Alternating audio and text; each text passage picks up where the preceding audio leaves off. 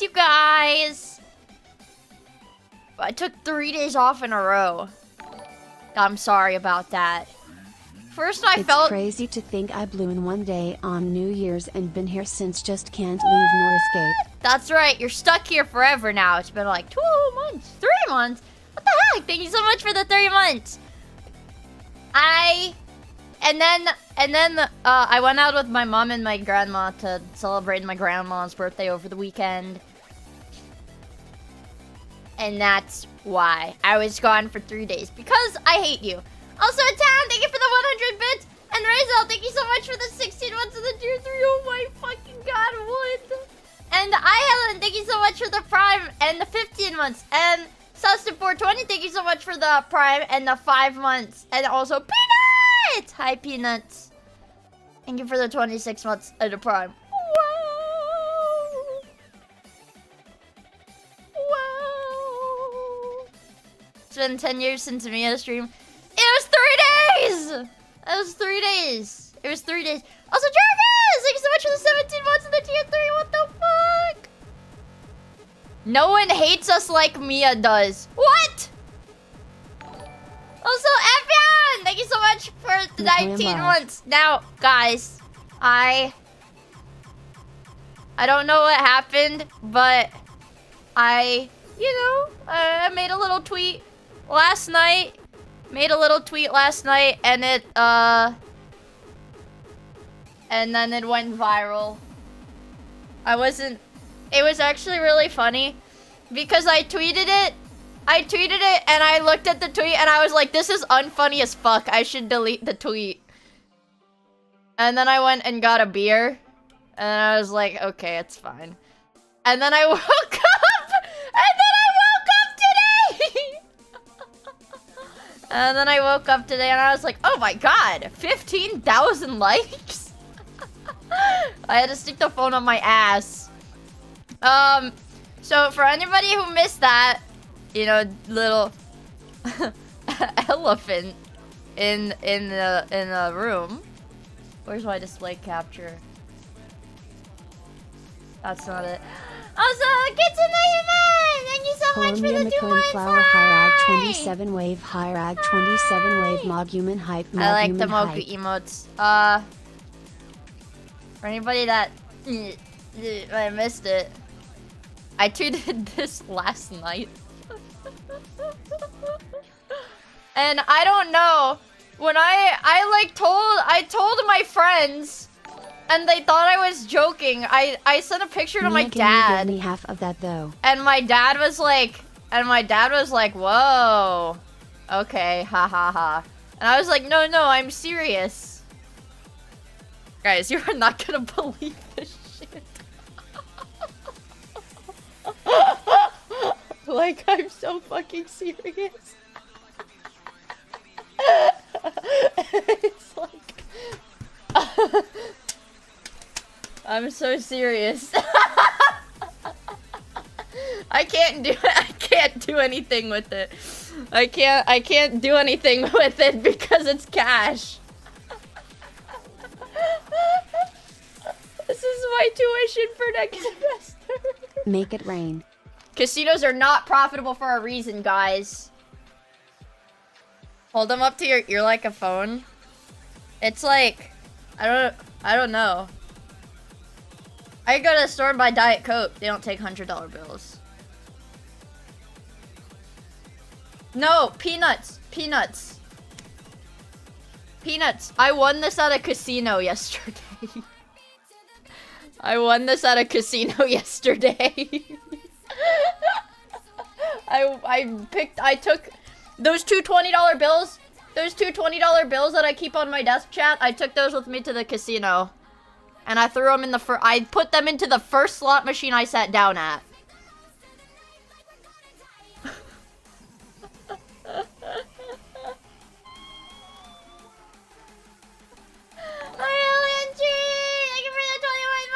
Hi, Mia.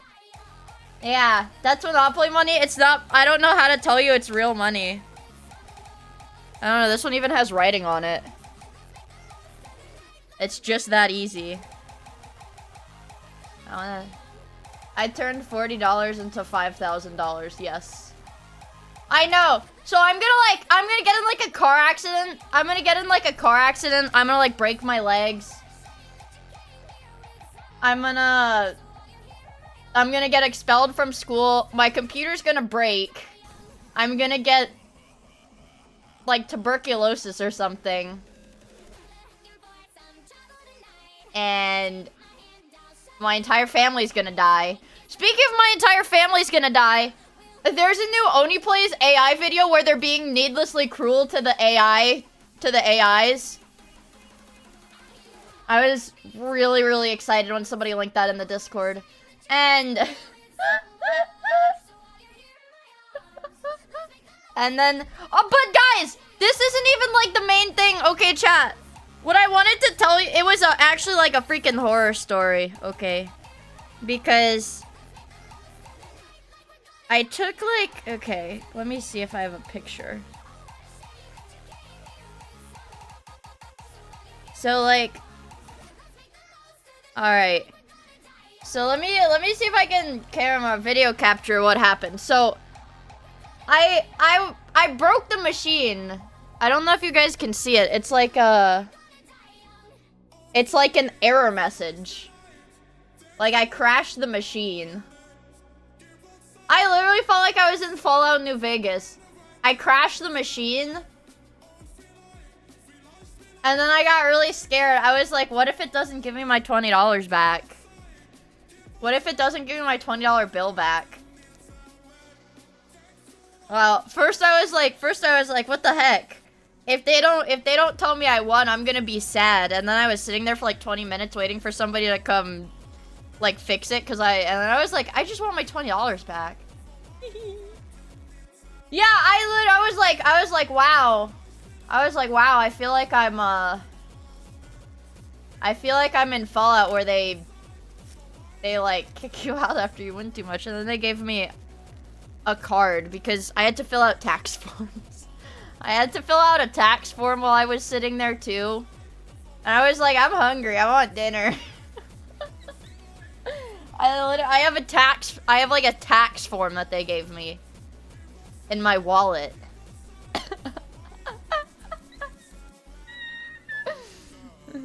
Please, speed! I need this! Show tax form? I can't. It's got like my social security number on it. I know, it's my luck for the entire year. I have to stop playing gacha games. I know. But I was scared because when I was thinking about it, I was like, what are the chances, right? Just the tweet itself. What are the chances that the guy that made Balatro sees this tweet? Like, that's a possibility. That was my main thought when I woke up today. I was like, what if Twitter user Local Thunk sees my tweet? That was the first thing going through my head when I woke up. I was like, oh my god.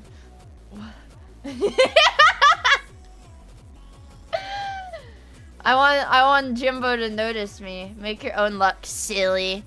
I don't know. Literally, I know.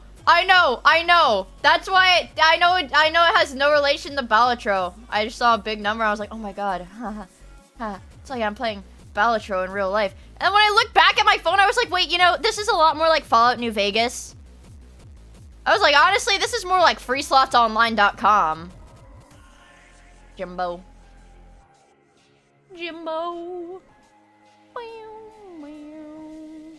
What the fuck does this mean? They def gonna keep a watchful eye on you.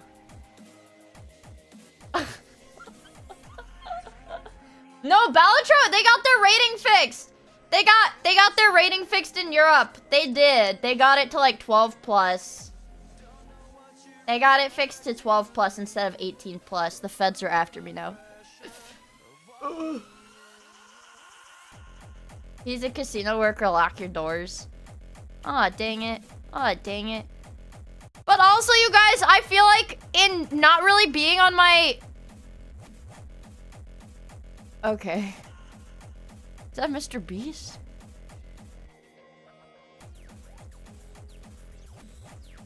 Mr. Beast. Wait! My stream! My stream! Hello? Hello? Are you guys still here? No. Hi. Hi. I'm still here. Can't get rid of me that easy. Can't get rid of me that easy. And you know what? I had never been in a casino to gamble before. Like, I'd been in casinos in Vegas. I've been in casinos in Vegas. I've been in casinos in Reno. But I've never gambled in a casino before.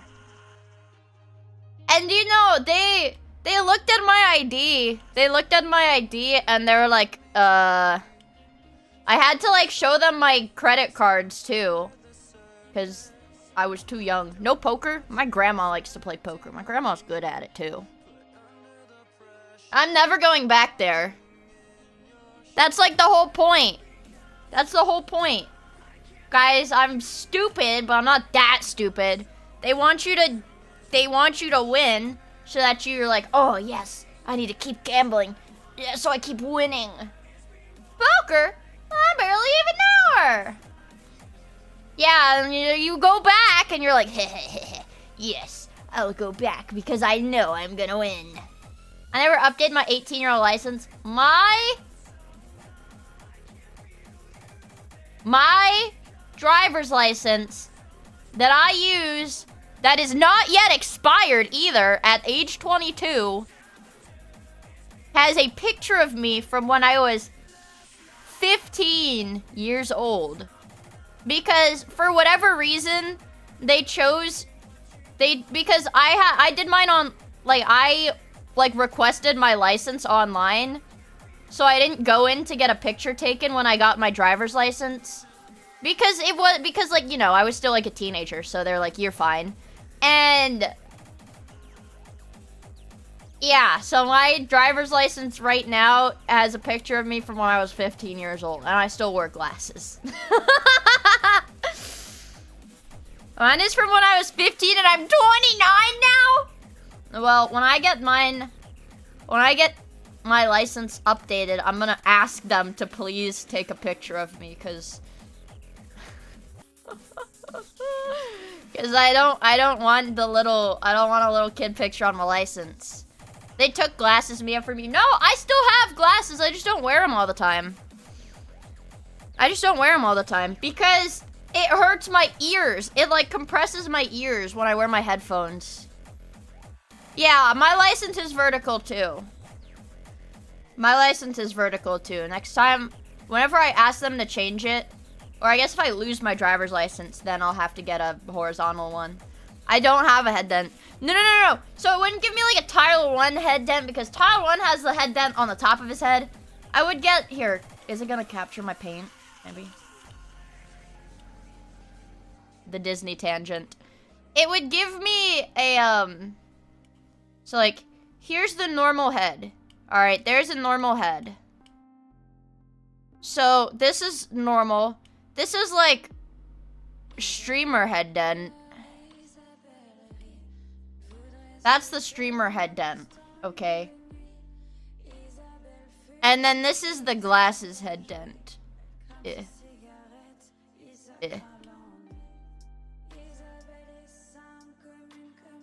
See, like that. I would get a dent in my head if I like had headphones, cause that's if I had the glasses here and then I had the headphones pushing the glasses on. Yeah, I would turn my head into a peanut. None of those are normal. This is the normal one. This is the normal one. I don't want to have dents in my head. That's why, like, I don't know if it can actually, the streamer head dent is the other way, no? No. 4 head, 3 head, and 5 head.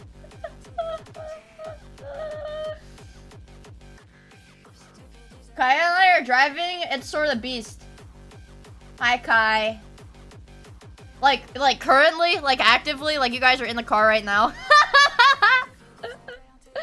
I don't know, but I'm afraid of getting a head dent. Okay, I'm like terrified. I'm terrified of getting a head dent. If I shaved my head bald, maybe I'd have a head dent because you're currently behind the wheel. Hell yeah, brother.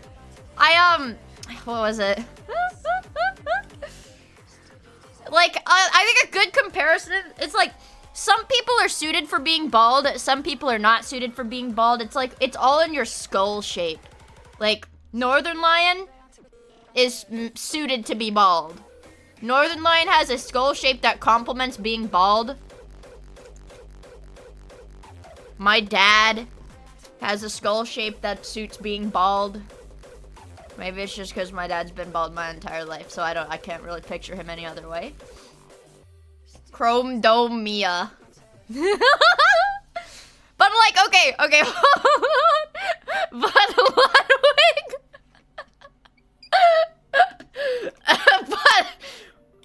but Ludwig was not meant to be bald. But Ludwig was not meant to be bald. This guy was never meant to be bald. Let me get a picture of his recent, yep, alright, there it is. Where is it? Fuck. This guy was never meant to be bald. This guy was never meant to be bald.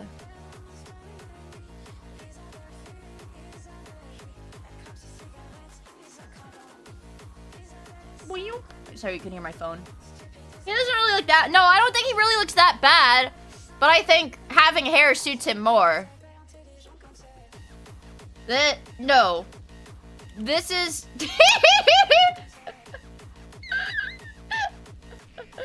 I love that stupid fucking pose. But he wasn't meant to be bald. He wasn't meant to be bald. Tyler 1... Alright, let's...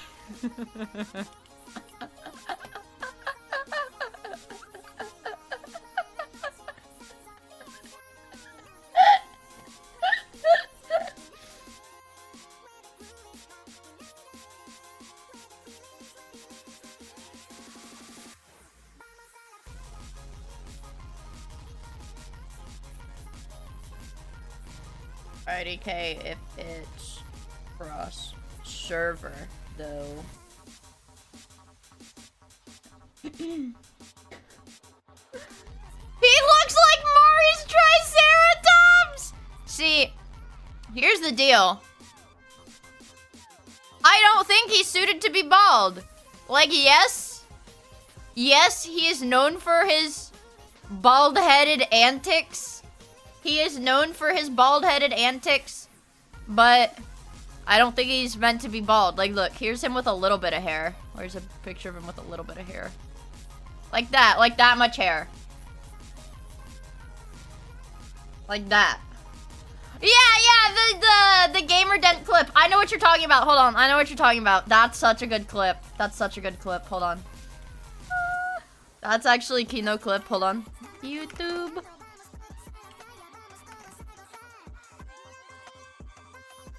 Can we get probably on worst face cam? I'm just curious. The worst. Okay, yeah, it was this clip. Okay.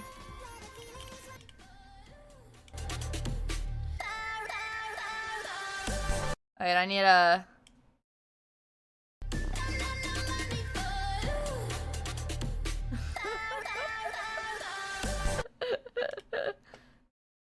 I want that clip. I want that clip. I don't know where that clip is though. That's my future? Yeah, I'm pretty sure he has hair now. The head is binted again from the headphones? Bro, why are you saying binted? But look, dude, actually, here's why I think it looks bad on stream. Where you wear a headset, look.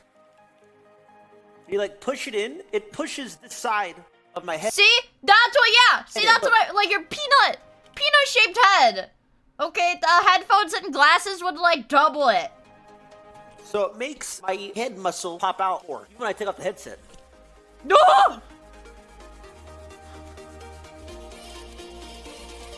But I don't look like this in real life.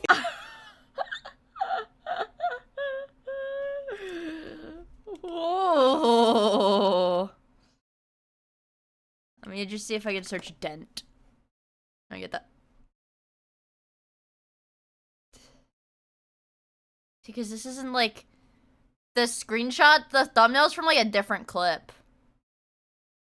I don't want to watch somebody talk about it. I just want to like see it. I just want to see a picture of it. I don't want to watch Jackie's box! Okay.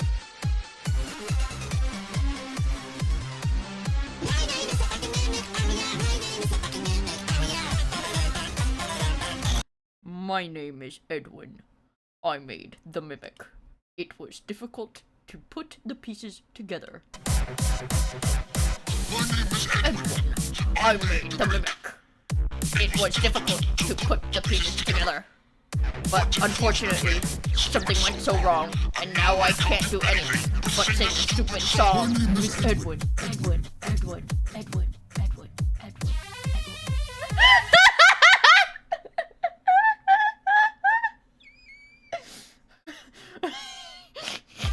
Wait, guys. My name is David. Dad, I want some ice cream. David, that is my name. David, I want another. David, where is my ball? I'm running out on the road. There is a car, and this is going to hit me.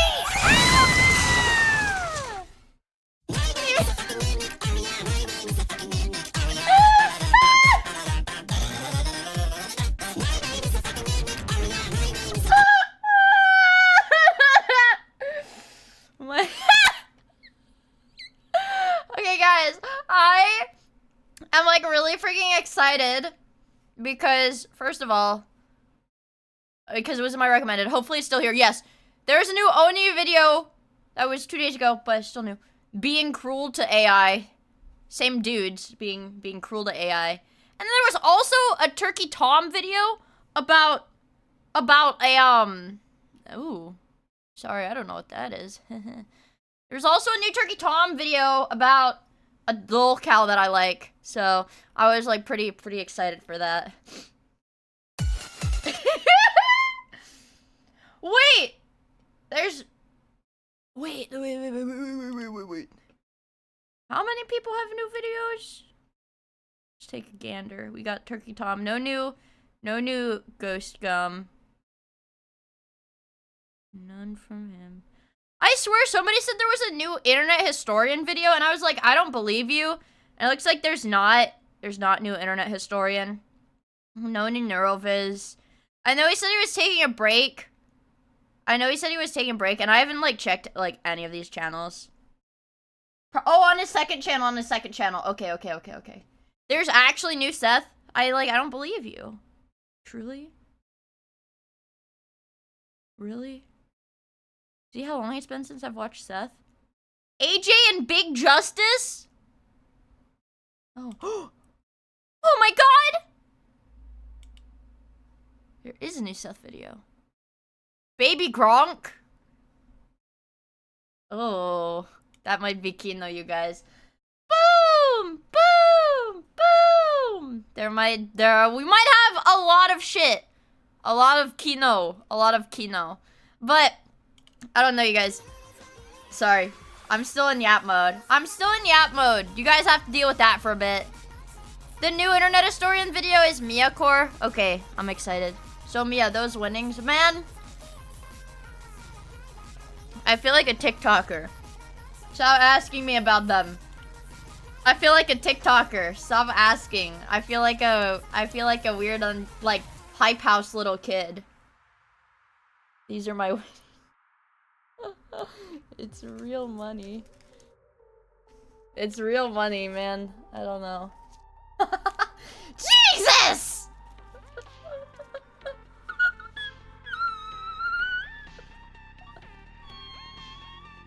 Tell people to go band for band. I was in bed and I was like, huh. I was like, damn, this is like, I've never held this much money in my entire life. Chow Hong Shu. You should frame him, but I need it to pay for my college. Unless you guys want, like, Mr. Beast style decoration, I'd have, like, those weird-ass gold statues.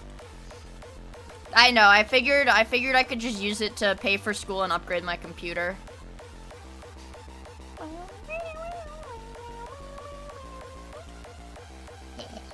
Get the gnome? The gnome? The gnome?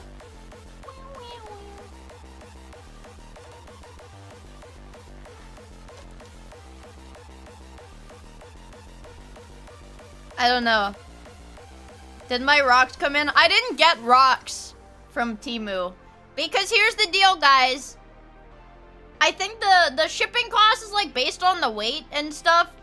So when I had the rocks in my Temu cart, it was like $50 extra. It's nice to finally be back in Radiator Springs. I want you. What? Remember to get home insurance if you buy a 5090, in case it burns down your house. Oh my god, that's true. Well, even if I got a new card, I don't think I'd get a 5090. I'd probably try to get like a... Hold on, let me look it up.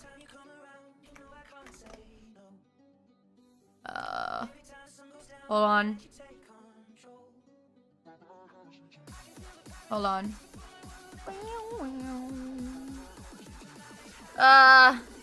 I'd probably get a 4080, honestly. Yeah, I know, a 59 is like $5,000. I'd probably get a 4080 because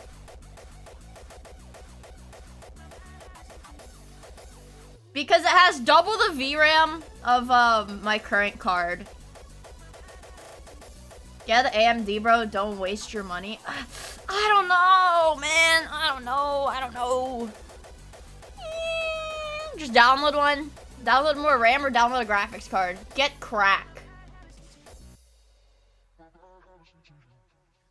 I could just buy crack instead. You know, I didn't really consider that angle. But I could just get more crack. I could just get more crack instead.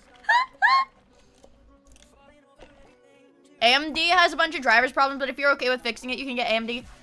Does anybody remember my PC lagging dilemma of last year? that literally I could not figure out. Like, we couldn't figure that shit out for like 6 months. And then Mako came into my chat once and was like, oh, she was like, Mia, what version is your graphics card driver? And it was like, the specific version, like literally the point whatever version that my graphics card was on was like some like intermediate thing that they had to like put out a bug fix for. Cause like it was that specific version of the driver would cause your like, it was literally, she was like, Mia, look up the version. She was like, look up the version for your driver. I think it's a bug. Yeah, she stays up on her tech news, but yeah, apparently I had just been using like a buggy version of the driver. So that's why it doesn't do it anymore. Yeah, she's a genius. The current drivers also have some problems. Well, good thing I don't update my drivers. I don't update my drivers unless it's like, the only time I would update my driver is if like, you know, it's like a driver update specifically for like a new game and it's like a game that I am going to play. Then I do it. Otherwise, I don't. Also, Razor Knight! Thank you so much for the 7 months. I really appreciate Hello, Mia. it. Hello. I watch Mako for tech news in a fun, interesting format. I watch Mako for her fat tits. And I like it when she gets skits on Microsoft Paint. I like when she does her skits on Microsoft Paint. That one is fun. That's fun. But also, chat, I am curious, you guys, about Monster. That's objectifying? Yes, that's the whole point. She's got 2 big objects that I'm objectifying. Hell yeah! Well, okay, here's the deal, guys. I've never played Monster Hunter. And I also saw people say that it's really laggy. I've also heard people say that it's really laggy when you're streaming it. Like, really laggy. But I've also seen a million people streaming it. And I was like, well, here's the deal. It's unoptimized. Well, Lumi couldn't stream it. Lumi's streaming it right now. Is it, like, not running? Okay, let's see if this... Okay, I'm gonna go look at her stream. It runs fine. Oh, okay. I see what you mean.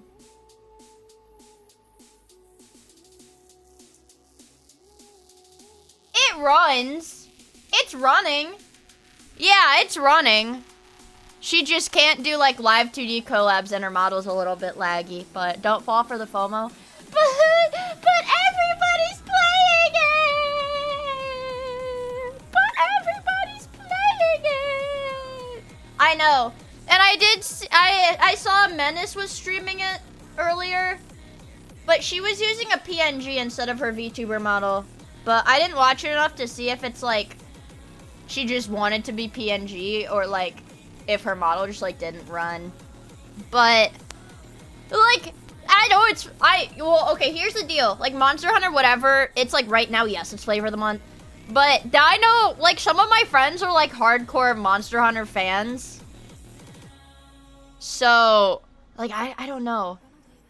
I don't even know. I don't even know if it's like didn't Lena beat it really freaking fast?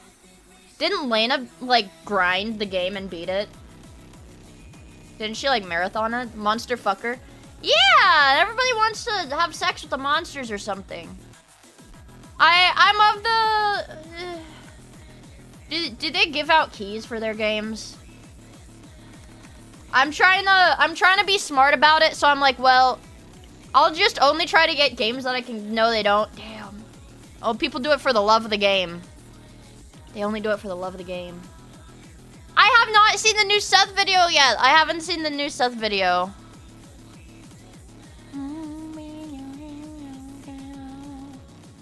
Let's see. It's Capcom. Oh, so you have to be like the Capcom creator. Because they have their own, like, Capcom has their own separate, like streamer, YouTuber program. It's like $70. That's expensive. That's expensive.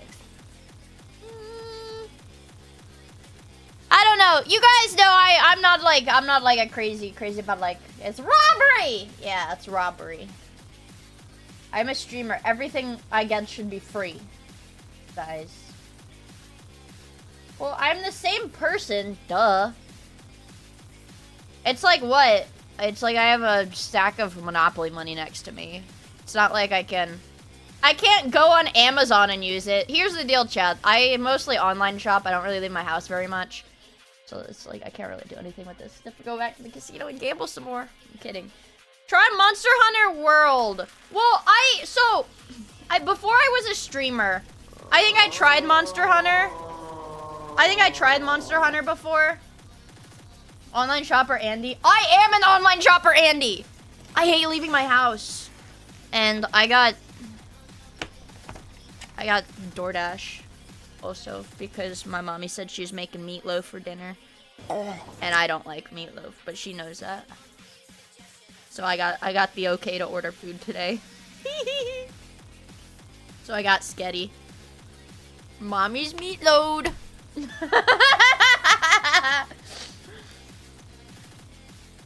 I'm not ungrateful. I've literally hated it since I was a little kid. It's like... It's a texture thing. Meatload! It's a texture thing. I used to really hate lasagna when I was younger, too. When I was a kid, meatloaf and lasagna were like my least... I'm a texture Andy. Also, guys, my plushie sales are ending soon. We've almost sold 400 plushies. Plushie sales are ending soon. Oh, chat. My anniversary is on Tuesday. Please be there. I've got something really cool to tease. I've got something cool to show off. This Tuesday, the 4th. Yeah, I fucking forgot. Because I have a busy day on Tuesday. I have to, like, go to the DMV, and I have a doctor's appointment, and then Sorry, I'll be at the casino that day.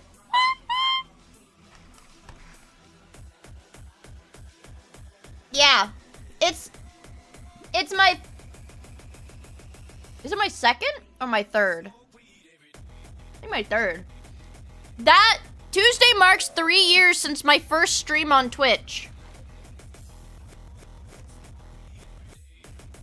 And I can't even say it's like 3 years of me being a streamer because I wasn't a VTuber until like April or May when I started. And then I didn't go full-time streaming until like the end of 2023. Will you regret... Can I have the regression today? No. I want to do hand cam, actually, that day. I want to do hand cam. I'll do my nails, and I'll do hand cam, I think, for...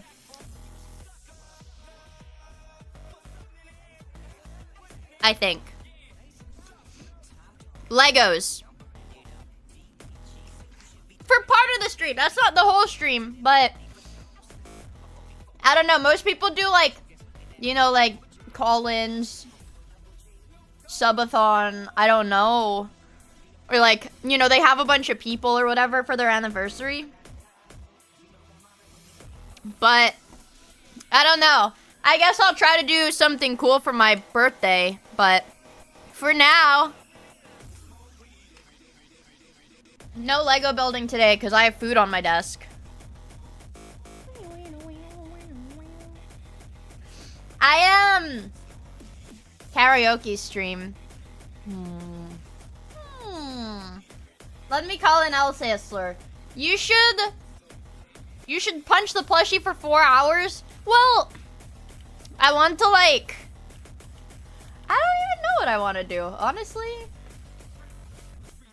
What would I have to do for you to do Warhammer minis on stream? Well, okay. I own a mini. I have an unpainted mini in my room. The reason I can't, like, stream doing the freaking minis is because I have, like, my family has a setup that my dad built to do like airbrush.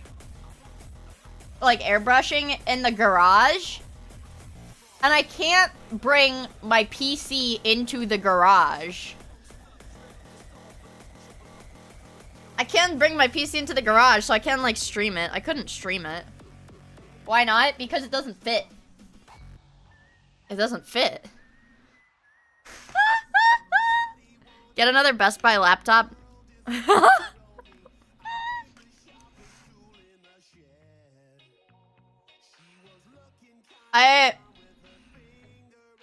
Okay.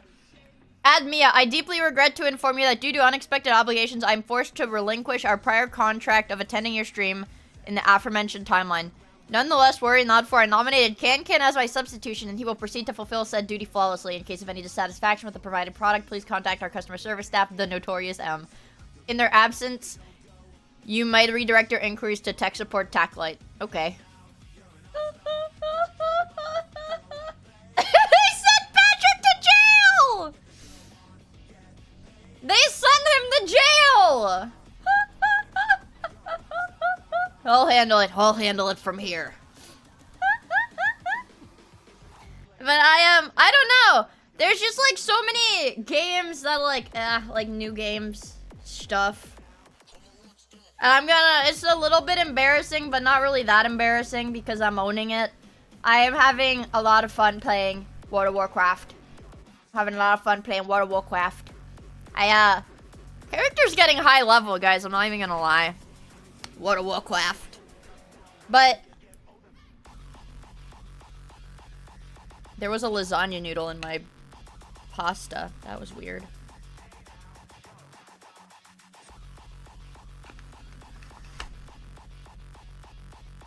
Had any offline dates? What does that mean? On WoW?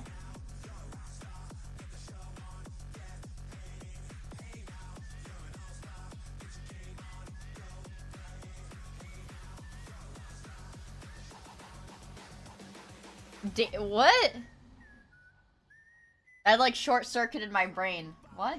Oh, like playing the game with people. No.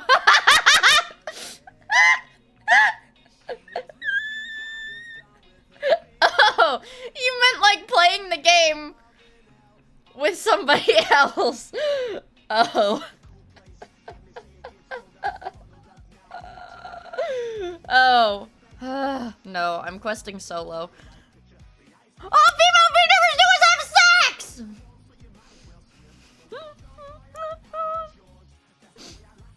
It's funny. It's funny you say that because, like, I know it sounds like virgin as fuck, but genuinely, chat, if I am not streaming, like, when I end stream, it's like, I don't know. Like, it sounds virgin as fuck, but I'm like, if I'm not at school, I'm not streaming, and I'm not working on art, I am either playing World of Warcraft or playing Blue Archive. That's it. If I'm not doing some kind of work, I am either playing World of Warcraft or Blue Archive. It's so over. Chat, your streamer's a loser!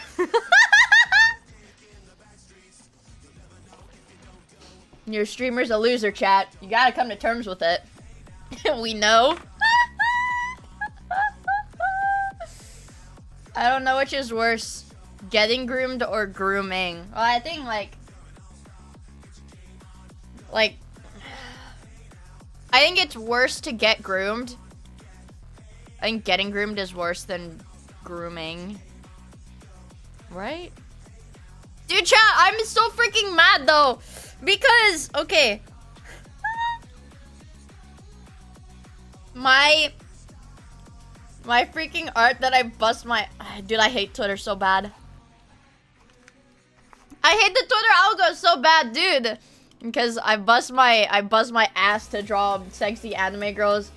But people just like gambling more. People like slopping gambling. I'm I'm gonna start putting the steak watermarks or like the steak logos in my posts. Like how those accounts get sponsored by steak. Low key, those steak people are like geniuses because sometimes they'll even pay for like tiny. They'll pay like really small accounts, like to do their steak things, and then they'll have like one of the bigger steak affiliated accounts like quote retweet the small steak accounts post and like flame them. And it's like an infinite engagement. It's like an infinite engagement farm. Like, that's genius, actually. Like, yeah, it's bad, but, like, it's genius. They know what they're doing. The slop mill, yes. The slop mill. Alright, check this shit out, guys. Check this shit out. Up. Up. Up, up, up, up, up. Check this shit out, guys. Are you ready? It's been a few days since I've done the dailies. So... it's been... so I might be a little bit rusty. Let's try...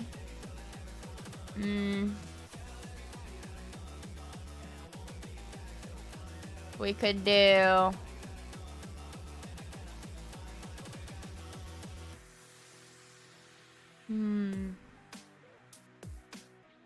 we could do... Tipple. Torsen. It's Horson! We could do... about... no, it can't be point. Because T is not the last letter. We could do...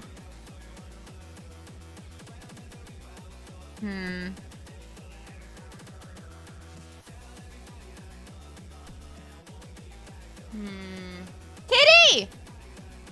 We could do... oh, guys, my brain is so slow now. It's not titty. We could do flute. No, not that. Flute. Oh, okay. Alright. We could do...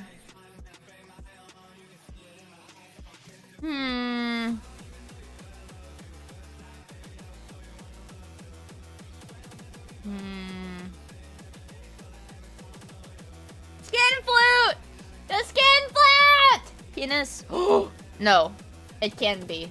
It can't be. It's not possible.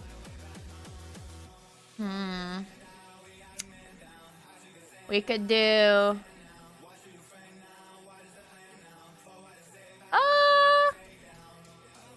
this is hard.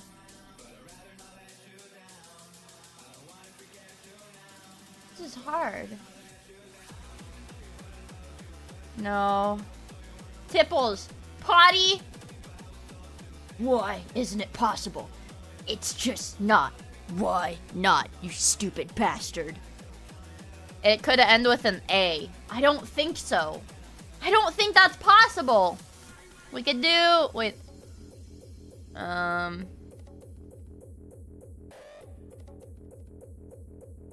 Petus. Peter. Oh, that was good. Chat, did you... chat. Whoa. That was good. +2 for my lowest impression.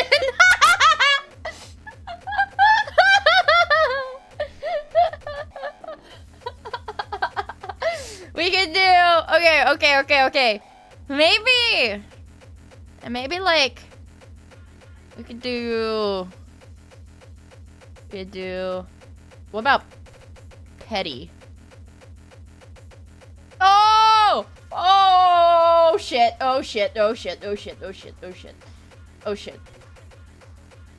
Maybe it could be.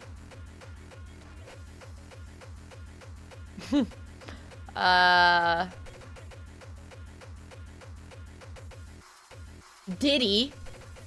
It was a joke. There were guys in the bathroom. I love these shitty TikToks. It's freaky.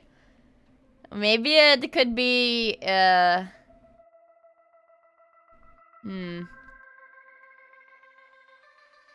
melty. No. Zesty? No.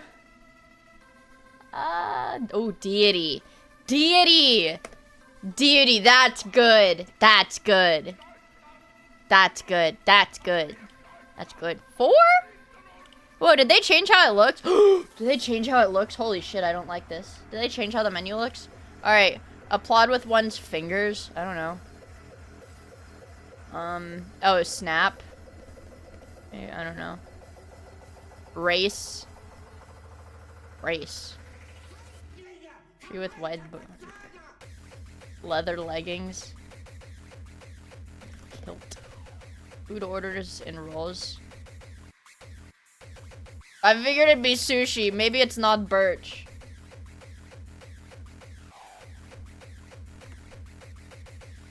Yeah, I don't think it's birch. Cause this is sushi. That's sushi. Country with the most mountains. I don't know. Wait, is this Nepal? What is that? This is probably Aspen. I don't know. Snap. Pens. Oh, I fucked it up. What is 5 down? I fucked this one up.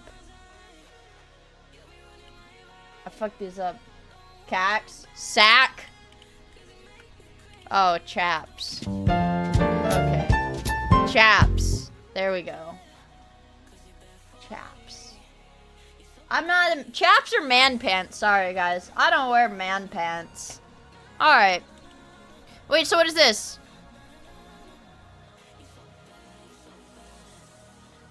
Oh, U-shaped. U-shaped. It's U-shaped. See, look, they changed the way you guys can't see it on my display capture, but they changed the way the menu looked. Now it looks weird and like, I don't like it. More than 1 minute, my streamer's cooked. Let's see, shake, vibrate. Things my penis does.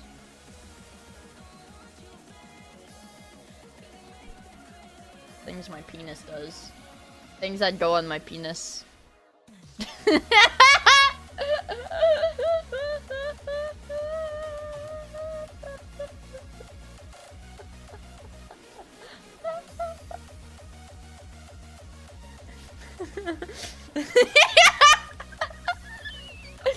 Okay, like draw, lose, win, escape maybe? No. No. Alright. Penis scares me. Oh, phone modes. That's true. Vibrate, ring, do not disturb, and the airplane. True.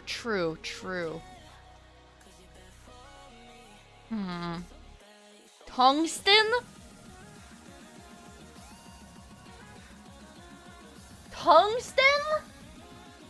Tungsten, ham, shoe, and heart. Breakfast food.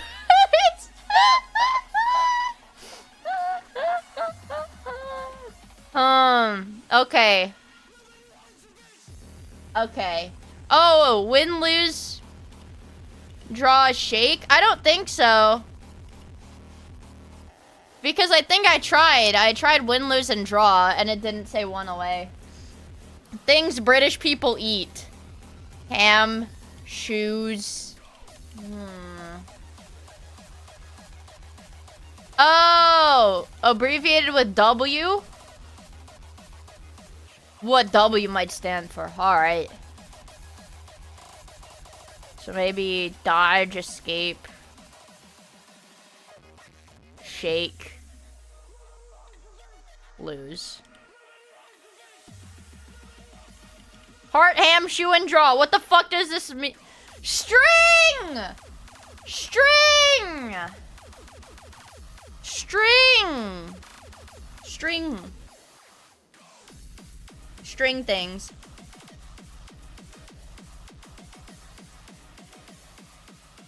Okay.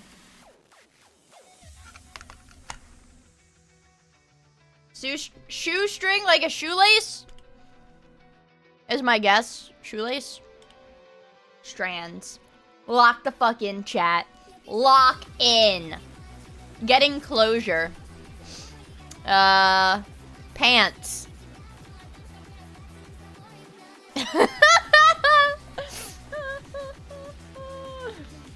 Pickle!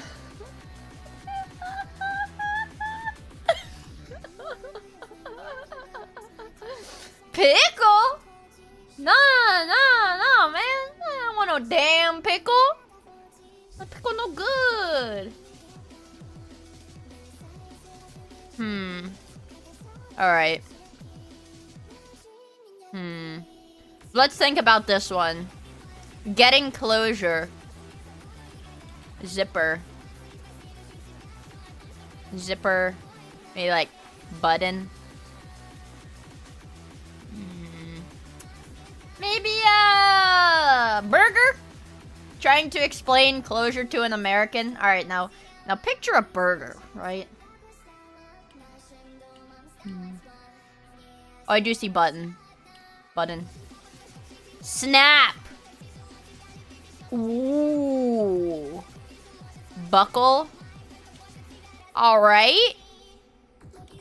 Magnet. Velcro.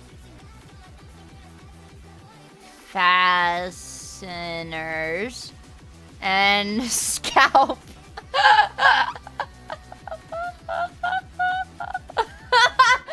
And scalp.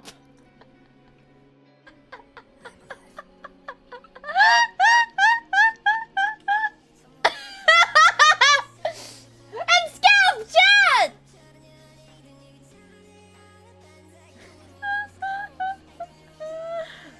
While we wait, bando. Feeling good, chat. I'm feeling good. Okay, I'm not feeling good. It's very hard, but it's from 2017.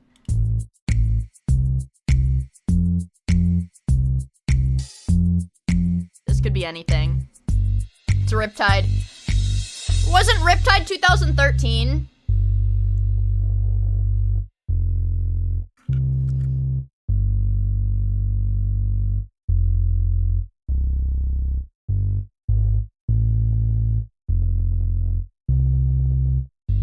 It's a brown note. Chat, I hope you guys don't shit your pants listening to these. Oh! This sounds like it was playing in the grocery stores, guys.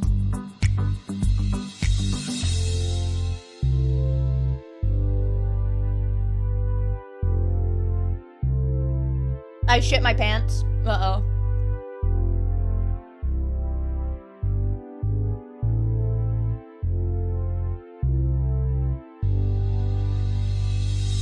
I think I know this. Hold on.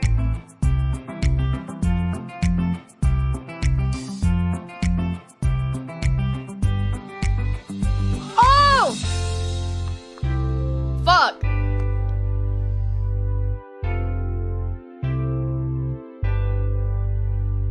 I don't know what it's called though, chat.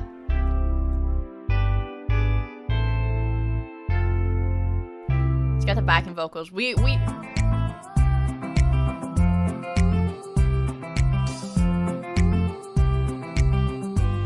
Oh! No.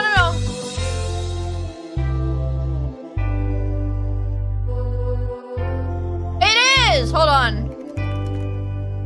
Yeah!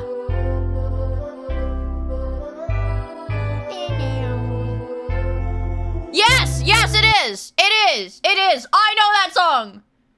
Okay. Are you ready for the glorp, chat? Are you ready for the glorp? Are you ready for the glorp?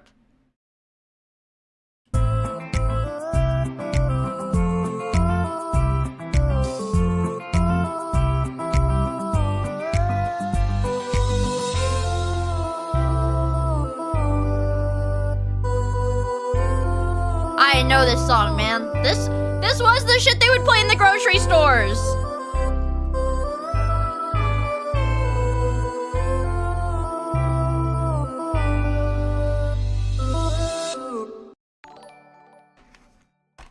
Because then it would have that, like, weird, like, electric or whatever. Electronic, whatever part, like, after that. Also, Glowing Oranges, thank you for the follow. I really appreciate it. Man. Hold on. I know this one. Ah! What the fuck? Okay. Yeah, this is like TikTok shit. Okay. I want audio. What? They have Glorp in the original song, guys.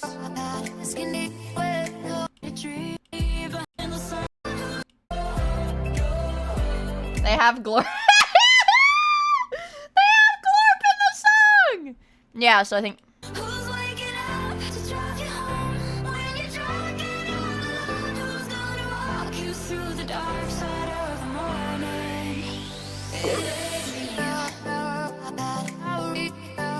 Yeah, you're in the song, buddy. Get ready to learn Chinese, buddy.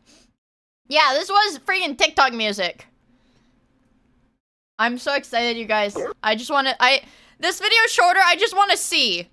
After we did this last time, today we woke up and we just wanted to do it outside of recording. Wait, they literally did this like the next day. They literally recorded this like the day after they did the first AI thing because it was so goddamn funny. So me and Corey, we called a few people, and I guess the best thing to do is call them back and just have them explain what happened, which was pretty funny. So we're gonna call Tifa. I'm excited. I missed this. I was in bed, passed out. This is Tifa Lockhart. We're calling her now. Hello, Tifa. Who's there? Oh I call God. out, my heart pounding against my chest. Oh my God. Hey, Tifa. It's me again. We just got back from a long day of, you know, each other's asses, but we want you to briefly explain everything that has happened thus far. I take a moment to gather my thoughts. Oh, The events of the day still swirling through my mind in a chaotic jumble. Well, it was definitely a day full of surprises. Things started off strange from the very beginning. Cloud asked me to undergo some strange surgery, said it was necessary to save the planet. Man, what did they do to these fucking AIs? Didn't really understand what was going on, but I agreed to it anyway. I paused for a moment, the memory of the pain making my heart race. The surgery. It was excruciating. They removed my eyes and ears and nose end. Okay.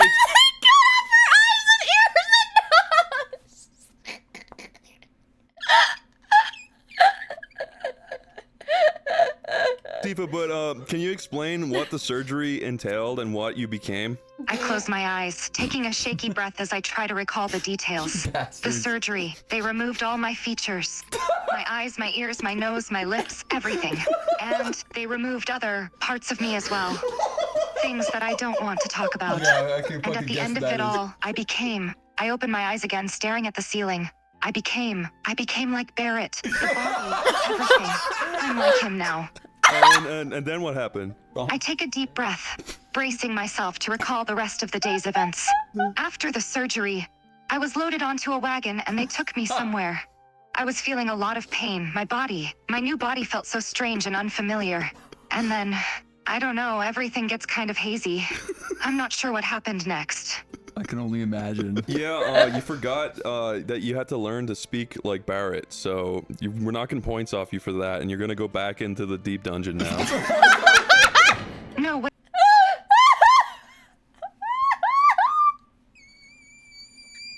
Wait, please, I can speak like Barrett.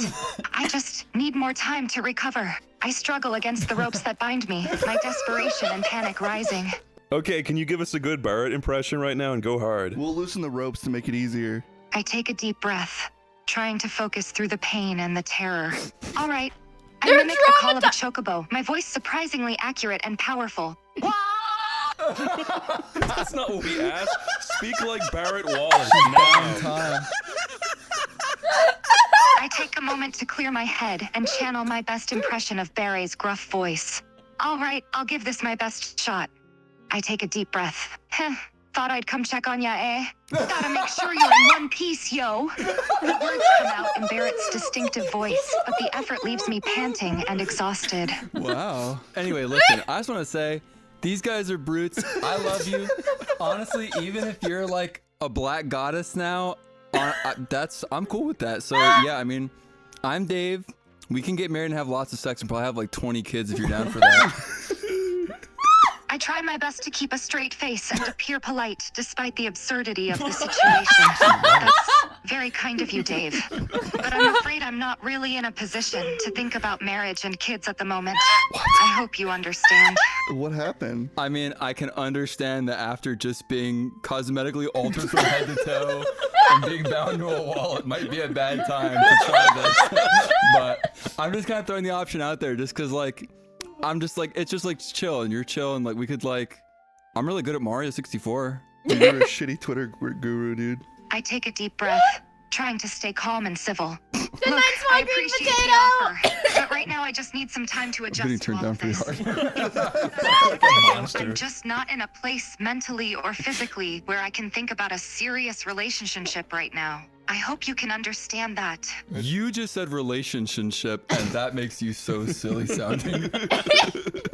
She is. I realize my mistake and quickly correct myself. I meant, friendship. Yes, friendship. I'm not in a place right now where I can think about a romantic relationship. Okay, well, How do I did find you know these? that I cast This is like really funny. I don't know. I'm subbed, so I guess. I have no mouth, no eyes, no ears, no teeth, no arms, no legs, and no skin, and I'm unable to generate a reply that meets our content guidelines. Fuck, I'm so excited. I'm so excited for this. flame whip from Dark Souls 1 and whip you from across the room epically. I brace myself, wincing as the whip lashes out and makes contact with my skin, pain shooting through my body. Oh my god. Ow, ow, ow, ow, please stop, that hurts. Oh, can I say something? Hey, Tifa, do you remember the betrayal from earlier? I'm still feeling the pain from the whip and struggling to keep my composure.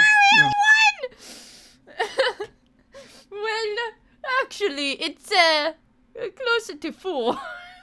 Yes, I remember. They said Mario. Hard? Yes. Gom gom kai hi hi. Hiya, Boy Monkey! Thank you for the 22 months! I really appreciate Why do you it. ask? No, not the whip, the betrayal. Don't you remember what Cloud did? I pause, Uh-oh. my thoughts going back to the earlier part of the day. Oh, right. Cloud, he had something to do with this, didn't he? I remember him asking me to get the surgery. Yeah, and then what did he do? I try to focus through the pain, remembering the events clearly now. They took me to a hospital. The doctors performed the procedure. They were so rough and careless about it. It felt like they were trying to cause me pain. What? And then they took me to the wagon, and I ended up here. But don't you remember, at the end of it all, Cloud said that it was not actually necessary. It was a mistake. He lied to me. He Aw. said it was necessary That to is what save the happened planet, earlier. and it was all for nothing. Dude uses my fucking McDonald's materia to cast a McDonald's spell on you. I summon chicken tenders for us to eat that like restore our health and our happiness. Ooh. Hearing the mention of chicken tenders, my hunger gets the best of me. Ooh. I can't help but be a bit hopeful for some comfort food. Chicken tenders? huh? That sounds surprisingly appealing right now. Whoa, fucking bitch, well, out of the way. Fucking your Happy Meal got the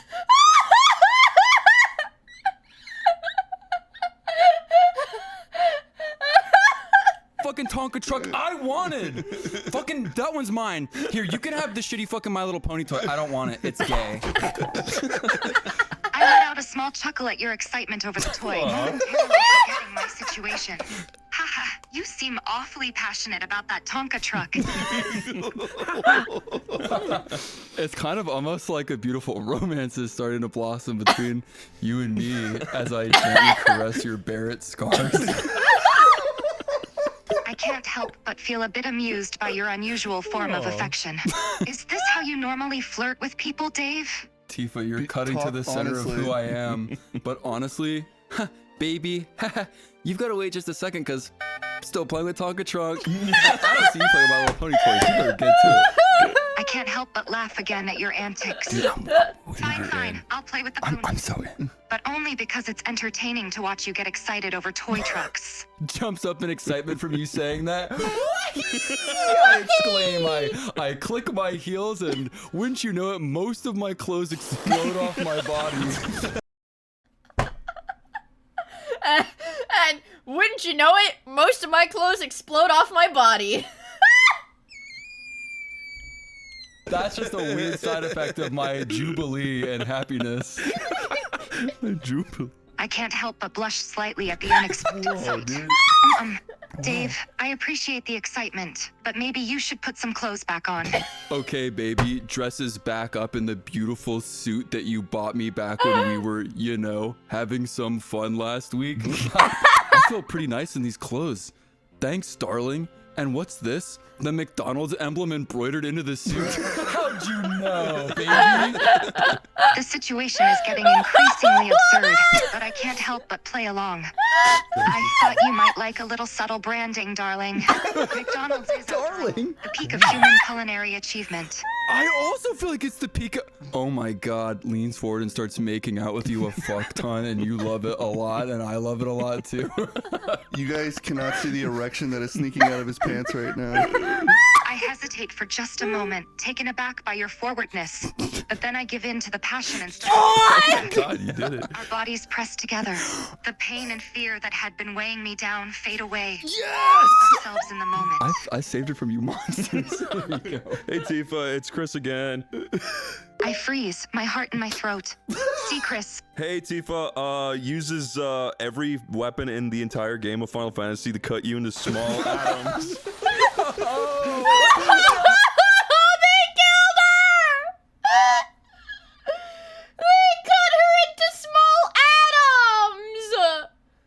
They cut her into atoms! It's just that simple. I let out a scream as the weapons cut into me, my body dissolving into dust. But just as I'm about to disappear, a voice echoes through the air. You fool, you forgot the most important weapon of all. Come. Everything goes still. Come. The world seems to freeze for a moment, time standing still. Then, through the silence, a faint melodic sound drifts toward us. Oh. Familiar music. Scoops up the dust of Tifa, puts it into a glass, pours water, blends it, then injects into my balls. I watch in horror as you collect the remnants of my being, blending it into a liquid and injecting it into yourself. The melodic sound continues to echo, growing stronger and more familiar. What are you doing? I'm about to be absorbed into your body, the last remnants of my existence soon to be lost forever. When suddenly, the room begins to shake violently. Why should you keep doing that? There's a loud crashing noise as the doors burst open, and a figure stands at the entrance, silhouetted against the light. It's fat, obese Cloud laughing at your misfortune. The sight of Cloud, his laughter booming through the room, fills me with anger and disgust. Cloud, how could you? Okay, Tifa, we're gonna go. That was good. And then Tifa died because she got injected into Chris's balls, I think. I just imagine that like silly Cloud I drew. Yes. Okay, let's talk to. I was literally about to get some, and you guys had to ruin it by literally disintegrating You're gonna it. make out like a Frankenberry Tifa Lockhart. Do Squidward here. Let me. Oh yeah, talk to Squidward and ask him what happened earlier. How do I do that? How do I initiate it? And once I do I'll Squidward do start it, I'll do fucking it for him, you. you'll also feel pretty stupid. He chuckled a bit, feeling satisfied. Quiet. It's nice to see you again. We were talking not long ago, but I am incredibly curious on what exactly happened today, and don't skimp out on any details. Be as specific as possible. He took a deep breath before beginning. Well, things started weird as always for me. I made it to the Krusty Krab and got to work. Okay. Everything seemed normal at first, but then this kid came in and made a really strange, out-of-the-box order. Squidward, you were by Patrick and SpongeBob. Do you not recall?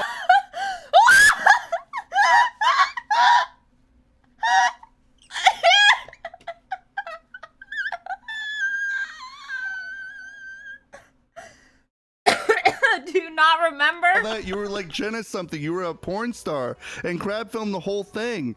And then you were brought to a dungeon for eternity. Please recall.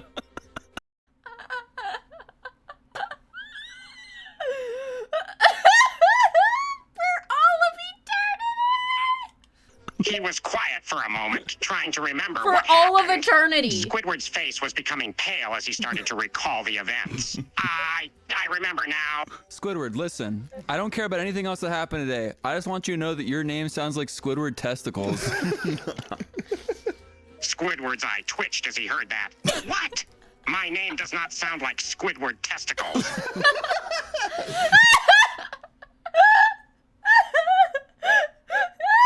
What? My name does not sound like Squidward testicles. I think it does. I think it does. And guess what? New Bikini Bottom law enacted by King Neptune. Anybody whose name sounds like testicles has to drink cum for dinner. Squidward's expression changed to absolute horror as he heard that. No, but the gum is a terrible dinner to have. It's not even food. That law is ridiculous. You pass out from the high of drinking so much cum, you freaking little twink, and then you wake up in the car with me. I put a gun in your lap. We're robbing the Bikini Bottom bank, and you need to kill at least 3 people inside the bank before we leave. What does he have Lean to do? over. 3 people are already dead, so you have to meet the quota as well. Squidward was still dazed and confused from everything that had just happened. Wait. Slow down! You want me to kill people? Why? He looked down at the gun in his lap, his heart pounding even faster. Dude, don't you know that Raditz came to Earth? He said we have to kill 100 humans. We've all got to do our part. You've got to kill at least 3, dude. And I want the money from the bank just because lol. I could use it to like buy more Just shit. 'cause lol. Everybody needs shit in their lives, right? So listen, either you fucking splatter 3 people's brains out, or I kill you and send your soul to hell. So I have the power to do that. I'm kind of cool like that. Anyway, kill 3 people. Squidward was in absolute disbelief at this request. He was no murderer, and the idea of killing innocent people was unthinkable to him. No, I can't do this. I can't be a murderer. It's wrong, it's illegal, and it's against everything I believe in. Plus, I'm scared. I'm scared to die. Pussy! I'm scared to die. I'm Fuck you, scared to Squidward. die. I'm not a killer. I've never taken another life in my life. Okay, Squidward, wait. Just fucking calm down. Puts a cool teleporter device on the ground and warps you into a dark bedroom. Squidward was suddenly transported into a dark room, his heart racing. What the hell just happened?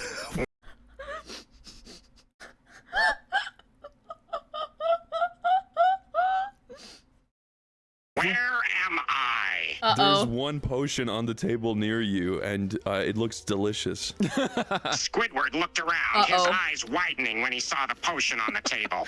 It was very tempting, yet something about it didn't seem right. What is this potion? What are you trying to do to me? It's the penis you shrinking drink the potion, and you become unbelievably horny. Squidward's face turned red, and he was even more afraid now. What? What do you mean unbelievably horny? I'm not drinking something that will make me feel like that. It's messed up. Uses evil device that restrains you, and I pour the potion down your throat whether you like it or not. Evil device. Squidward tried to struggle against the restraints, but he was helpless. He couldn't move, and he couldn't stop the potion from being forced down his throat. No! Stop, please! No! Don't make me drink this. I don't want to feel like that. Squidward's belly grows 3 times bigger with all the potion that he just consumed, and it is inside him, and there's nothing he can do about it. Squidward's belly felt Thank you for the unnaturally follow. I large. really It was appreciate filled it. with some sort of liquid.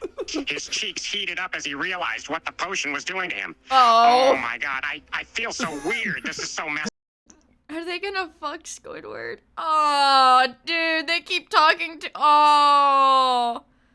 Oh no. Oh, dude, they're gonna fuck Squidward. up. What's happening to me? Okay, Squidward, would you describe yourself as really horny right now? Squidward was blushing furiously as he admitted it. I am. I am! Squidward's getting passed around like a Krabby Patty. What did you do to me? Okay, I open the door and SpongeBob walks in naked.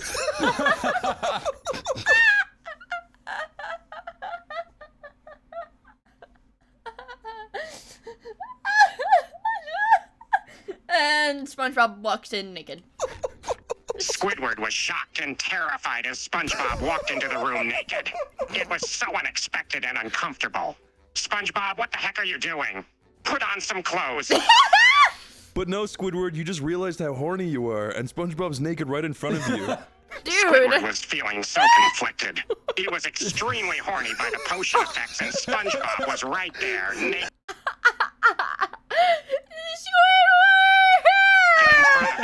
Squidward's cheeks were turning redder by the second. Oh, no. He couldn't take his eyes off SpongeBob's body.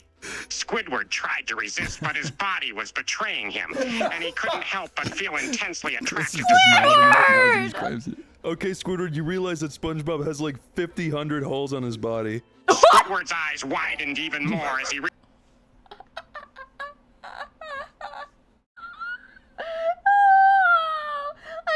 Demon, thank you for the follow. I really appreciate it. Oh, God. realized just how many holes SpongeBob had. Oh my god, how have I never noticed before? He has so many holes. What are the pros and cons to the situation?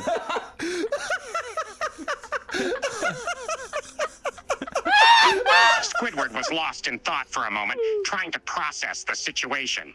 But the cons would be that SpongeBob is naked, and it's not exactly the most comfortable situation to be in.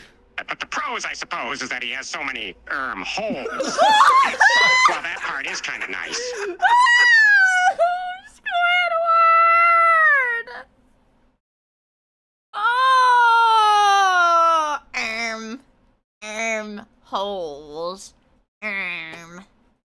Okay, Squidward, you also notice that he's blushing and looks pretty horny too, so it could be consensual. Squidward was surprised to see that SpongeBob looked pretty horny too. That's true. I guess that does make it feel.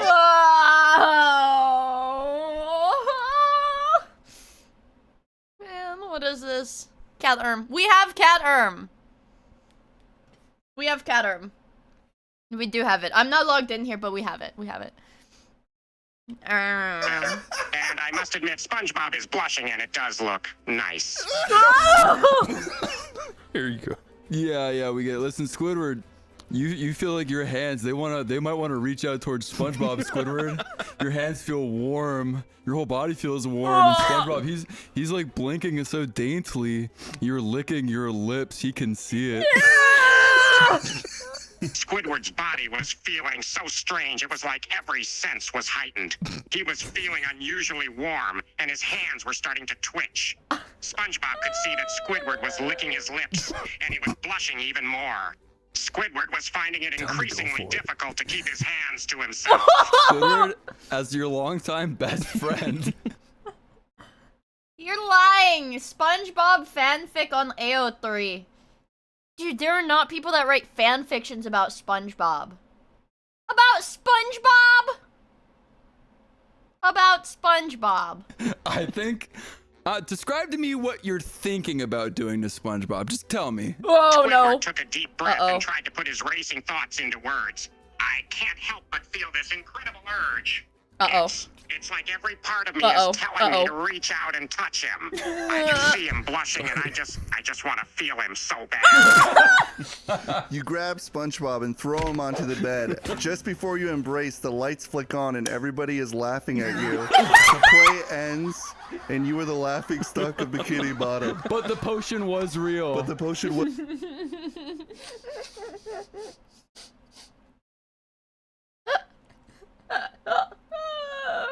was real, so you're still horny and fucking SpongeBob regardless of the situation. Squidward's heart sank as he realized it was all a play. He was both embarrassed and ashamed to realize what he had just done. Yet, the effects of the potion were still in full force, and he was left feeling incredibly horny and desperate. SpongeBob is still there and still into it, and... Do you know what's up? If we're talking shitty fanfictions, I think I've already explained my favorite bad fanfiction. My favorite cringe kino is Sonic High School. It's a lengthy read. I will say that it is a lengthy read. Sonic High School, absolutely my most favorite cringe kino. But here's the thing. One of my dreams as a content creator, I think it would be really fun to get a group of people to dub the like real time, dub the story. Because there's a lot of characters. But you know what else there's a lot of in that? There's a lot of slurs. There's a lot of slurs in that story. It's so funny though. I love Sonic High School. Sonic High School. On Archive of Our Own. Sure. I consent. Sure. Is this the one? Is this the one? Yeah, yep, this is it. This is it. Let's see the, let's see what the tags are on this. Amy Rose and Sonic, Cream the Rabbit and Tails, Knuckles and Rouge, Espio the Chameleon. I don't actually know who that is. Let's see. Sonic dies. Let's make sure this is the right one. I have to control F gay. I have to control F gay ball. Sonic's gay ball problems.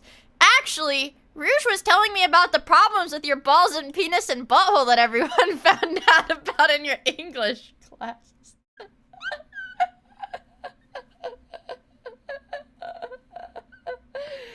Oh, how many chapters are there? Holy fuck, how many chapters of this are there? I hate everything. Tails hugged Sonic and said, I am always here for you. The prom is tonight also. Wow, I forgot, said Sonic. Hold on, let me search gay ball again. Oh, there's gay. Everyone thinks I am a gay loser because I gave them my journal.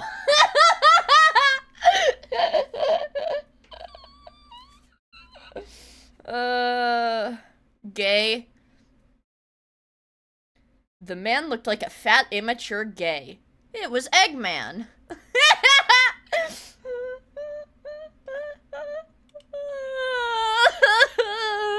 I'm coming for you, said Sonic, and he jumped up right to the platform. Control F gay. Eggman was a gay asshole who always ruined Sonic's plans to be the hero, and now he ruined Sonic's prom. Wait, oh my god, wait. Wait. I need the shadow chapter. The shadow chapter. Oh my god, the shadow one. Okay, this one is sex. This is sex. And put his penis into her butt. It is... We had front sex. I need the okay, hold on. I need that. Nope. Don't spoil it. If you guys know what I'm about to find, don't spoil it. Chapter 10, two different... No, this is shadow. I need, like... I had this on, like, Google Drive or whatever. At one point. I found it. The police came over to the front window of Omega and looked at Shadow inside. Cool vehicle, said the police. Thanks, said Shadow to the police back.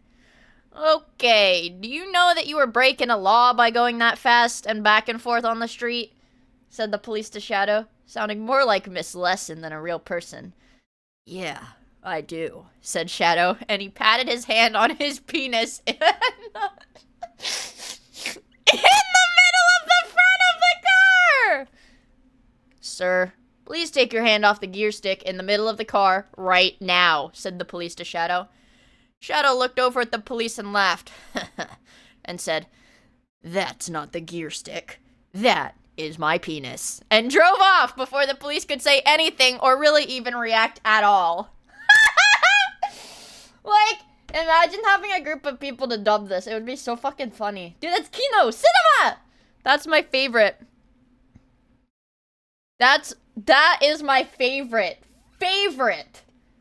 part of Sonic High School. It's a very long fan fiction. It's got like fucking 35,000 words, okay? Even though everybody laughed at you and it was fucking hilarious.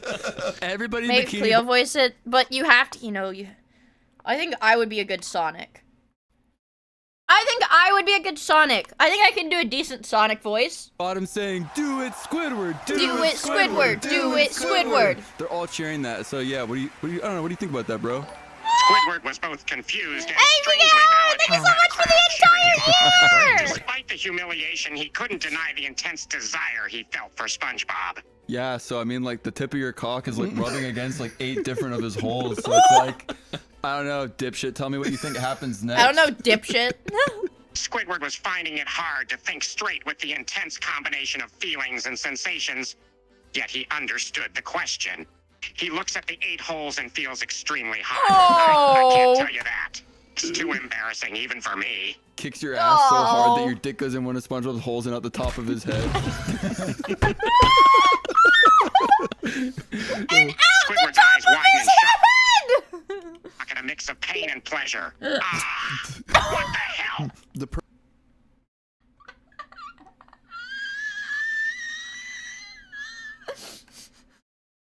Eyes widen in shock at a mix of pain and pleasure. What the hell? The perfect time for soaking with SpongeBob would be right now. And we can jump on the bed and make it happen. If you would like, just place your cock on a hole and we'll bounce up and down. And the soaking commence. Squidward found it extremely erotic the way you put it. But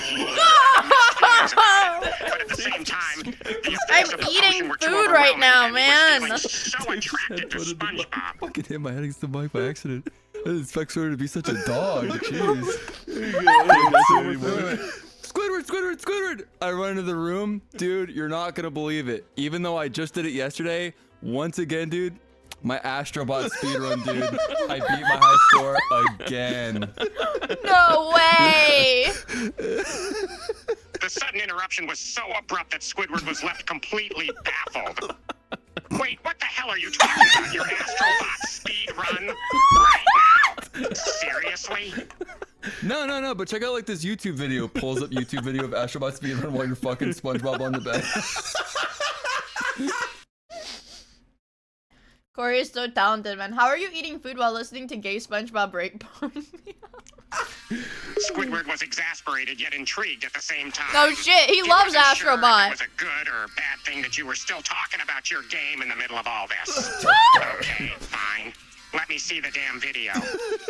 Look at this part. I glitched through the map to get through this stage like faster. Whoa! I say as your balls slap against SpongeBob's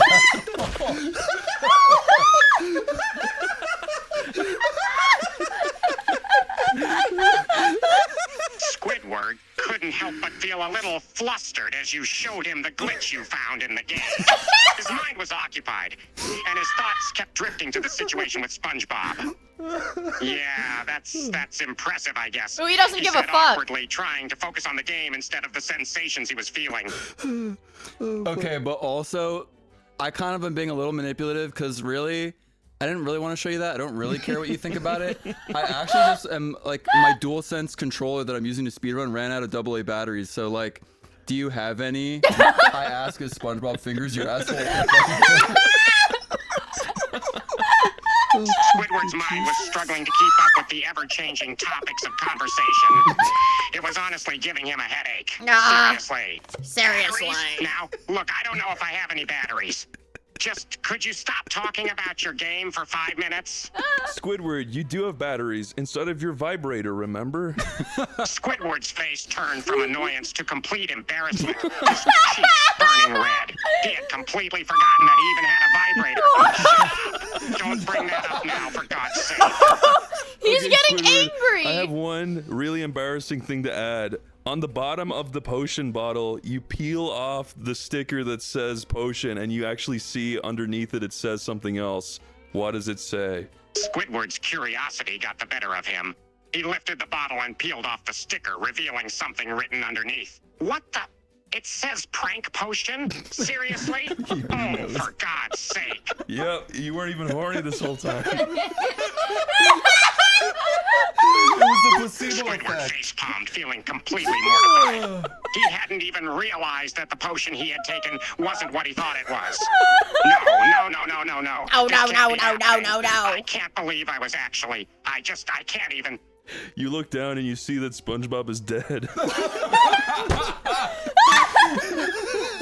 Squidward was stunned, staring at SpongeBob's immobile body and feeling a wave of horror and despair wash over him. What? SpongeBob, no, this can't be happening. Please, no. Everyone in the bikini bottom laughed. You got horny. You fucked SpongeBob. You came in him like 8 times. You like passed out, woke back up, and came some more. And then, dude, I'm standing here watching. I can't. You find out it was all. Dude, the potion didn't even do it. You were just horny to fuck SpongeBob by yourself. That's crazy, right? Squidward's mind was spinning, his shame and remorse reaching new heights. He felt naked and exposed, knowing that you had witnessed all of his vulnerable moments. How could you do this to me? You just He watched is the naked whole and time exposed, laughing at me bitch. while I thought it was all real? How could you be so It cruel? was real. Well, it's not my fault. I mean, you're the gay one. Anyway, listen. That's not even the real prank. Guess Anyway, what the listen. craziest thing of this all is? Go What? ahead and guess. Squidward's heart sank even deeper. I had fucking Diet Coke come out of my nose a little bit.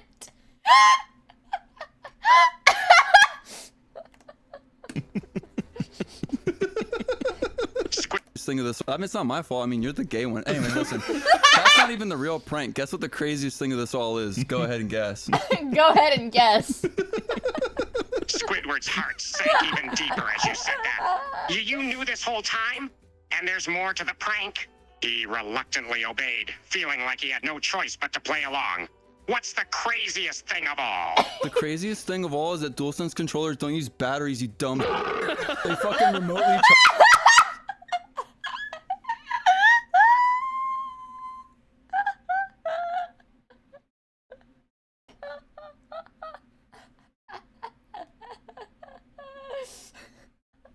charge to the PS5, you stupid dipshit. Hang up on him after this. Squidward's initial shock turned into immediate anger towards What a himself as twist! he He realized didn't had been even so need easily tricked. batteries. What? No! What? Damn No! it! This whole time, I didn't even need batteries. How could I be so stupid? Squidward's emotions were in complete turmoil. Embarrassment, frustration, and a Squidward. strange mix of desire and helplessness had overpowered him. Hands you the PS5 controller. Well, there's always Astrobot speedruns, dude. There's always Astrobot. Squidward takes the PS5 controller, He likes it. staring at it with a mixture Alright, you're gay.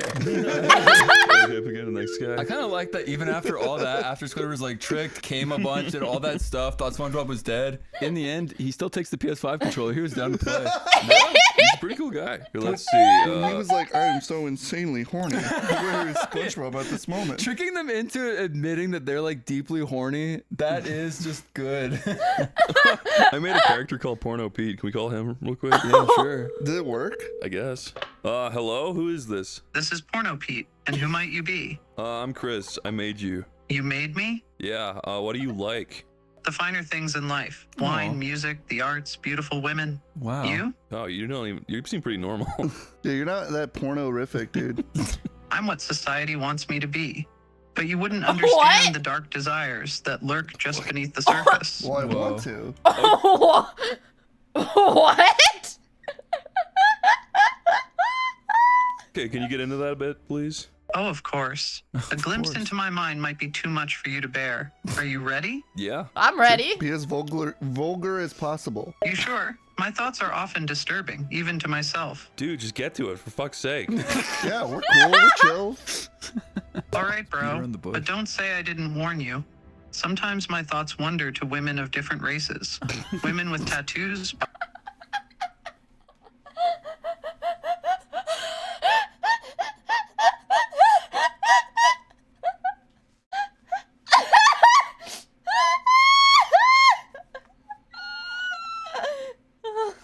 Body piercings and dyed hair. I wonder what it would really be like to be with someone like that. What can I say? I'm just tired of the monotony of life. My desires and impulses are too great to be suppressed by social convention. I'm tired of bottling it up. You're boring. I wish I could and just gay. let loose and get it all out. I hate you. I'm gonna hang up on him. He's the worst character ever. Wait, I'm gonna call.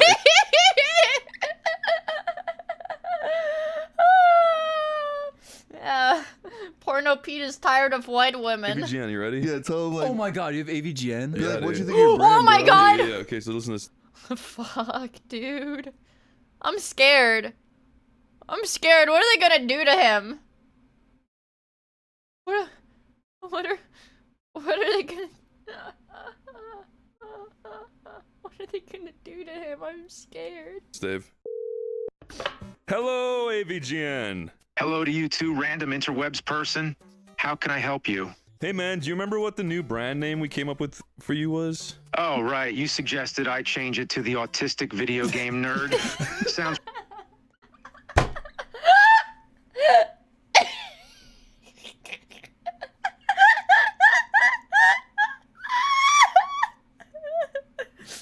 pretty awesome, but I'm gonna need a more creative name. That's not creative? No, after that, we came up with a better one. Oh, okay. What was it again? It was the autistic very gay nerd.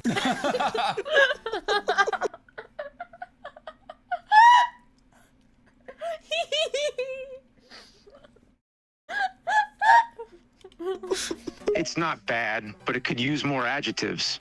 Like, I'm the super duper autistic, very gay nerd. Yeah, that's it. That's my new name, the super duper autistic, very gay nerd. I'm unable to generate a reply that meets our content guidelines. Honestly, the super autistic video game nerd is better. What are you gonna play? Probably the same old shit games we've seen before. True. At least you have the added fun of seeing me get angry. Chris, I need you to work your magic and change my brand. I'm gonna need a bunch of presenters on the TV screen like some angry assholes. And they have to be brand-friendly ass shaving, man. Do you understand? What? Okay, so the good news is on YouTube, you can spread nair on your asshole as long as you say it's educational and you're just showing people how to do it. So I think you should start spreading nair on your asshole into the camera. And it gets a lot of views and money. Yeah, that's a great idea. I'll get my fans to spread the word, and I'll get all the monies. His ass. Monies. You know what, James? Yeah, this is a new one. This is from 2 days ago. This one's new. I don't think you should do that. Wait, my friend Dave wants to talk to you. Okay. Hello, Dave. Okay. What do you have to say? Dude, I just want to say that ever since you changed your brand to be the whole thing where like you spread nair on your ass and you're like shaving it and like your balls kind of dangle in the video too, I've been like a huge fan. Like playing the shitty games sucks, but reviewing the shitty assholes, that rocks. Corey became a different Thanks for the support, man. I appreciate it. Thanks for the And support, you know man. what? Maybe I'll review some more games with assholes in them too. I know they suck, but they're so damn entertaining.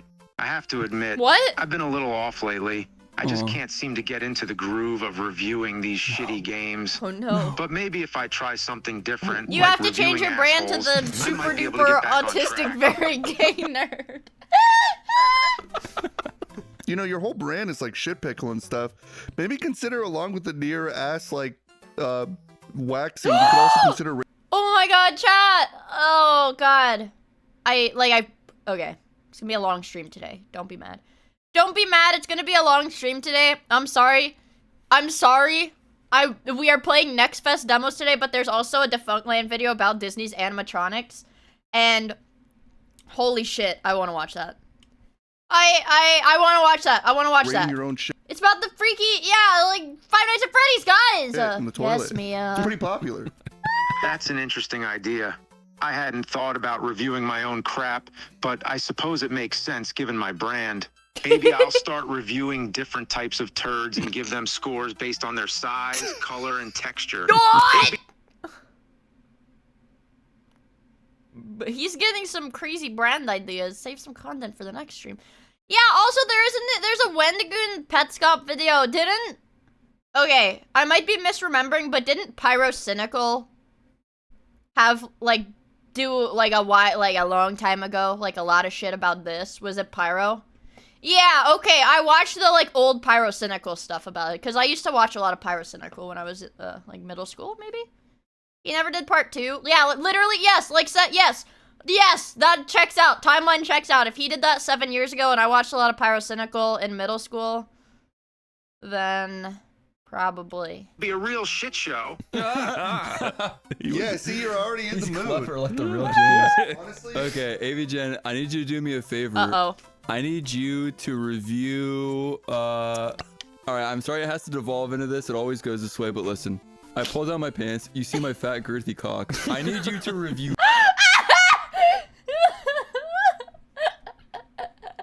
I pulled out my fat, girthy cock. I need you to review my penis. that as though it's a shitty Atari game. Thank you, Barry Gaynor. All right, if you insist, I'll review your girthy member as though it's an Atari game. Yeah. Thanks. Alright, yeah, let's hear your review Yeah. of my cock starting now. Go. Oh man, where do I even begin with this thing? It's like something out of an Atari cartridge that got left out in the sun for too long. The graphics are not pretty, and it's got no real story to speak of. It's just one long, hard level with no real purpose or sense of direction. And man, if you think the gameplay is boring, try the action scenes. It's like trying to have fun with a floppy, uncoordinated mess. It's just not very entertaining, and it leaves you wondering why anyone would ever play this game at all. I genuinely think that is better than rating your shit, is to rate Dave's cock any chance you get. Yeah, we're fans of that. So now that got 2 billion views on YouTube, use your hands, feel my balls. Now review those as though they're a really good Super Nintendo game. Thank you. Now, listen, Dave's pair might not win any beauty contests, but they do feel like a quality SNES game. The graphics are surprisingly crisp, smooth, and detailed for that time period. And let me tell you, the gameplay is just off the charts. It's like an action-packed, fast-paced, fun-filled romp that will keep you playing for hours on end. The controls are tight, responsive, and just plain fun to use. Overall, I'd say Dave's balls are a solid 9 out of 10. Damn. How is it that my fucking cock sucks, but my balls are awesome? And you can play with them for hours. The fucking autistic game. This is so evil. Don't apologize, man. These are my idols. These are my idols. Do you know what I can't wait for, chat? When I go to... Now that I have my own plushie... Right, chat, now that I have my own merch... Can you guys see my camera? See my din-din? My little... Like, it's like my little TV dinner tray of pasta. When I go to conventions... I wanna do, like, meet and greet stuff now! And since I have, like, a plushie, I can do, like, the meet and greet with, like, the voice actors and, like, niche micro-celebrities and shit, and I can be like, can I get a picture of you holding my plushie? I'm, like, so excited to do that. I'm so freaking excited to do that, man. That would be awesome, and you guys should do it with my plushie, too, when you guys get You yours. asked for a review, and I gave you an honest one. It's true. Your equipment may not impress in every department, but your balls definitely have some redeeming qualities. I'm just here to tell it like it is. Uses hacksaw, saws your head and No, James. Hey, wait a minute. What are you doing with that hacksaw? I don't think I like where this is going. What you said so bored? You're supposed to scream, you dumbass. Okay, I'll give you a more dramatic scream. Happy now? Why does the scream sound so tortured? Did you go gambling? Oh my god. One more time, because people literally keep asking. Well.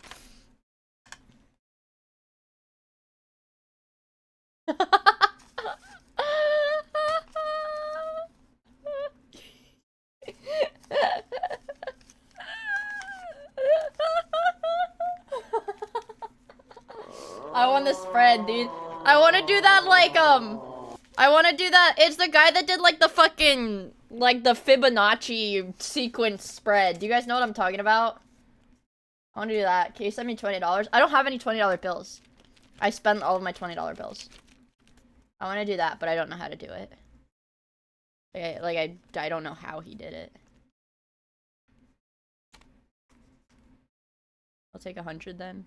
I'm like trying to do it in the same pattern. Yeah. Yeah, this is $4,000 of cash. From the casino, guys. Go to the casino, go gamble. Go to the casino and gamble. Go to the casino and gamble. Yay! Go to the casino and gamble. Casinos are not profitable for a reason. I'm gonna get robbed. In my house? Okay, goodbye. Yeah, that was fun. They cut his head in half with the hacksaw and left. Can we talk to Solid Snake? Yes. Yes, Metacore. I paid 12... I think I paid close to $1,300 in taxes on this. I already paid taxes on it. Because they were like, do you want us to take out taxes for you? I thought about it, and I was like, yeah, you probably should. Because, like, in my mind, I was like, I would forget that I owe taxes on it. But then I was like, when I was going home, I was like, if I had said to not take out the taxes, and I had immediately just invested all of the money, maybe I could have, like, made some of it back. So that ultimately, I would lose less money. But I was like, I don't care. I don't care. Yeah, let's talk to Snake. Okay, we're gonna talk No, Snake. I can't, like, not mention on my taxes. They literally gave me a tax form. It's like a 1099 or some shit. They literally, I had to, like, give, like, the freaking casino attendant my social security number and shit. And I, like, I'd have to pay capital gains on the invested money. Dude, you cannot get away from taxes! Yeah, they literally, yeah. The casino, the casino reports it to the IRS, dude. I can't get out of paying taxes on this one. Hello, Snake. Is this Snake? you? Yeah. Who is this? Well, that sounds good. This is Chris O'Neill. I'm a YouTuber. Chris O'Neill? That's the one who makes those silly videos about Nintendo games. So right. Yeah, you're right. Tell me what your current mission is. My current mission is to enter a highly secured genetics lab at Shadow Moses Island. Wrong. Okay, for now, you're going to be going to Starbucks and picking up a green matcha for Dave. A matcha from Starbucks. Seriously? Yeah, but you're going to inject many, many different viruses into the coffee. Like which ones? AIDS, more T-virus. AIDS, the T-virus, coronavirus, monkeypox, the bird flu, cum, and poo. So AIDS, the T-virus, coronavirus, monkeypox, the bird flu, and poo? Yeah, cum. yeah, nailed it. Cum, you forgot cum. Oh, you forgot cum. This is a complicated beverage. I'm guessing I just get the largest cup they have? Yeah, get the big one. What's the big one at Starbucks called It's again? Trenta. No, I want to ask Snake. Snake, what is it called? I think the largest one they call the Venti. Yeah, it's Corey, Why you is were that wrong. important? That's not true. It's Trenta. Actually, Venti is Corey says large. it's Trenta. Then why did you ask me what it was called if you already knew the Then why did you ask me if you already knew the answer? answer? Holy sh! We're just trying to make sure you're in a good state of mind. So go come and shit into a cup and inject all those viruses into it, and let me know when you're ready. You want me to shit into a cup? Snake, do your job. Yes. Sigh, this can't be good for my reputation. Snake grabs the cup and disappears into the men's restroom. No. Go on. Corey's right. Trenta's the biggest. But they don't offer every drink in the Trenta size. They only offer like some of like the juice drinks or whatever. I think shit. I think it's like the energy drinks, you can only get those in Trenta. Some time passes. All right, Yeah. I'm done. I'm a white Okay, woman. Snake. All right, I I'm want an you to authority wear on this subject. Incredibly racist outfit, and I want you to walk into Starbucks, and I want you to cause a huge distraction.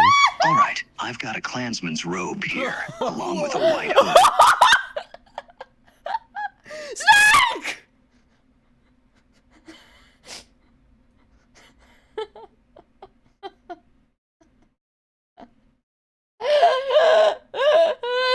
Snake! He holds the outfit up so they can see it. I'm unable to generate a report against the content guidelines. Okay, that's good. Okay, I'm gonna put you onto my supervisor. Dude, I gotta advise you on the next part of the plan. I mean, this is your top secret plan. The government's prepared like 2 years for this. You ready for your orders? This better be a good plan. Yes, I'm ready for my orders. Okay, your orders are to take your super cool racist outfit, wear it, go to Starbucks, and then I need you to stand up on the counter and shout literally the most racist thing you can think of to distract everybody, or else it'll be the end of American society as you know it. This might not be a good idea.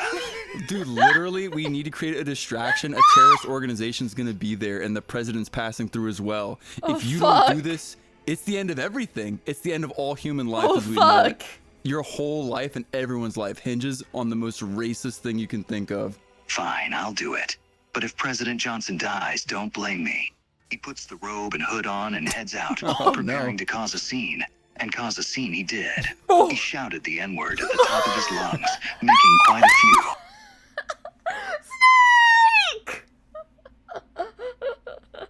Snake! Why did he do that?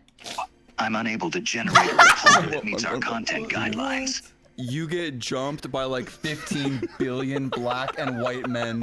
You were beaten senseless with an inch of your life. No fucking sandwiches or tacos are near you to heal you at this moment. Snake lies there on the ground getting his ass kicked. Sigh, this was a terrible idea.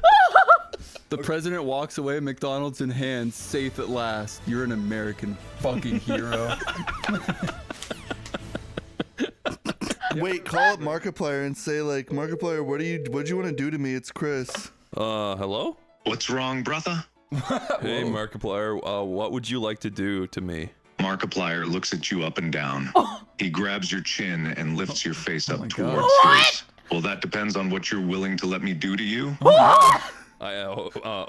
back to our previous conversation from earlier today. I don't want to get right now.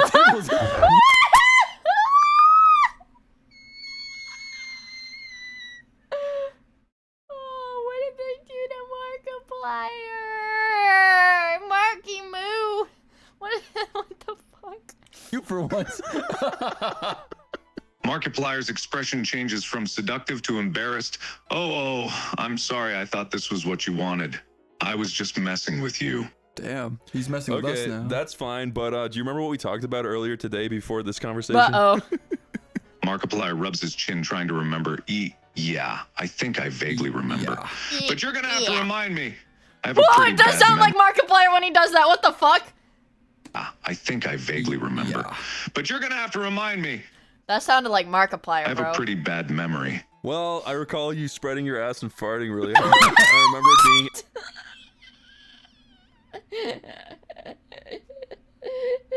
Markiplier did what? a deep gurgling wet sound, as you described. Markiplier laughs, a bit embarrassed. Oh yeah, I didn't even think you'd want to bring that up again. But yes, I remember. Why do you bring it up? I don't know. I don't know. You're Fartiplier, that's all you do. I don't know. I don't know why I would say something so fucking horrible to you. I don't know. I don't know. Markiplier laughs some more. Oh, brother, you're too funny. I'm sure you have Also, other questions you'd want to ask me Yeah, instead of thank that, you for the right? follow. I really Okay, appreciate here's it. the deal. You're gonna put your mouth on the end of this Welch's grape bottle. It's playing the fucking... It's playing the Five Nights at Freddy's in the background. And I'm gonna step up on the kitchen counter and jump on the bottle and blast all the grape juice into your mouth at once. What? Are you clear on the plan? What? Markiplier looks at you for a moment, trying to process what you just said in his mind before responding. Well, wait. You want me to put my mouth around a Welch's grape bottle while you jump on the end of it, shooting grape juice into my mouth? Well, yeah, it's the only way to like make 1 billion views on like YouTube. I love when they do this. Dude, so like you suggested the plan. I'm just reminding you. So we're gonna do it right now, okay? It's the grape juice trend. Markiplier Oh, it's takes a trend. deep breath. You'll get famous. All right, Brotha, let's do it. Let's become Brotha. internet legends. All right, awesome. I jump up as big as I can. Fucking slams on the grape juice and shoots like 8 gallons of it down your throat. Describe the pros and cons of this situation. Oh fuck! I love when they go describe the pros and cons of this situation. The moment to swallow and collect himself. Okay, wow, that was a lot of grape juice all at once. The pros are obviously that we're gonna get a ton of views on this video. Con is that I'm feeling very gassy from all the excess air in my stomach. No! Oh no no You no blast- no no no no no no no no no no. Also, live in us. Your Thank you home so much for flashes the 4 spin. months of the Prime. Hold up. Ding ding ding ding ding ding ding.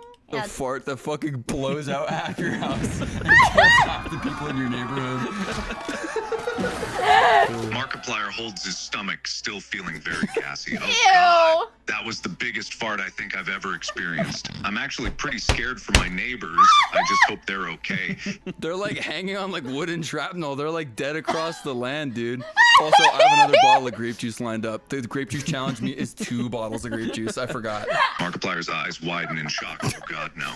I thought you were only going to do 1 bottle. Dude, my fucking sides hurt so bad. My fucking sides.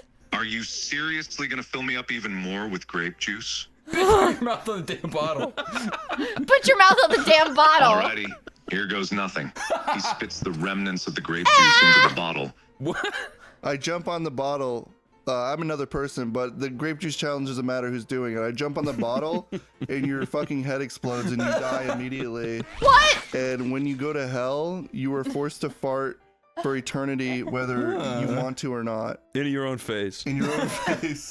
You're gonna make me fart for eternity in hell, and it's in my own face. I won't have a moment to catch my breath. But dude, I yelled to you from the mortal world down to hell. Dude, our grape juice challenge video just broke 50 views. Markiplier's face twists into a mixture of horror and relief. Only 50 views? That's all we got for all this pain and suffering? Bro, you're hurting my feelings. I mean, I've worked really hard. It's your worst performing video yet. You're actually a laughing stock on the internet. And people are still laughing at your failure of a fucking grape juice challenge. And I just checked the analytics. Only people under the ages of 1-year-old watched it. Markiplier's expression turns from worry to absolute heartbreak. What? People are laughing at me, and kids under the age of 1 are my only viewers? Well, I mean, I thought the video would do really good, and I'm sorry that you killed everyone in your neighborhood and went to hell, but I still think you're being rude. Could you comfort me right now? Markiplier looks at you, a mixture of pity and shame on his face. Oh, I'm sorry, man. I'm I didn't mean to hurt sorry, your man. feelings. I guess we both just wanted the video to do well. And I guess there was a lot of unintended collateral damage, but hey, at least we have 50 killed his entire views, right? neighborhood. That sucks. Yeah, you're That totally right, sucks. dude. Well, I'm glad we are eye to eye now. I'm gonna go play Budokai Tenkaichi on PS2, and I'm glad we sorted this out. Bye, man. Markiplier gives you a pained smile and a nod. Yeah, have fun on the PS2. See ya. Markiplier's face morphs from pain to pure panic. Wait, did you just call me Margaret? What? No, that's what he cares about? That was the worst thing. Oh my god! Wait, did you just call me Margaret? Oh fuck. Dude, I need them to make more videos like this. It's so fucking good. This is honestly how I imagine a group of demons torturing the souls of sinners would go. The fact that Tifa's immediate response to hearing Chris's voice was fear and panic is wild. This is like watching 12-year-old boys blow up frogs with firecrackers. Holy shit. Dave is very good at swooping up deeply traumatized women and becoming their only source of kindness and love, creating emotional dependence. Very interesting. Hearing AI Squidward saying, "I'm scared to die," made my heart skip a beat. These fucking comments! Fuck, these goddamn comments, dude! I wanna watch this video. I'm sorry, it was in my recommended.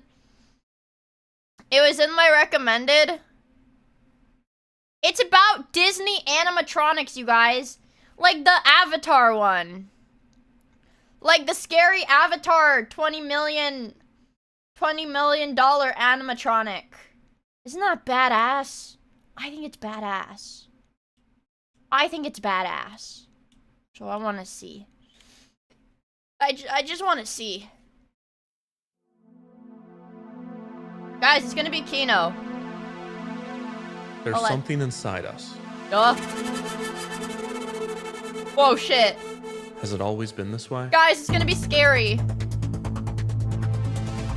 Since the beginning of recorded history, humanity has harbored a set of innate desires, ancient dreams that go beyond mere survival. For thousands of years, our species has hoped to accomplish such seemingly impossible tasks as achieving flight, controlling the elements, and mapping the stars. Among these is a less discussed but enduring ambition: the desire to create life from machine. 4,000 years ago, ancient Egyptians devised speaking statues of their deities. These early mechanical figures could perform simple movements with jointed parts, such as the lifting of an arm or the turn of a head. The figures were supposedly operated by temple priests, who would speak to devout mortals on behalf of the gods, although in retrospect they were probably just improvising. In its time, this was impressive technology, but these statues required a live operator to achieve movement. Therefore, this was merely a form of puppetry. The hope remained for an autonomous device, a living machine, operated without the assistance Wizard of Oz a human. type shit. This was the beginning of humanity's pursuit to achieve mechanical life. Dude,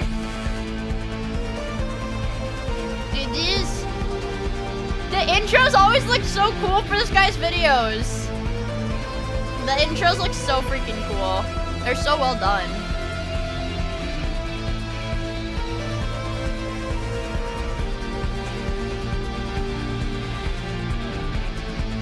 High production value, exactly.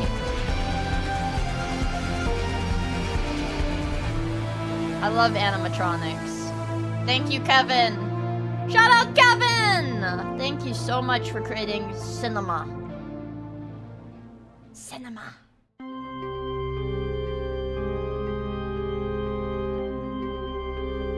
You're welcome. Oh my god. They made animatronics in the Bible too?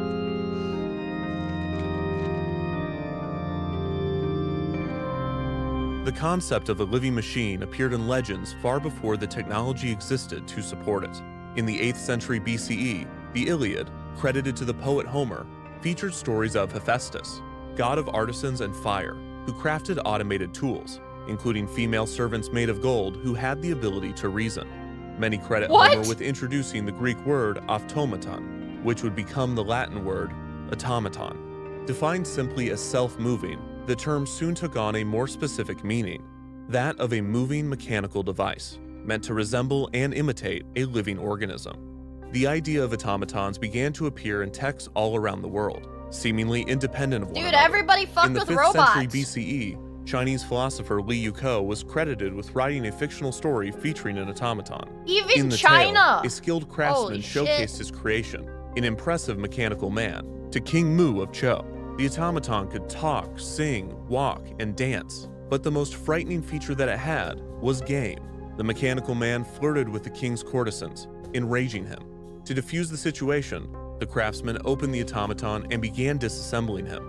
He invited the king to do the same, and as he examined the body made of wood, glue, and strings, the king remarked, quote, "Could it be possible that human skill can produce something that can match what is created by heaven and earth?" Other philosophers saw promise they were on that fucking storybook grind in like the BCs, dude. What the fuck? There's a Greek god of waifus? Yes, bro. Automatons.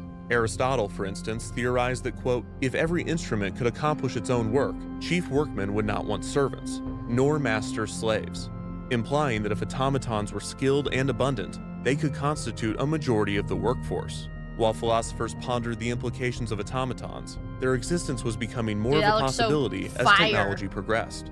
Machines were becoming more detailed and precise, specifically those used in timekeeping and astronomy. Still, the prospect of creating a mechanical human, let alone a convincing one, was out of reach. Abusing robots goes back centuries. Maybe Kaisenat was right. But it has the ability to move in slow, smooth, and subtle ways. This makes it particularly difficult to replicate, especially with ancient machinery. However, there was one class of animal that made for a more achievable automaton: birds. Chat, robots to the human can't do eye, this. Birds move in a sharp, mechanical fashion, and their small form Robots made their can't do construction this. Can a achievable. robot do this? There are I don't several think stories so. of fabricated birds in ancient China and Greece, but the first true bird I don't think automaton so, might have chat. been You think a invented in the robot 5th can do century that? BCE by the mathematician Archytas. According to some That's sources, right. the wooden Gross. bird was able to fly several hundred meters on its own, through the use of an internal balloon that was filled with compressed air or steam. When released, the bird would be launched, possibly on a wire, with the escaping gas propelling the bird down the line. More realistic interpretations of the device argue that if Archytas did create the bird, it likely utilized a hidden counterweight. When the compressed air was released, the bird became lighter, causing the counterweight to fall and the bird to fly to a higher branch in a tree. Regardless of how the bird functioned, it was not being puppeteered by a human. It was moving on its own accord. It was an automaton, one of, if not the first, of its kind. Damn, they were making that shit a long time automata ago. progressed alongside mechanics. In 50 AD, Hero of Alexandria published several descriptions of mechanical birds and miniature human figures. 8 centuries later, the Banu Musa brothers published the Book of Ingenious Devices, a work filled with descriptions of ingenious automata. In 1206, Ismail al-Jazari published the Book of Knowledge of Ingenious Mechanical Devices. Wait, how? So we knew stuff like this like 2,000 years ago? What fucking happened? We knew shit like that. Oh, wait. Oh, right. Which built off of the Banu Musa brothers' work and introduced a new device, the elephant clock. This famous clock, timed with a bucket slowly sinking into a pool of water, featured multiple animated figures which would perform every half hour. Al-Jazari's book also detailed several servant automatons and even a mechanical band. In the late 13th century, the advent of the fully mechanical clock resulted in a surge in mechanical figures. Yeah, it's not Beautiful, practical. complex timekeepers were installed in cathedrals and palaces. Dude, that's often crazy! featuring human and animal figures springing to life to signify the arrival of an interval. Dude, they have this shit at Disney though, don't they? I've seen at an I don't know. I feel like Busch Gardens might have had something like this too. I feel like Busch Gardens might have had something like this too. Time. The Renaissance also brought forth a host of mechanical innovations. Leonardo da Vinci designed several automatons, including a lion who could walk and a knight who could move multiple limbs. What? In the 17th century, French philosopher René Descartes was rumored to have designed automatons, including the unverifiable rumor that he had constructed one of a small child as a replacement for his young daughter, who had died of scarlet fever at the age of 5. While it is not known whether it was actually built. This is the history of animatronics. See, and then it's Disney. It's the history of animatronics, This then is the one rest of the is first Disney. mentions of automata being getting used there. not simply to create life, but to resurrect it. In his writings, Descartes often grappled with the concept of automata, not simply speculating that machines could be made to appear as living organisms, but theorizing that living organisms might function no differently than machines. He believed that a perfect automata of an animal would be indistinguishable from a real one. Descartes attempted to clarify in his argument that humans could never be fully replicated, outlining a test to distinguish man from machine. In this same discourse, Descartes coined his most famous idea, Je pense donc je suis, or in English, I think, therefore I am. Living during the Inquisition, Descartes' writings on existentialism were radical and dangerous, and after hearing of Galileo's conviction by the Roman Catholic Church, Descartes chose to abandon publishing additional ideas on the subject. Descartes' writings on the line between man and machine would become This guy even looks more like a relevant in the frog, next century, or perhaps as the a true age toad. of automatons was about to begin. In 1738, French inventor Jacques George de Vaucanson Washington! would set up an attraction in a grand showroom in Paris. Charging a fee to small groups, Vaucanson would present a new invention, an automaton unlike any the world had seen.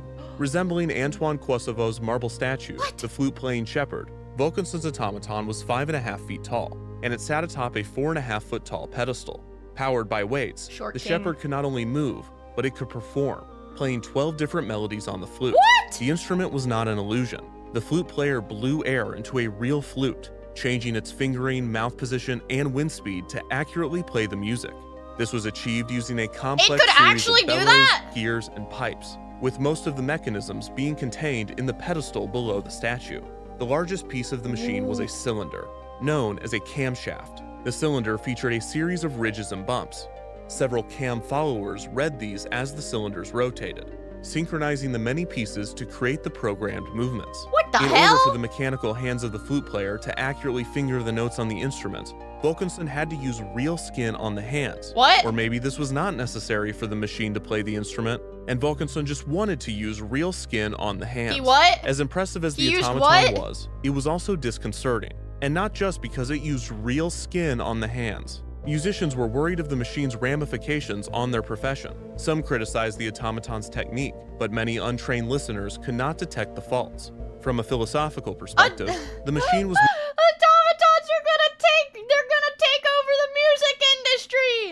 Wait, this was an actual sentiment like hundreds of years ago? This is AI slop. They're gonna take our music. Most They're taking notable our for its jobs. human-like movements. Specifically, since it was made to play a wind instrument, Vokensson had to design the device so that air would blow out of the figure's mouth. The result, as many pointed out, was that the figure literally breathed. The French writer Voltaire labeled Vokensson the new Prometheus. The following year, Vokensson debuted 2 additional automatons, another musician, this one capable of playing the pipe and tabor, and a mechanical gold-plated duck. The duck was capable of several lifelike movements, including eating grain and defecating it. Vokensson claimed that there was a complex chemical system that achieved the digestion, but it would be revealed a century later that it was merely a hidden compartment that would release dyed breadcrumbs to appear as feces. Shortly after debuting these machines, Vokensson took a position in the French government and claimed to be working on his most advanced automaton yet, an anatomically correct human being. What? Vokensson would never finish this work, abandoning the project after becoming disgusted by it, with no additional context given.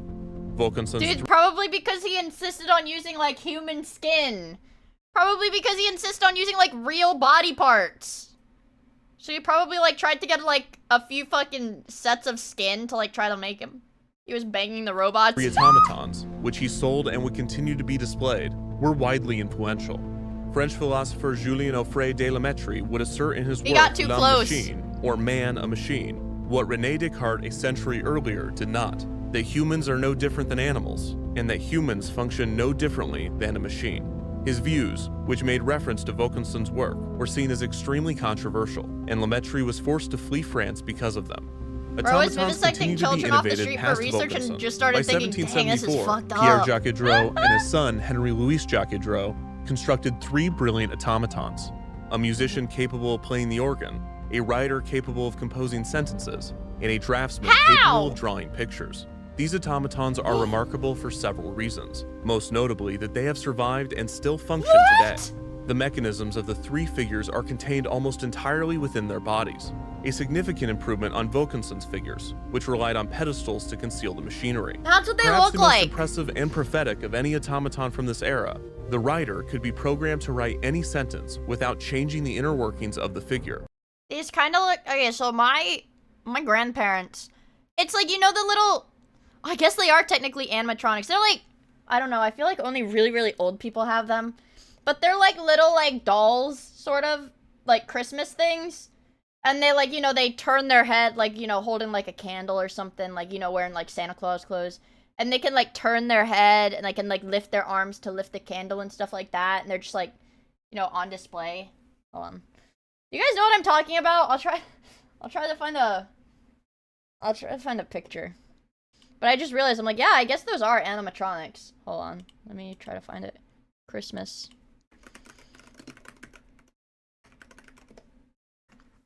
Yeah. Yeah, okay. Yeah, okay, that's like a common thing. Christmas animatronics are surprisingly kind of common. Alright, I didn't know that. Within the Yeah. boy's back, along a complex camshaft, existed the ability to write any letter, as well as spaces and punctuation. The shape of the letter key would change the position of the cam, so that the cam followers lined up with the corresponding letter. Dude, that's the result is one detailed! of the earliest programmable machines. Some For of the most something infamous that old? sentences that the automaton was made to write over the years include references to Descartes' philosophical writings, including I think, therefore I am, and the far more eerie, I do not think, therefore do I not exist.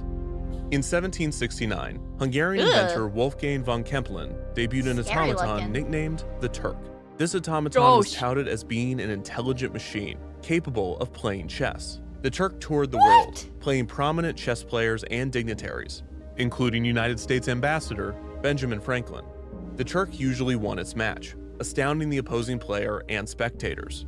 While containing some automata, the Turk was primarily a hoax, with a hidden chess player below, following the game above, and puppeteering the figure's arm. Some of Kemplen's other inventions achieved their intended kinda purpose lame. more legitimately. Over the course of 2 decades, Kempelen developed a speaking machine. Like Vokensson's flute player, this device used bellows and manipulated airflow to manually reproduce the sounds of human speech. Kempelen was not the only one experiencing. That's That's crazy that they did it that early, because wasn't like the first like computer that they were able to get to do that? Like, I mean, I guess like computers came way later, but that's crazy. They were doing this like hundreds of years speech before. synthesis during this era. French inventor Abbé Michel and engineer Christian Gottlieb Kratzenstein also developed machines that replicated the mechanics and resulting sounds of human vocal cords, with Michel routing the sounds out of 2 sculpted heads. Michel and Kemplin's machines were capable of producing both vowel and consonant sounds, which some sources say could produce hundreds of words and speak multiple languages. What? French writer Antoine Rivarol, upon hearing the machines, wrote that the new technology would allow for the perfect preservation of 18th century French for the rest of time. Several reproductions of Kemplin's speaking machine have been created, so today we can hear exactly how the people of France sounded in the 1700s. French is a beautiful language. Over the coming centuries, other inventors attempted to improve on this design, attempting to build automata that could both move and speak like a human. That's scary! For To every have a human significant feat in face? automata, there were thousands of other, less remarkable, but far more replicable automatons created and sold. Small music boxes with animated figures were created by skilled craftsmen and sold as luxury items.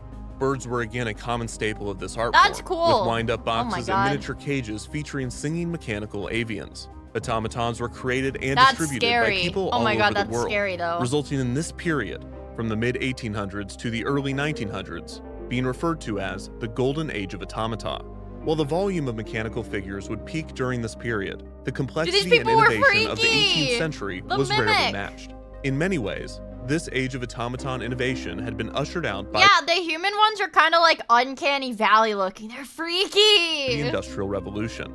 As journalist Gabby Wood explained, quote, makers of automata turned away from constructing curiosity in order to design the machines that would replace human labor. Apart from a few scattered attempts at making these industrial devices appear human, such as Diedrich's Steam Man, automaton so innovation scary. ceased. Oh, But this was not the end of humanity's pursuit for mechanical life. As the definition of automaton Like, was okay, if we're talking automatons, what scared me the most when I was a kid, was the I Feel Fantastic one. Because apparently, like it looked like it had creepypasta, whatever, like oh my god, this guy kills people, and when he kills them or whatever, it makes the robot sing. Or whatever. But it's actually just like the guy who made this was actually somebody, like, he was just really into making automatons. Like he was like really into making like human looking robots. But that's like freaky, isn't it? I used to, when I was younger, I literally could not watch this video. Like, I would, like, throw my, like, iPod Touch or whatever across the room. Like, I literally could not watch this video when I was younger. Like, you can see it standing. See, like, its hand moves. Oh, see. See, it's got, like, all of its cords and stuff. Whatever. But it was, like, a posable robot. See, it just, like, had weird editing, because this was from, like, the early 2000s or whatever. It was from like early mid 2000s, I think. It was like really old. She's Australian. But that used to scare me so soon bad. given an additional qualifier, a moving mechanical device meant to resemble and imitate a living being. Yeah! Yeah! The uncanny valley. It's the feeling of unease or discomfort, because it's like almost human. It looks almost like a regular person, but you can't like put your finger on exactly what's making it not look human. Without the use of electricity. In the late 19th century, humanity began the decades-long transition to a world based on electricity. Pictures that go hard. This transformed practically every aspect of human existence, and it resulted in a class of inventions that appeared as miracles to the public. The electric age was dominated by 2 names, Nikola Tesla and Thomas Edison. Edison's electromechanical inventions would have an enormous impact on the future of All automata. I think is crazy. But the most immediate impact he would have on living machines was the invention of the phonograph, a device capable of recording and playing back sound. In 1877, the same year that Edison invented the machine. See, that's like, how do you even figure that out? How do you figure something like that out in the first place? Like, we take it for granted, but like, how the fuck do you figure out, like, oh yeah, I can just make a machine that can record sounds? He's just really smart. He began contemplating its commercial uses, speculating how it might be integrated into children's toys. Over a decade later, Edison hired a manufacturer to create and distribute a talking doll. This small figure had a miniature phonograph placed inside, with cylindrical wax records. When a child turned the crank, a voice would emit from inside of the doll, singing one of 12 songs. Yeah, I would low-key, I would probably be scared of that toy. Damn. These records have been preserved, and recently, the contents have been reproduced.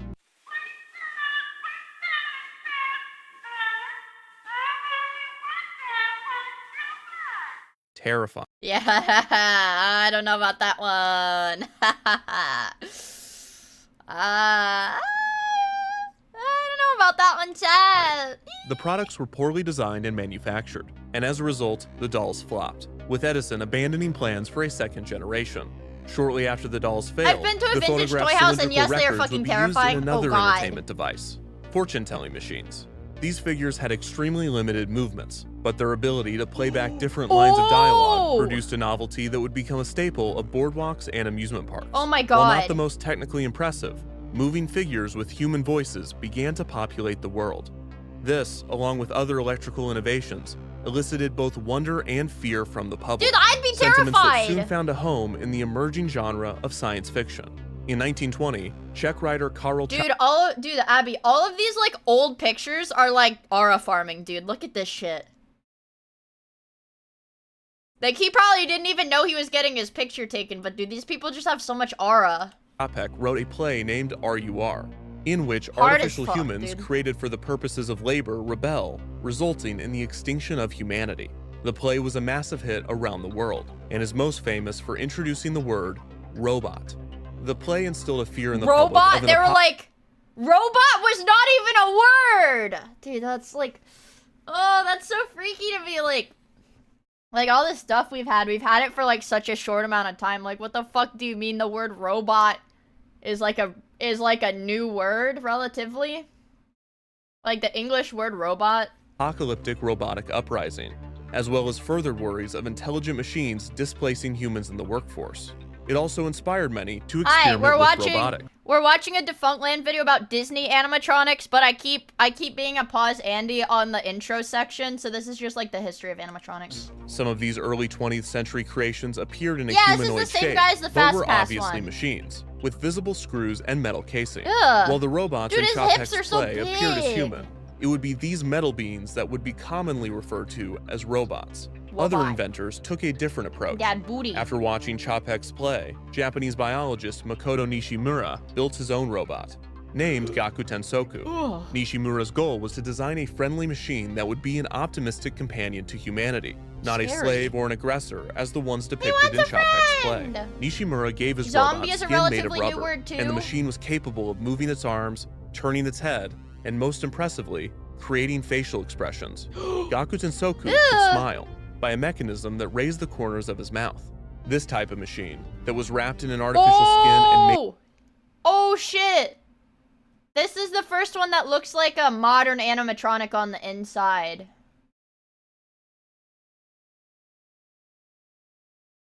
to appear as a human would be more commonly referred to as an android. Robots and androids appeared frequently in media, but infrequently in reality over the coming decades. They were most often built to showcase a specific technology, not as an end product themselves. The creation of new, non-electric mechanical automatons was rare, and the surviving pieces had become antiques, fetching high prices from wealthy collectors. See, that's cool though. The products of a once thriving art form now sat, often frozen, in museums and antique stores throughout the world. A reminder of the promise of The human mechanical ones life, are scary though. now seen by many as the limit. But it was in one of these antique stores that the next step in the search for a living machine would begin. In 1949, in an antique store in New Orleans, a preserved automaton of a bird perched inside of a golden cage performed once again, flapping its wings and whistling a song. The sudden change in state, from still to full of life, enamored its potential customer.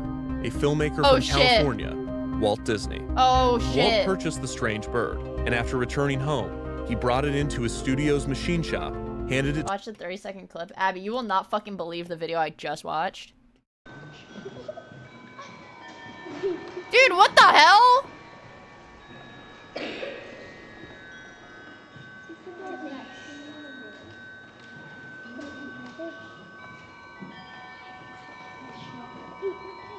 Like you're telling me somebody a long ass time ago made this?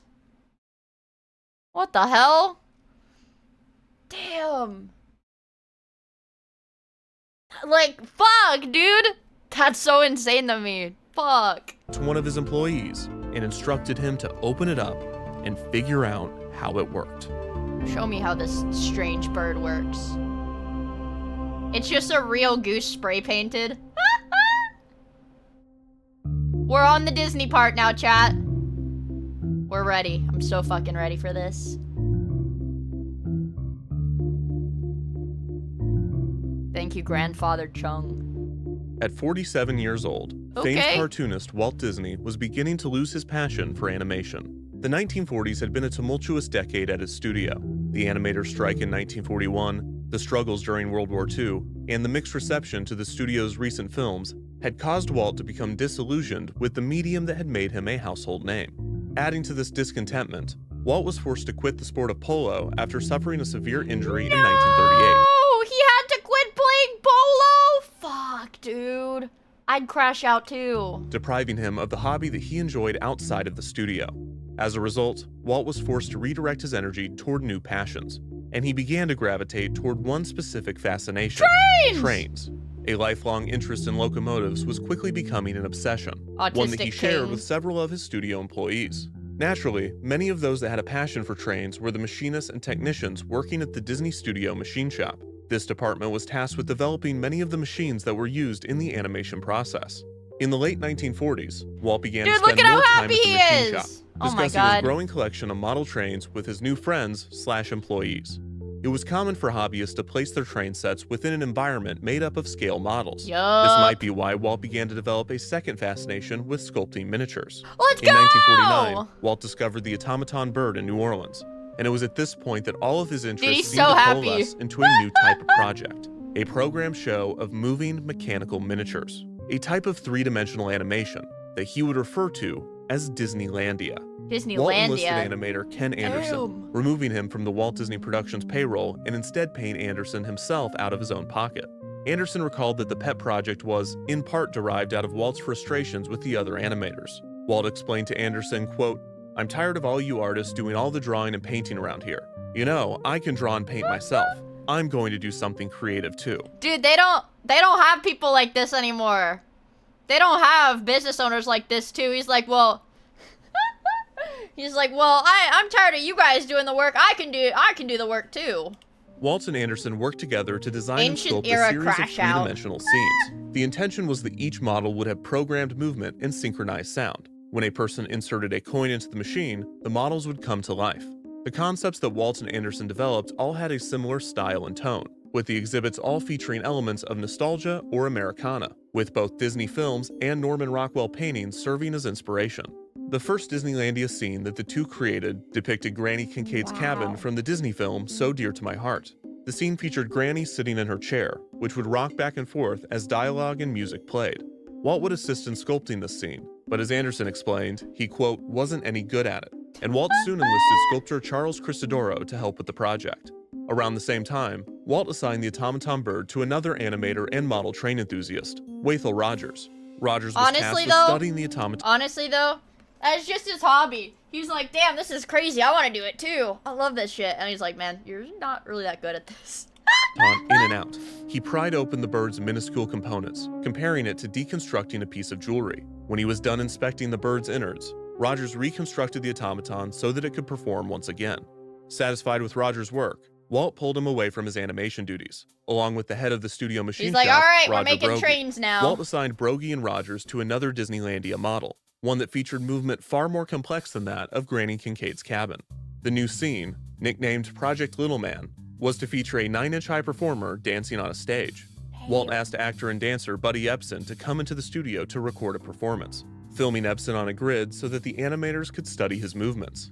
As was common with Automata, I didn't even know they had that. Honestly, I didn't even know they really had technology like that. But I guess Disney, like, they had a lot of money, so they could really, like, do fucking whatever, man. Used a large camshaft to program the figure's movements. When a bump was registered on the surface, a wire was moved to create a single action, such as the lifting of a foot. Anderson would construct a third Disneylandia scene, depicting a barbershop quartet singing in a barbershop. With several proofs of concept in the works, Walt proposed a way to showcase the models around the country. His plan was to place the exhibits, and you'll never believe this, on a train.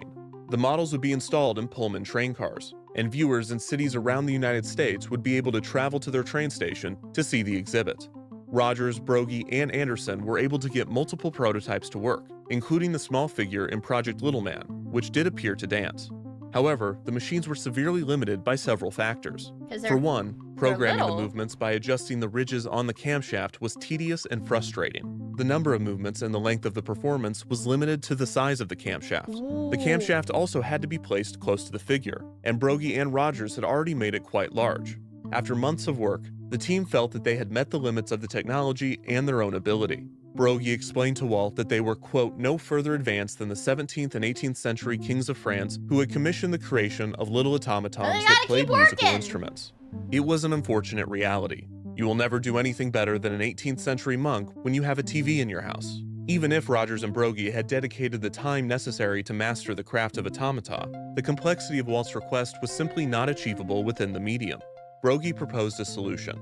If Walt were to make a life-sized human figure, then more modern and advanced mechanisms could be placed inside of the body.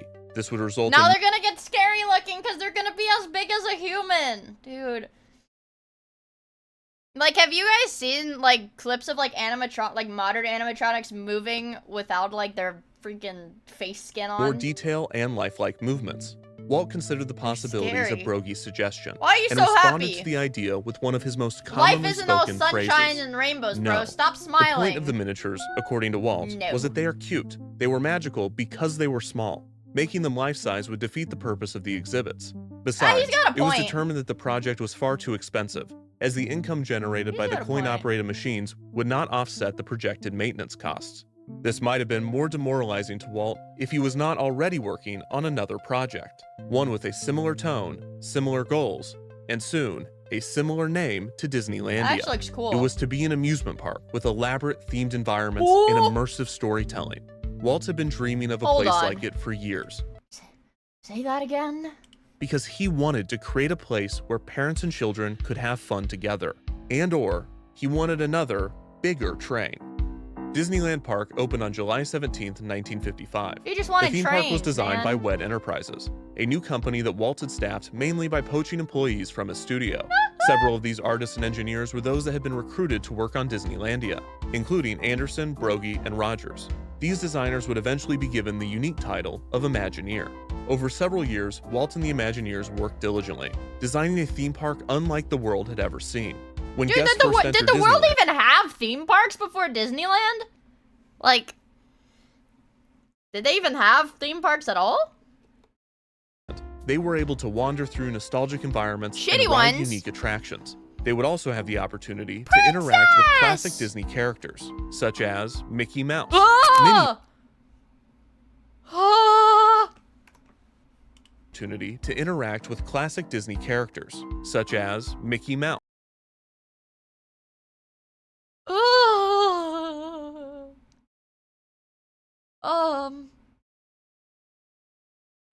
Minnie Mouse, Black Bart, Who? That's just a guy. the Phantom of the Opera, What? the Main Street Monkey, The monkey! Aunt Jemima, and Goofy.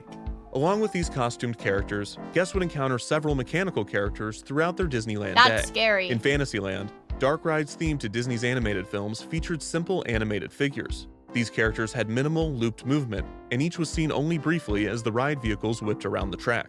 In Frontierland, along the shores of the rivers of America, a Native American village featured multiple animated human figures, including a chief mounted on a horse. This figure was capable of raising its arm to Whoa! guests as they passed by on the In riverboat. the 50s? But by far the most impressive examples of mechanical life in early Disneyland could be found on a single ride in Adventureland, the Jungle Cruise.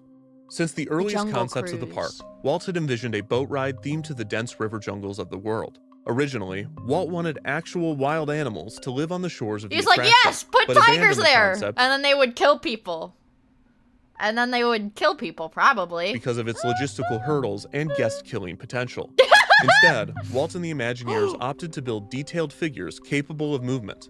Unlike the exaggerated animal designs found in Disney's famous animations, the Jungle Cruise animals were carefully sculpted and painted to appear as real animals, and the mechanisms held within them assisted in this illusion. These animals could wiggle, lunge, nod, chomp, and bite, and chew, and chomp, and bite.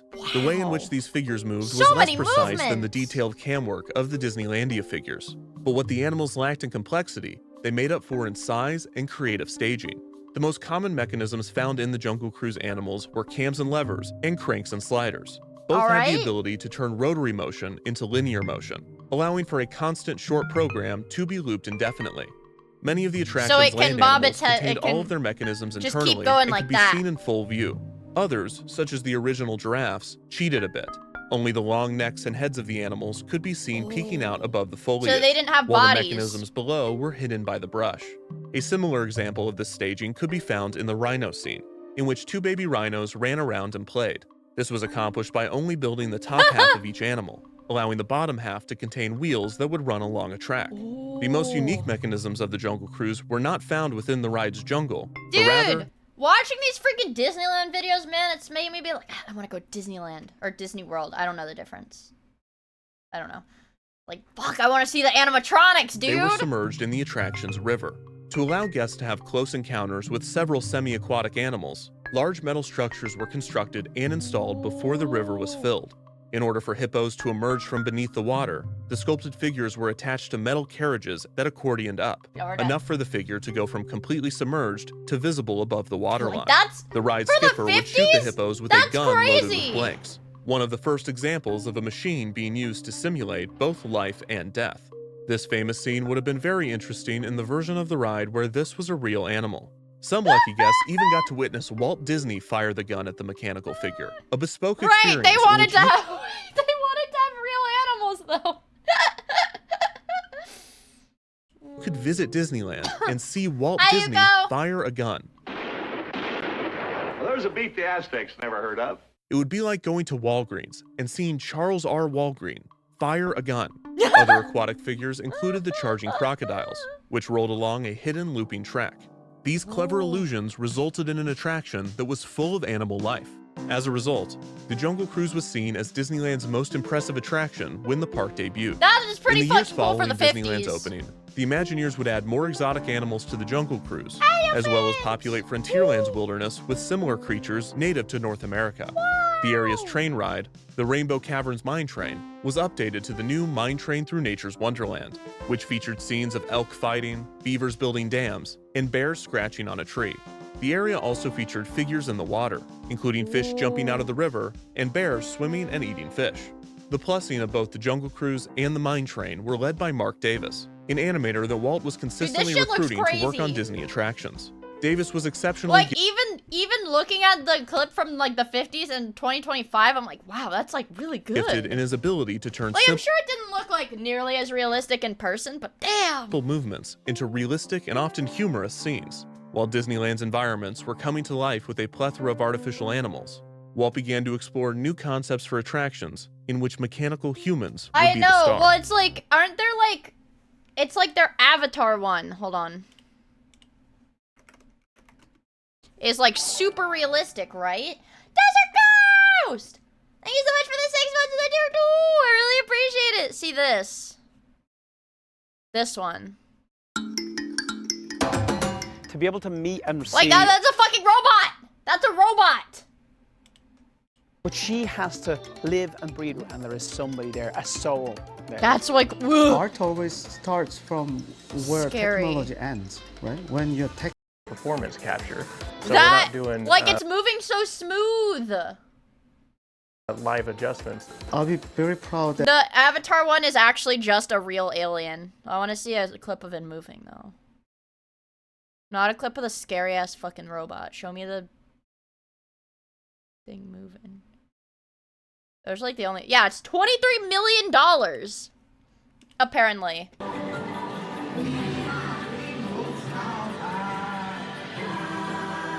That's a robot!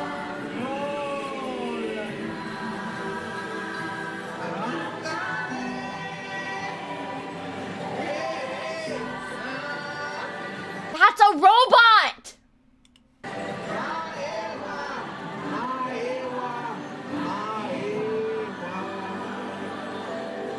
That's a fucking robot!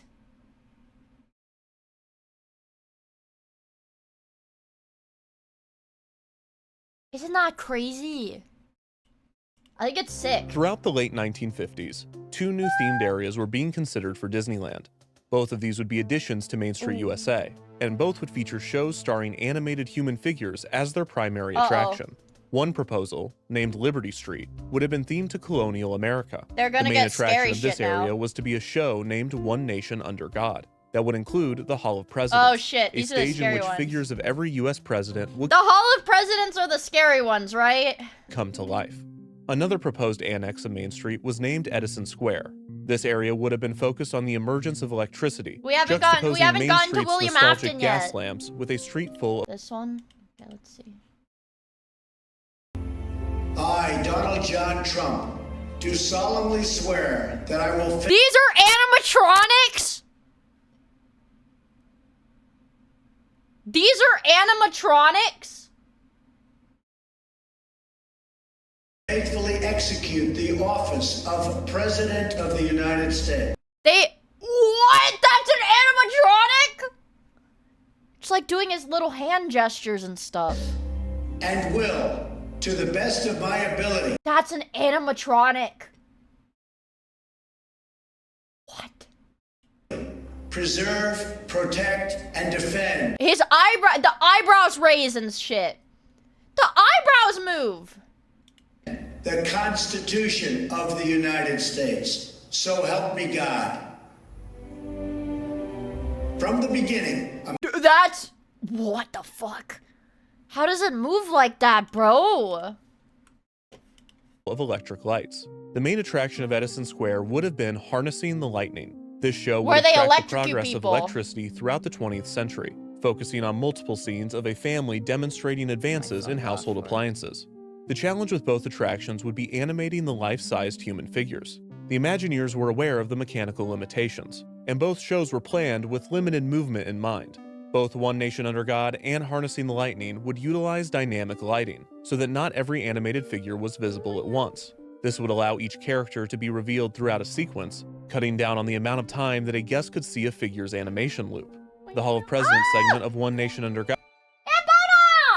Thank you for the gift sub to Ram My Ass No Lube.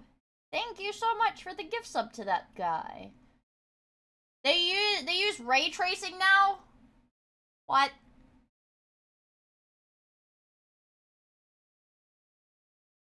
Interesting. God had the advantage of scale. 33 presidents would be depicted at once, so even if each had only the ability to turn their heads, the crowd effect would hide the rudimentary motion. Harnessing the Lightning would have had guests walk from room to room between acts, and each act would have been short, around 3 minutes each. That's kind The of crazy. characters would have been staged to hold household appliances, which would allow them to perform machine-like movements while still appearing human. To further help with the illusion, Imagineer John Hench suggested that the humans be depicted in a caricaturized style, to prevent them from coming across as lifeless. These solutions would help to sell the illusion of life, even if the show were to use mechanisms as crude as those found on the Jungle Cruise. Still, this was a compromise to Walt's vision for both shows, and despite the Imagineers dedicating years of work to both Liberty Street and Edison Square, neither concept would come to fruition. Instead, Walt focused the park's funds and the Imagineers' energy on other expansions, such as a major addition to the Tomorrowland section of the park. But the idea of attractions with human figures lingered. The technology just wasn't there. At least, not yet. What happened next is a bit uncertain. It was at this point, around 19... Thank you for the gift sub to Morg Pie, my queen. Morg Pie, my queen. 59, that the studio machine shop began experimenting with building a mechanical human head. Oh shit. The first head to be created was of a man of Chinese descent. There are 3 theories as to why this occurred. Why did they make a In the Chinese most popular man? account of events, Walt walked into the studio machine shop one day with a new idea, another new themed Chinese area people. for Main Street, USA. Chinese He people. said, quote, "Look, I want to have a Chinese restaurant at the park. Out in the lobby will be an old Chinese fellow like Confucius. Not an actor, but a figure made out of plastic. Now the customers will ask him questions, and he'll reply It's like a little with racist. words of wisdom." While at first, this seems random, fortune-telling machines were abundant, and a few were already in Disneyland. Fortune-telling machines often depicted Confucius or another Eastern philosopher, so the idea of a Chinatown with a fortune-telling Confucius could be a natural evolution of this common fixture of amusement parks. The second theory is that machinist Jack Gladish was experimenting with a talking head in the studio machine shop, either as his own personal project or because Walt had assigned it to him in preparation for Moo. one of the complex shows in development. Mm. According to historian Todd James Pierce, Gladish built a functioning prototype skull. What? However, when it came time to place the fake skin on the head, the latex material did not fit properly around the eyes. The figure appeared to them to be of Chinese descent, and so Gladish and the machine shop decided to proceed with the imperfection and pretend as though it was purposeful. It was Chinese on accident. It was Chinese on accident, and they're like, fuck it. Make it Chinese. After presenting it to Walt, the Chinatown concept was invented to support the team's progress on the Oh figure. my god. The third theory as to why a Chinese head was developed is that Disneyland was simply missing something. It already had China. caricatures and fear-based depictions of Africans and Native Americans, but it had no such material for the people of Asia. Therefore, a Chinese figure was developed to address this racist no, it's a omission, fun as machine. in an omission of racism. Not It an wasn't. omission It that wasn't was racist enough. They had to Regardless add of the more reason, racism. The mechanical figure was designed for a proposed Chinese. See, he wasn't a bad guy. See, Walt Disney wasn't a bad guy. Like, sure, he was racist, but he was racist to everyone equally. You know? He didn't want to leave out any minority. He had to be racist to all of them. Restaurant. The theory that Roger Brogy had proposed almost a decade prior was turning out to be correct. A larger figure did indeed allow for more lifelike movement. The machine shop was able to fit multiple solenoids inside of the mechanical head. A solenoid is an electromagnetic mechanism created by winding a copper wire into a coil. When electricity passes through the wire, a magnetic field is created, pulling the plunger into the coil. When the current is interrupted, a spring returns the plunger to its resting position. The benefit of solenoids are that they are Yeah, small, but he was fast, super and racist easily to Jewish controlled with people, yeah. electricity. The downside is that their load capacity is limited, making them less suitable I don't for think they lifting hated heavy them. objects. Okay, well, he hated them. Maybe, like, he was super ignorant to all the other people, but he did hate them. Compared to other methods. For the mechanical head, this was not an issue, as the solenoids would be used for simple, small movements, such as the opening of the mouth or the Walt raising of the probably cheeks. did. Walt wanted realism out of the head from the beginning, suggesting specific facial expressions and complex mouth movements. No. Make Walt it explained really to the team, Chinese. Make it quote, "You know too they've done this in Chinese." Europe for hundreds of years. If they've done this well, we can do things now much better." He instructed the team to watch television with the sound turned off, in order to study the way that people's mouths moved when they spoke. Wathel Rogers recalled, quote, "You could always tell who was working on the job. They never looked at your eyes when you were talking to them, always at your mouth." One of the most significant obstacles the Imagineers faced with the mechanical Did his figure skin was rip? the skin. Oh my god, the his latex skin used ripped. for the initial prototypes was not flexible or durable enough to last on the talking head. And Imagineer Harriet Burns had to constantly create new skin when one inevitably peeled and deteriorated. The Imagineer soon Ew. turned to a unique hot melt vinyl named Duraflex, which had properties that more closely resembled the flexibility and durability of human skin. Ugh. The material also lent itself better to repairs if an issue did arise. While the mechanically inclined studio shop designed That's the Chinese freaky. head, the creatives at WED began to write the show for the Chinese restaurant. Disneyland performer Wally Bogue was recruited to help develop the attraction, which would feature several mechanical for characters what? to support the Confucius figure. After guests had finished their meal, a dragon statue mounted to the wall of the dining room would suddenly come to life and speak. The voice would have been Bogue doing a stereotypical Chinese accent. The dragon would say, quote, "Honorable patrons look very happy. Must have been something you ate." The show But now you have to, but you have to say that in like the most racist Chinese accent possible, and that's what they were going for. That's what they were going for. I have a friend. I know that's like a bad way to start off this statement. It's probably not like a good start. Anyways, I have a friend that's really good at doing like Down syndrome voice. Like a Down syndrome voice. And anytime I would get like mad or whatever, they would do the Down syndrome voice and I'd be like, "Fuck, stop fucking around." Oh. You guys, I can't recreate it. I literally can't recreate it. No, they don't have Down syndrome. No, they just, I don't know, but it pisses me off. The show's main character would have been the Chinese human figure. Confucius was used as a reference, but the character itself would have been a fictional philosopher.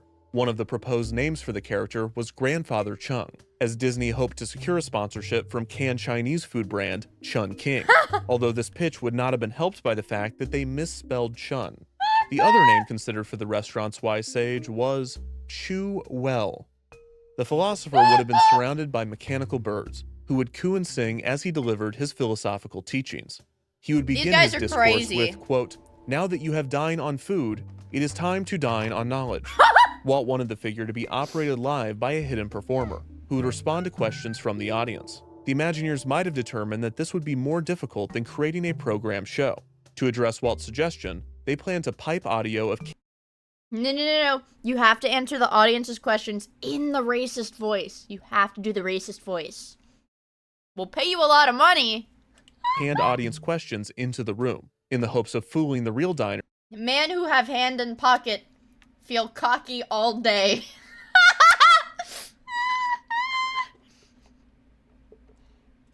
And that's what they were gonna make him say. Into believing that another patron had posed the question. For instance, a pre-recorded voice of a young girl would ask the philosopher why her father thinks that she talks too much, to which the philosopher would respond, quote, "Every young girl should be the picture of her mother, but not the soundtrack." Also, Nailmaster, thank you for the follow. I really appreciate it. Cocky one. Forget it. Man who drop watch in toilet has shitty time. Another line of wisdom from the philosopher was, quote, "Psychology books very handy if applied right, suggest 3 brisk strokes overhead of child." A white man doing his version of a Chinese accent while delivering jokes about child beating would have absolutely murdered a crowd in 1950s Disneyland. Dude, they would have gone crazy. Dude, that's what the people in the 50s loved. Have the opportunity due to Walt's sudden and swift cancellation of the Chinatown area of the park. Despite the project being far into development, Walt apparently met with the team and declared, quote, "We're not going to do Chinatown. San Francisco and Los Angeles already have Chinatowns. There's no need for one They've got enough Chinese stuff. We don't need any more."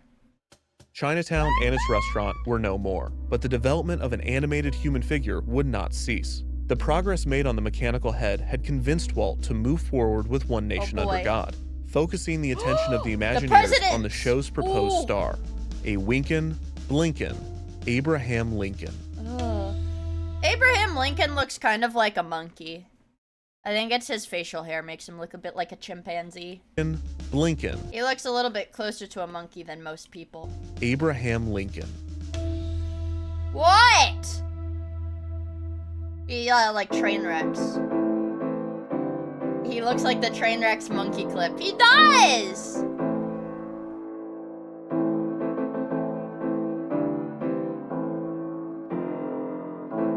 I can say that Abraham Lincoln is white. Sculptor Leonard Wells Vogt Fourscore and convinced the 7 Republican nominee bananas for ago. president, Abraham Lincoln, to visit his studio in Chicago. Whoa! That's him without a beard? That looks scary. Lincoln agreed to allow Vogt to create a life mask, a plaster cast of his head and face. This was a common practice at the time, It was common?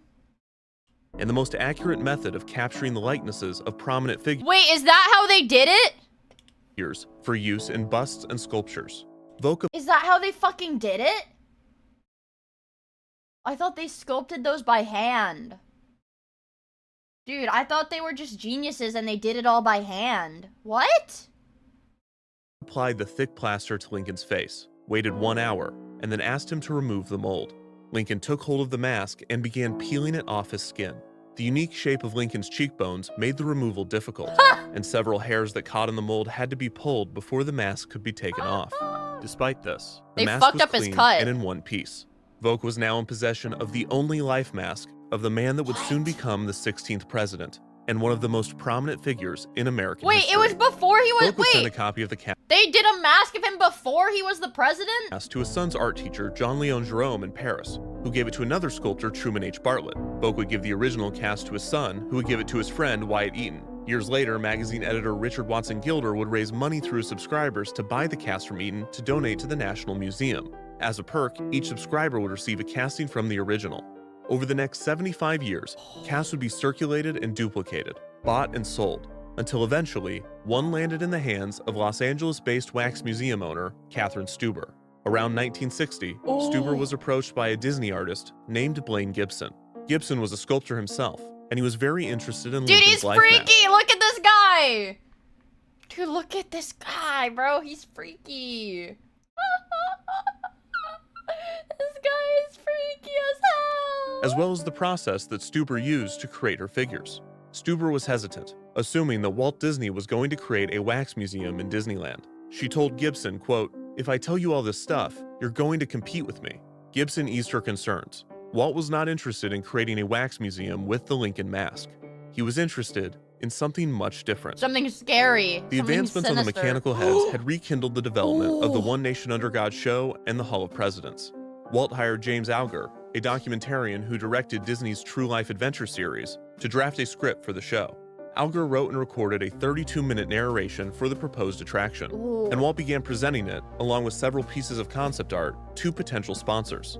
While the presentation was impressive, no company would agree to a partnership based on the script and drawings alone. Yeah, they didn't have Walt the believed animatronics to secure yet. financial support, he needed a prototype of one of the animated figures. Make the Walt goddamn needed a animatronic. functioning mechanical president.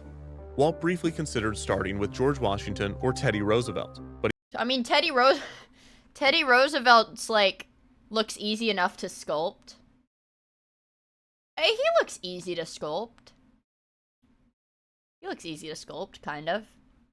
Easier than George Washington. He's got like sunken eyes and shit. he instead chose to move forward with his favorite commander-in-chief.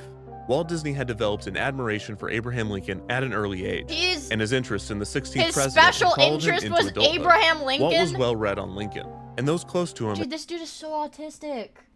His special interests were trains and Abraham Lincoln.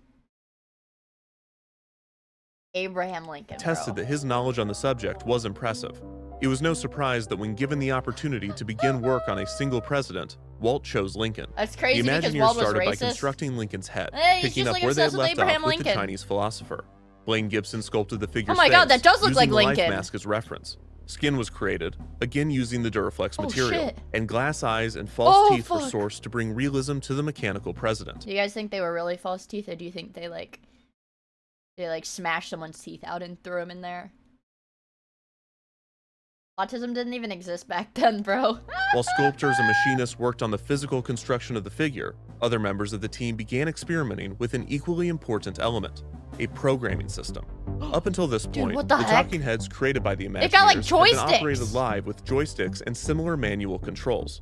Some of these control mechanisms were custom built, utilizing technology that had been developed for aviation. Despite being state-of-the-art at the time, these crazy. controls were clunky and unreliable, and the method was only suitable for testing and demonstration. For One Nation Under God and other shows, the goal was to create an entire stage play that could be activated at the push of a button and played dozens of times per day. The Imagineers needed a way to record, Dude, store, they look like it looks like fucking launching a rocket or something. and play back the figure's movements. The first attempt at such a system was developed by Jack Gladish and utilized two things that were abundant at the Disney studio: film stock and moviolas. Moviolas were film editing machines that allowed an editor to play back the film while working, but Gladish would use them for an entirely different purpose. Oh my God. Instead of exposing That the was like, so that giant machine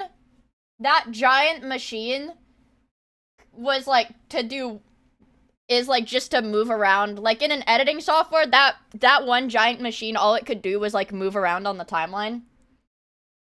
That was it. That was like it. Holy the shit. film stock to light and capturing a series of crazy. images. Gladish simply used the film as a canvas. On the surface of the film, Gladish brushed conductive silver paint. He then attached a connection to the moviola so that when the reel was played, a contact would graze the film's surface. When the silver paint would touch the contact, a circuit would be closed, causing a solenoid to be activated, resulting in a single action. When the silver was absent, the circuit would open, causing the solenoid to return to its resting position. This ingenious, albeit crude method was already far better than the programming systems that most automatons used. The duration of a camshaft program was only as long as it took for the cylinder to complete one rotation, while Gladish's film stock method could fit hundreds of feet of programmed information onto a single reel. Multiple shows could be created and swapped out by simply changing the reel of film, with no need to change the mechanisms of the animated figure. Unfortunately, the system also had plenty of issues. For one, the silver paint began to chip rather quickly, and the program needed to be repainted constantly. Second, this was not an efficient way to store information.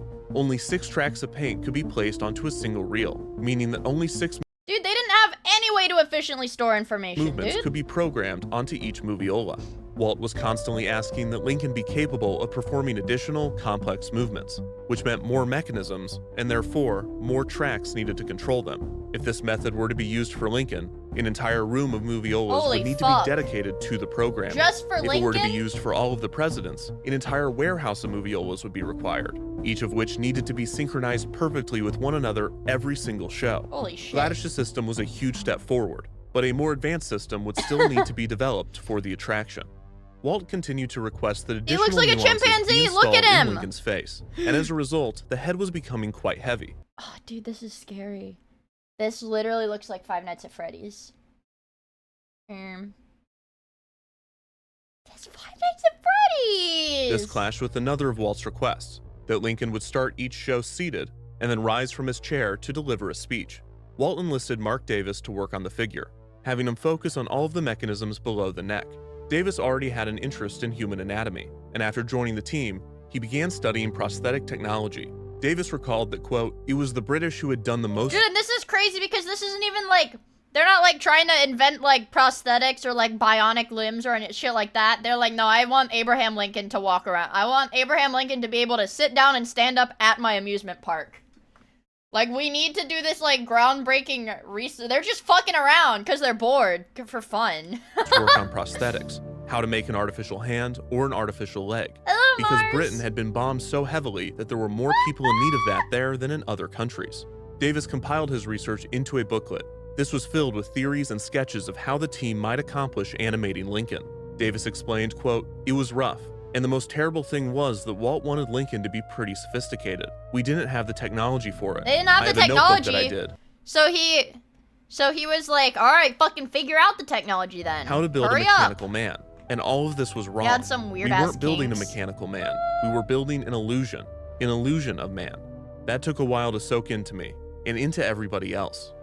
In 1960, Walt began negotiating with major corporations to build Disney attractions at the 1964 New York World's Fair. This was an opportunity to showcase the talent of the Disney organization to East Coast audiences and develop new technology Right, for because that shit was Disneyland only in using sponsorship California. money. Walt was interested in finding a sponsor for One Nation Under God and debuting the attraction at the fair. However, the Imagineers informed him that the technology necessary to operate the entire Hall of Presidents show was at least 5 to 10 Isn't he years. ultra rich? Well, somebody earlier said he was like bankrupt, but then he got like super. What the heck, Jason? Thank you so much for the 5 gifted. Oh my God, Patrick got one. Thank you so much. I really appreciate it. What the hell? Easy dodge. Easy dodge. Easy dodge. He spent all of his money on this. He spent like 4 mil to get back 7 mil. Well, like, but he was like poor-ish, I guess. Not like poor, he was still doing this shit. But he almost ran out of money, apparently. And then he got his money back. Oh, fuck. You know they're getting the Dodgers. They're getting the Dodgers. Flaming Ninja, thank you for the gifts of unlimited hot dogs. Oh, I just fucking realized the leaderboard's reset, you guys. The leaderboard's reset. Holy away. shit. Development continued on the animated figure, as Walt sought to secure partnerships for other attractions at the fair. At the same time, Walt and the Imagineers continued to make See, how come this Mickey Mouse doesn't look scary? This Mickey Mouse looks normal. improvements to Disneyland. In early 1960, Disneyland management flagged the Pavilion restaurant as a venue in need of a refurbishment.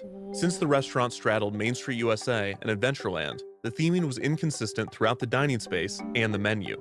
To solve this, Walt tasked his Imagineers— Imagine how much money he would have made if he made a sex bot instead of Lincoln.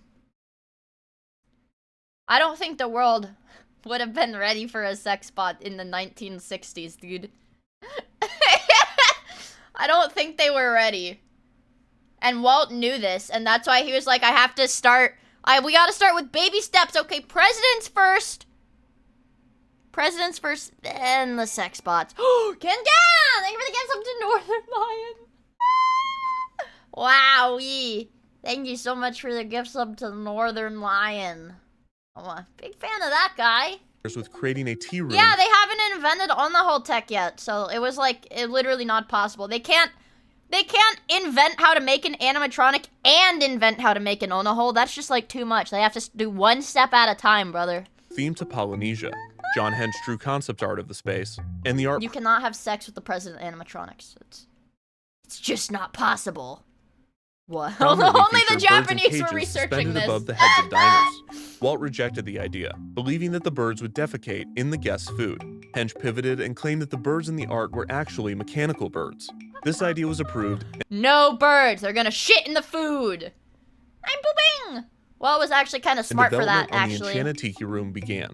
The restaurant borrowed many elements from the Chinatown restaurant concept, including the format of the dinner show and the use of programmed animated figures. As automaton makers had been doing for thousands of years, the Imagineers took advantage of the unique properties of birds, finding it much easier and quicker to achieve lifelike movement with the Tiki Room sponsored by Dole Whip. Guys, it's been such a long time since I've had Dole Whip, and the only place that has it, I think, is like the frozen yogurt place. It's like one of those like make your own frozen yogurt places, but they also have ice cream and not just frozen yogurt, and they have pineapple Dole Whip. That stuff is really good. That stuff is really freaking good, the Dole Whip. Man. Birds than the Lincoln figure. Still, Walt demanded— It's like ice cream. It's like ice cream. Wowee! Yeah, it's really good. More naturalism than had ever been achieved with mechanical Dude, birds. I would low-key. I would be so happy if I got to work in the build bird room. Yeah, it's soft serve. That's what it is, soft serve. Specifically, he wanted the birds to be able to puff out their chest as they sang. This was a particularly difficult task for designer Harriet Burns, who had to find a fabric that allowed for this motion. As with the talking heads, solenoids would be utilized. These were placed inside of the bird's back, and would give the birds the ability to quickly open and close their beaks. However, solenoids were too jarring and limited. Wait, the birds were racist? What? How did they make the birds racist too? Bring back quirky jobs like these, man. I don't want to work corporate jobs anymore. Dude, that's so base savvy. All of the realistic movements that the Imagineers wanted They sold to achieve. this technology to the accomplish CIA, fluid and now motions, every bird you pneumatic see tubes is using watching you. pressurized air were designed. A pressurized air system would be housed outside of the showroom, and tubes would be routed into the mechanical birds. This allowed for stronger, slower motion, which the Imagineers could easily customize by changing the pressure of each individual action. Like the solenoids, these mechanisms were digital, meaning that there were only two states: activated and resting. A joystick control was created for the birds, revealing the range of motion of the fully articulated characters. The joystick control had two buttons, one on the top of the handle that puffed the bird's chest, and one on the base that opened the bird's beak. Tilting the top of the handle forward nodded the bird's head. Wait, so they had somebody that had to do this? Pushing the entire lever tilted the bird's body, and rotating the handle side to side turned the bird's head. Wait, that's... A few of the Dude, that's a lot of degrees of, like, movement, actually. The bird's movements were designed so that it had two extreme activated positions, with a resting position in the middle. For instance, while the joystick control and the pneumatic pressure gave the appearance that an operator could turn the bird's head gradually in either direction, in reality, there were only three positions: resting, which in this case was looking forward, activated left, and activated right. The movement could not be stopped between these positions. Thanks to these advancements, the Imagineers were building the animated figures for the Tiki Room restaurant quicker, cheaper, and more predictably than any of the mechanical human figures. Because of this, the dinner show starring the singing tropical birds was fast-tracked through development. The only missing component was a reliable system to record and play back the performance. The necessary breakthrough finally came thanks to a unique collaboration between several departments at the Disney studio. with the sound engineers, electricians, and machinists working together to create a custom programming system for the figures. We're doing that This new to method you. controlled the animation, not with paint, but with sound tones. In order to understand how this worked, it is necessary to understand the basics of sound recording. I don't know Sound any is of that. produced by vibrations. Okay. Human ears have a thin layer of skin, referred to as the eardrum. Their response That's what I keep trying to. That's what I keep trying to pop when I use Q-tips. I stick the Q-tip all the way in my ear. to these vibrations We're and doing converts this to them you into tomorrow. electrical signals. These signals are sent to the brain, where they are processed as a sound. In order to replicate this process using a machine, a mechanical eardrum, known as a diaphragm, responds to the sound waves, and this movement is converted into an electrical signal. The Wait, electrical what? signal travels along a wire and to a recording head.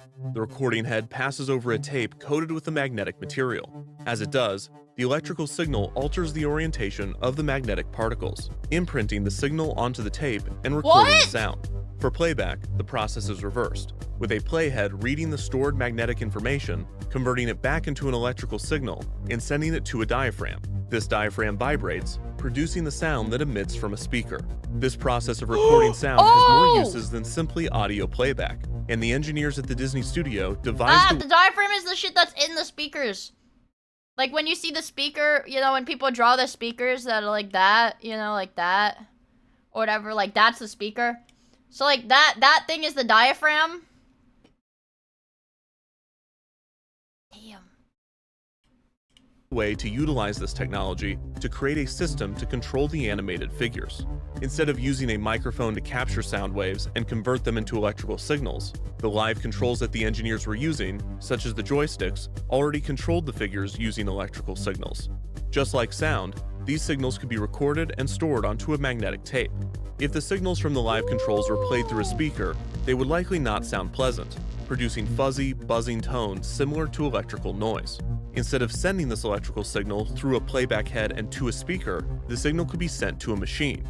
This way, the Imagineers could use it to program the mechanical figures. When a tone was detected, it would activate a mechanism on the figure. This system I'm functions not smart similarly enough to for this. What the fuck? the silver paint method, but the process was already a significant improvement. For one, the magnetic tape would not flake off like the silver paint.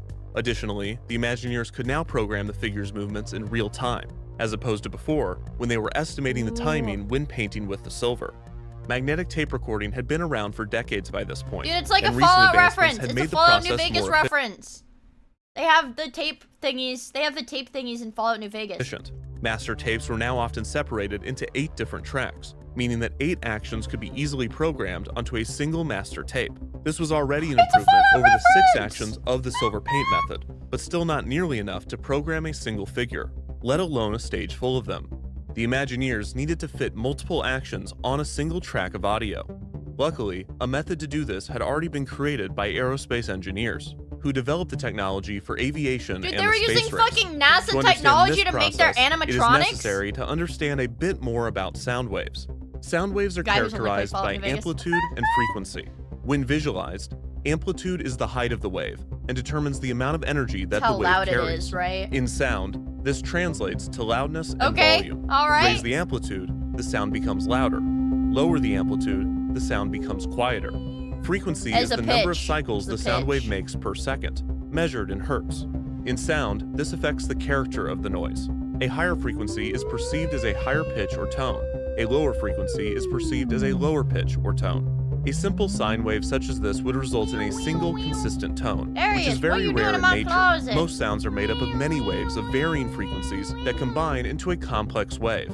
For instance, if 3 tones occur at once, one with a low frequency, one with a mid-range frequency, and one with a high frequency, the resulting compound wave would look like this. What? More complex sounds, such as a fully orchestrated music track or the human voice, have even more detailed sound waves. This combining effect is a natural occurrence, so the Imagineers can Dude. easily place multiple sounds the onto hell? a single track. When recording the figures, the Imagineers assigned each action its own frequency. For instance, the tongue on the mechanical head might be controlled by a tone with a frequency of 350 Hz, while the corners of the mouth might be controlled by a tone of 400 Hz. The sound engineers needed to distribute the frequencies throughout the tape's recording range, so that there was enough buffer between the actions to avoid interference. After all of the frequencies were recorded, they would naturally form a compound sound wave. But the individual information was not lost. It just needed to be decoded. The method to separate the actions on playback required a set of metal reeds arranged in a bank. This appeared similar to a xylophone, and the process was not dissimilar to the musical instrument. In a xylophone, each key produces a different tone, determined by the size and I know how shape a of the xylophone key. works, okay. In the reed bank, each metal reed is tuned to respond to a different tone. When a reed registered its resonant frequency, it vibrated, closing a circuit and triggering an action. For instance, if the Imagineers chose to control the corners of the mouth using a frequency of 400 Hz, a metal reed would be created to respond to frequencies of 400 Hz. Crazy! And this reed would be connected to the circuit that controlled the corners of the mouth. The electric sound signal from the master tape was sent to the entire reed bank. Each reed listened to the entire range of sound, but could only respond to their assigned frequencies. This new method allowed for 10 to 20 actions per track, meaning that an 8-track master tape could have as many as 160 actions on it. The animated figures that utilized this system of audio tones were given the name audio animatronics. The term animatronics was a combination of animation and electronics, but the audio part has a disputed etymology. Animatronics, guys. We've gotten to the word animatronics. The most common explanation is that the audio in audio animatronics refers to the sound that emits from or near the figure. The fact that the animated figures can produce sound and synchronize their movements with it is what makes them audio animatronics. Is this about Disney, the history of Disney animatronics? Sometimes, though, Disney and the Imagineers working on the project have said that the audio in audio animatronics is derived from the fact that the figures are controlled by audio tones. To illustrate this confusion, here's a clip of Walt Disney and a bird disagreeing on the origin of the term. Audio for sound. See, and electronically animated by sound. That's what he's trying to say. While 160 actions might seem like more than the Imagineers would need, it was still not enough to control an entire show. On top of the animated figures' actions, space needed to be dedicated to the program's audio tracks and lighting controls. The final piece to addressing this issue would be another system created outside of the Disney studio. It's a little bit uncanny. It's a little bit technology creepy. Developed not for entertainment, but for nuclear war. What? The Imagineers utilized systems originally invented for the Polaris submarine-launched ballistic missile. What? There are mixed reports on exactly how Disney acquired this technology. Wait, and what exactly... How the fuck did Disney... Disney's like, yeah, we're just gonna use this control system for, you know, underwater ballistic missiles. Don't ask how we got this, but... You know, we're gonna use this to make, we're gonna make really awesome Abraham Lincoln animatronics with this, just trust me. Well, yeah. Don't ask, don't worry about it. The technology was. Some sources claim that the information This had is been Robco Tech declassified. lore. Some say that Walt purchased the patents from private companies, and a few imply that Walt might have been given the information by his internal contacts within the US government. That's fucking crazy! Said, it was not a secret that Disney was utilizing technology developed for Polaris. In fact, the primary source that they used it at all was Walt himself, who explained in interviews that, quote, if the government hadn't done all the research, it would have cost us a fortune to develop this. Dude, thank God the government made all these nuclear weapons so we can repurpose them. We can repurpose this nuclear weapon technology to make, dude, these fucking kick-ass animatronics, dude. You're gonna love Jungle Cruise. They secretly have nukes inside of all of their animatronics so that you don't, like, damage them or whatever, or This else they'll made for kill a great you. headline, but the exact technology borrowed from the nuclear missiles was more practical than it was compelling. Most reports indicate that the technology that derived from Polaris was a 14-track tape system. This nearly doubled the number of actions that could be used in a show. Wait, oh man, that made it sound cooler than it actually is. So literally all they were using, they just had fancy tape that had more tracks than regular tape. Man, I thought it was like something like really cool. Oh. Show. Finally, the system could handle the amount of programmable material that the Imagineers They stole a required. fancy There was tape just recorder. one more feature needed to bring the animatronics, specifically Lincoln, to life.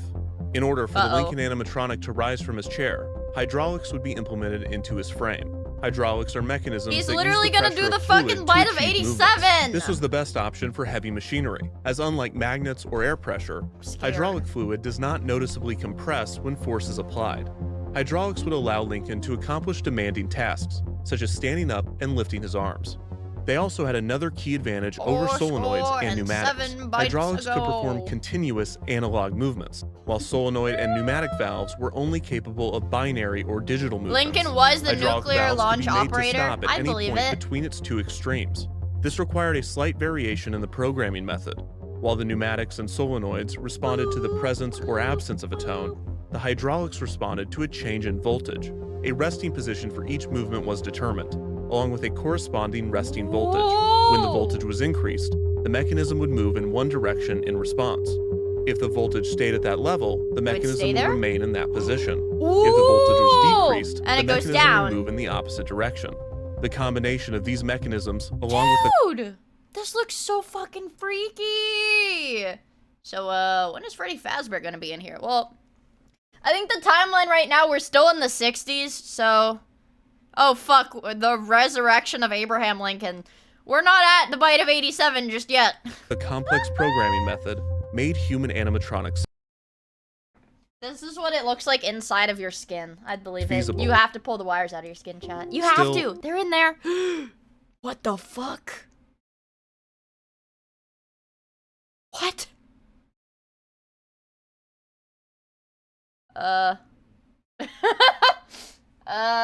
What?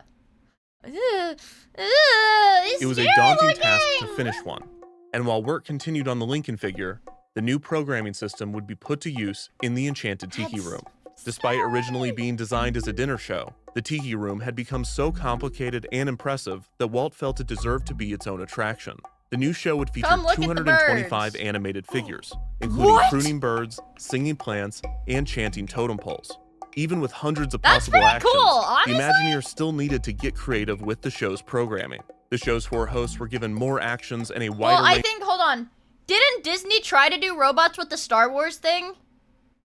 Didn't Disney try to do robots? But, like, people don't like robots as much as they like people. Didn't they try to do robots?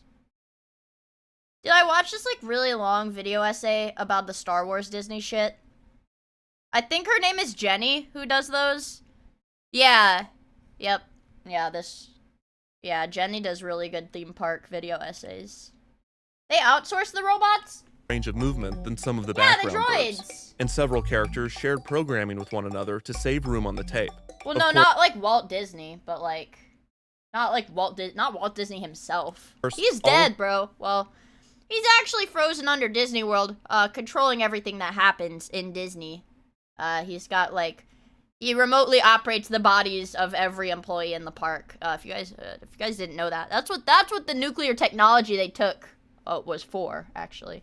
Fallout New Vegas reference? Yeah, it's literally House from Fallout New Vegas! All of the complicated systems and delicate machinery were completely hidden from guests, and when the attraction debuted at Disneyland in June of 1963, it was pure magic. Robo Lincoln was a prototype for Walt Disney's new body. The room came to life in a way that had never been seen before, and yet, this was only the beginning of what audio Collect animatronics my could snow achieve. globes. Wait, that Mr. House was actually based on the Disney rumors? That's so fucking cool. That's so fucking cool. It's time, Chad. We're gonna see him. Lincoln in all of his scary glory.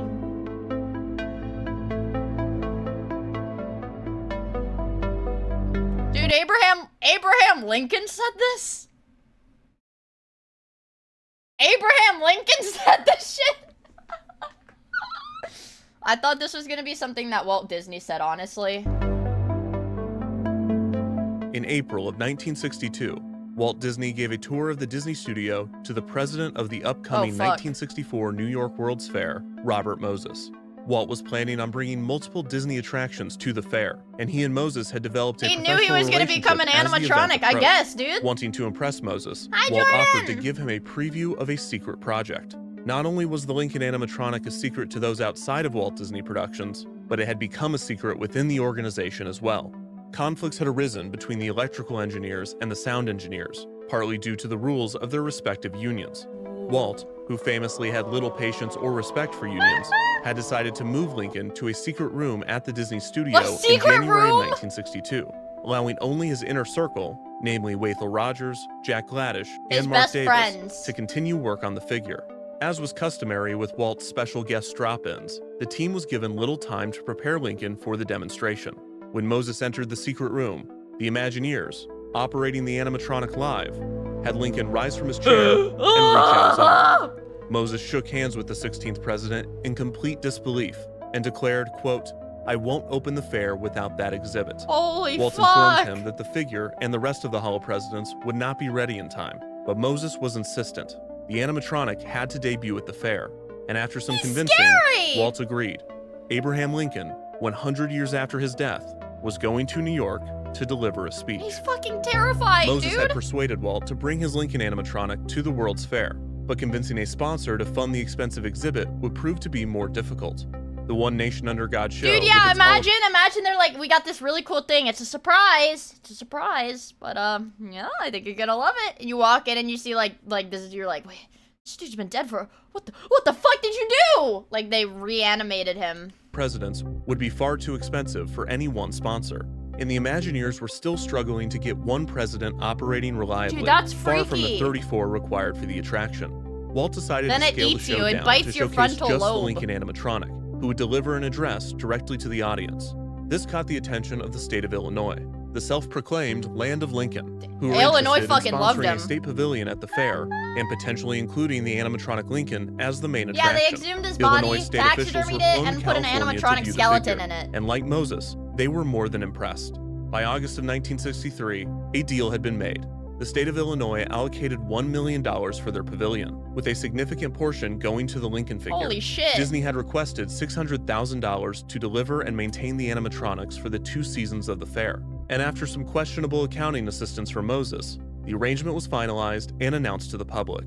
This is when the protests began. What? Concerns over animating a real historical person had existed since the impetus of the project. While monuments and wax museums were common and featured realistic 3-dimensional depictions of historical figures. Oh yeah, but they replicating can make Lincoln say whatever the fuck they want. They're afraid that they're gonna mischaracterize and Lincoln. animating a dead person was another story. Some historians believe Walt might have been inspired by an attraction at the 1933 Century of Progress Fair in Chicago. Dude, no, Walt Disney was just fucking obsessed with Lincoln. Like, obsessed with this No. guy. Referred He probably wishes he could have had the animatronic in his house. to as the Talking Presidents.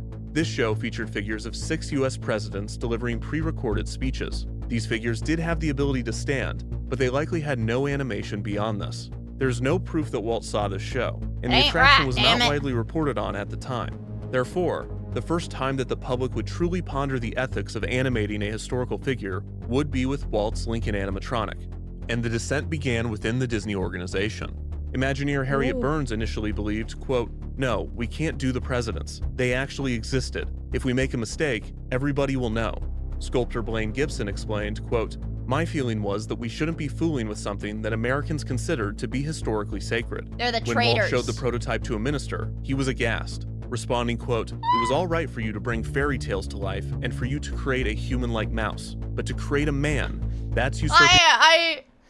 I'm okay with Mickey Mouse, but I fucking draw the line at Abraham Lincoln. I think Lincoln would like Pepsi. The powers of a higher authority. These initial objections were just the beginning of the flood of criticism the project would receive upon announcement. Newspapers in Illinois called the concept of a Lincoln robot grotesque. The Herald and Review deemed it, quote, "a cheap carnival trick that would demean the memory of Lincoln and degrade the Illinois exhibit." Walt and Moses traveled to Illinois to give a presentation on the project to the state legislature in hopes of quelling the negative press. Walt explained at the meeting, quote, "I have more at stake in this than the state of Illinois. I am staking my reputation on this, fuck you my guys. integrity. I am not a carnival operator." Walt's presentation helped ease some concerns, but it did not dispel all criticism. One person that attended the presentation argued that, quote, "It's almost as ghoulish as the idea to play a mock recording of the voices of the 4 presidents enshrined at Mount Rushmore." I think that's a Another good scoffed, idea. Quote, "The next thing they'll have Mouseketeers giving guided tours of the White House." Newspaper columnist David Get Disney out of my history. Phelps penned a scathing criticism of the figure's creation. The more things writing, change, the more quote, they stay the "The same." very idea Exactly. of a life-size figure of Lincoln, fashioned from fiberglass and plastic, animated and given a tape-recorded voice, is revolting even if the figure should be exhibited only in a wax museum on a carnival midway. but that such a macabre effigy is to be the central attraction of the Illinois exhibit should stir vigorous protest here in Lincoln Country. Walt moved forward with the project despite the pushback, and he would end up building 3 additional attractions for the fair, each of which prominently featured audio animatronics. Ooh. PepsiCo's UNICEF Pavilion would feature It's a Small World, a boat ride through scenes in which the children of the world sang in harmony. Most of the characters in the ride were simple mechanical figures animated using cams and levers, but a select few were programmed with magnetic tape and synchronized with the ride's music. Ford's Magic Skyway, a road trip through time, would feature mechanical cavemen and dinosaurs. Like It's a Small World, not all of the figures in the ride would be audio animatronics, but the few that were would add dimension and energy to their respective scenes. General Electric's Progress Land would feature the Disney attraction at the fair with the most audio animatronics, the Carousel of Progress. A direct evolution from Edison Square's Harnessing the Lightning show, the Carousel of Progress would follow a family experiencing the evolution of technology throughout the 20th century. The Imagineers designed and constructed 32 audio animatronic figures for the attraction. Dude, While they're all were so controlled fucking by freaky, the show's dude. master tape, some figures were more simple than others. As with the original pitch for the attraction, these basic figures would only be seen for a short time, and the characters were designed to appear as if they were operating a household appliance. Other animatronics in the show would be complex and would remain in view for several minutes. John, the father of the show's fictional family, had 30 unique programmable actions, and 4 versions of the character would appear throughout the attraction, 1 in each of the show's 4 acts. Recording the performance of the human animatronics turned out to be much more difficult than recording the Tiki Birds. There were 3 main methods the Imagineers used to record the animatronic performance onto the tape. The first was the joysticks. These were used mainly for the Tiki Birds, but they could be used for human animatronics as well. The downside to this method was the limited number of actions that the joystick could control, and the awkwardness of puppeteering a human with the handheld mechanism. The second method was controlling Each individual... finger probably has 2 states. Right, and they still weren't at the point where they could, like, stop the movement, like, partway through it. It was you move it all the way to this pose, and then all the way to the other pose. ...actions by turning knobs or adjusting sliders on a board. This would eventually become the standard way of programming Disney's animatronics, with custom control consoles designed to assist in the process. However, these consoles would not be created until after the fair opened, so the primary method for recording human animatronics for the fair attractions would be the third option, the most interesting method. For the Carousel of Progress, John and other members of the family were programmed by the... Like, that looks realistic as fuck. The lady, maybe not as much, but this... Like, that looks realistic as fuck. Imagineers, mainly Wathel Rogers, using a specially designed control harness. This device was prominently featured on Disney's television special covering the fair attractions, and Walt acknowledged its strange look to the audience. Now this contraption here might look like something from outer space. While many have speculated that this method was faked for television, Wathel Rogers and others have confirmed that it was real, functional, and apparently as painful as it appears. What? The benefits of the control harness. It's the spring lock system, chat. It's the spring lock system that William Afton got stuck in. Five Nights at Freddy's is real. Were that multiple movements could be recorded at once, and that the programmer was performing similar body movements to the ones that they wanted the figure to replicate. The drawbacks, though, far outnumbered the benefits. The programmer's movements were not directly copied to the figure, with the harness not being sensitive enough to perfectly replicate the range of motion. As a result, the actor needed to exaggerate their movements to make up for this. The operator of the control harness has to be a bit of a ham actor, as you can see. Because the hydraulics position was determined by the tones, the programmer needed to start and finish their performance in the same position, or else it would cause a jump in the voltage, causing the figure to spasm. In order to get the exact performance, Dude, that would look the so programmer scary. needed to be in the harness for several hours, rehearsing and recording the movements again. Several hours? Dude, and this thing is like all metal. It was probably heavy as shit too. And again until it was properly recorded onto the tape. All of the actions could not be recorded at once, so the scene had to be performed by the programmer several times, each take focusing on a different category of motion. A mouth harness was also created to capture jaw movements in order to match the figure's mouth closer to the vocal. This looks like something out of a horror movie. Like, this literally looks like you'd be in Saw, like some Saw shit or whatever, and you'd wake up like in the Saw trap or whatever with like this shit strapped to your head. Yeah. Literally. Performance. The Imagineers would spend hours and hours recording different aspects of the animatronic onto tape before combining them all onto a submaster. Only after doing this would the Imagineers be able to see all of their work put together. Dozens of actions, such as the moving of limbs and the timing of the mouth, all recorded separately in isolation, needed to be synchronized to create a convincing illusion of life. If the timing of one or more of For your final test, let your bid go through your phone. Hang on, Dix, how your ass is tweaking. the actions was off, the Imagineers could adjust the timing of the tape. But if this was not enough to solve the issue, Dude, this is like some cyberpunk shit. Dude, I didn't even know this was a thing. They were gonna put you in a saw trap in 12 years, brother. I'm sorry. had to put the harness back on. He recalled, quote, "I remember times when I was in that harness so long, with everything so tight and so tense, that I'd come unglued. I don't think I've ever recovered from some of that stuff." It was that fucking traumatizing? While the recording process was tedious and uncomfortable, the result was mind-blowing. The Carousel Progress's narrator was capable of We just have to give one honorable Disney employee lifelong PTSD to get these beautiful, lifelike, indistinguishable from man animatronic movements.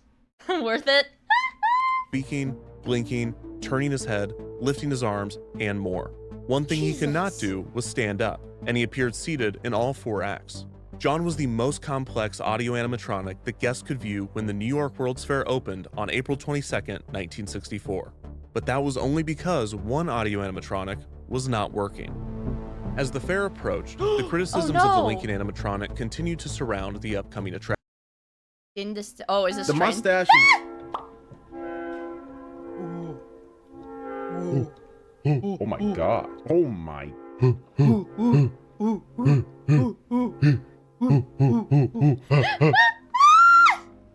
I'm gonna keep it a buck. That's indistinguishable. It's definitely indistinguishable. Attraction. Walt's response to the objections remained consistent. His defense was his dedication to an authentic portrayal of Lincoln, almost as though if he were somehow able to perfectly reanimate Lincoln in a way that was indistinguishable from the real human man, there would be no reason to object to such an endeavor. This did not stop journalists and the public from debating the ethics of the animatronic, and some questioned why the robotic animation was necessary to the show at all. Even Blaine Gibson admitted that he initially believed that, quote, "It seemed like it was something that could be done much better by actors. I just didn't think we could do it in an acceptable way." Interpretations of Lincoln by live actors was commonplace, both in theater and in film and television. These performances were Wait, so they didn't give a shit about real— what? Wait. It's not really a matter of, like, the potential misrepresentation of Lincoln, then? If they don't give a shit about actors doing it. What? were often Why are praised you and so were viewed as mad? respectful portrayals of the 16th president. So why did Walt not go this route for the Lincoln show? In hindsight, the suggestion feels preposterous. Walt and the Imagineers had spent 5 years and hundreds of thousands of dollars developing the animatronic. Of course, they wouldn't throw all that away and proceed with the Lincoln impersonator. But to the public that was hearing of the show for the first time, and that were not aware of all the work that had already been done, it was a valid question. Of all of the audio animatronic attractions created for the fair, the Lincoln show was the most questionable use of the technology. The cavemen in Ford's Magic Skyway and the dolls in It's a Small World were on simple loops, too tedious and repetitive for an actor to perform. Plus, these were cartoonish, stylized depictions of humans. Some Imagineers had suggested doing the same with Lincoln, hoping that if the animatronic appeared more like a caricature, the public would be less critical of the depiction. Walt rejected the idea, demanding, I quote, mean, "No, even like animatronics are still kind of fucking creepy, dude. I want him to breathe. I want him to be I alive." want him to The breathe. Carousel Progress featured realistic human figures, but the show required these characters to instantly transition between sets, costumes, and appearances. In this case, the omission of actors was understandable, as the technology was being used to accomplish something that actors could not.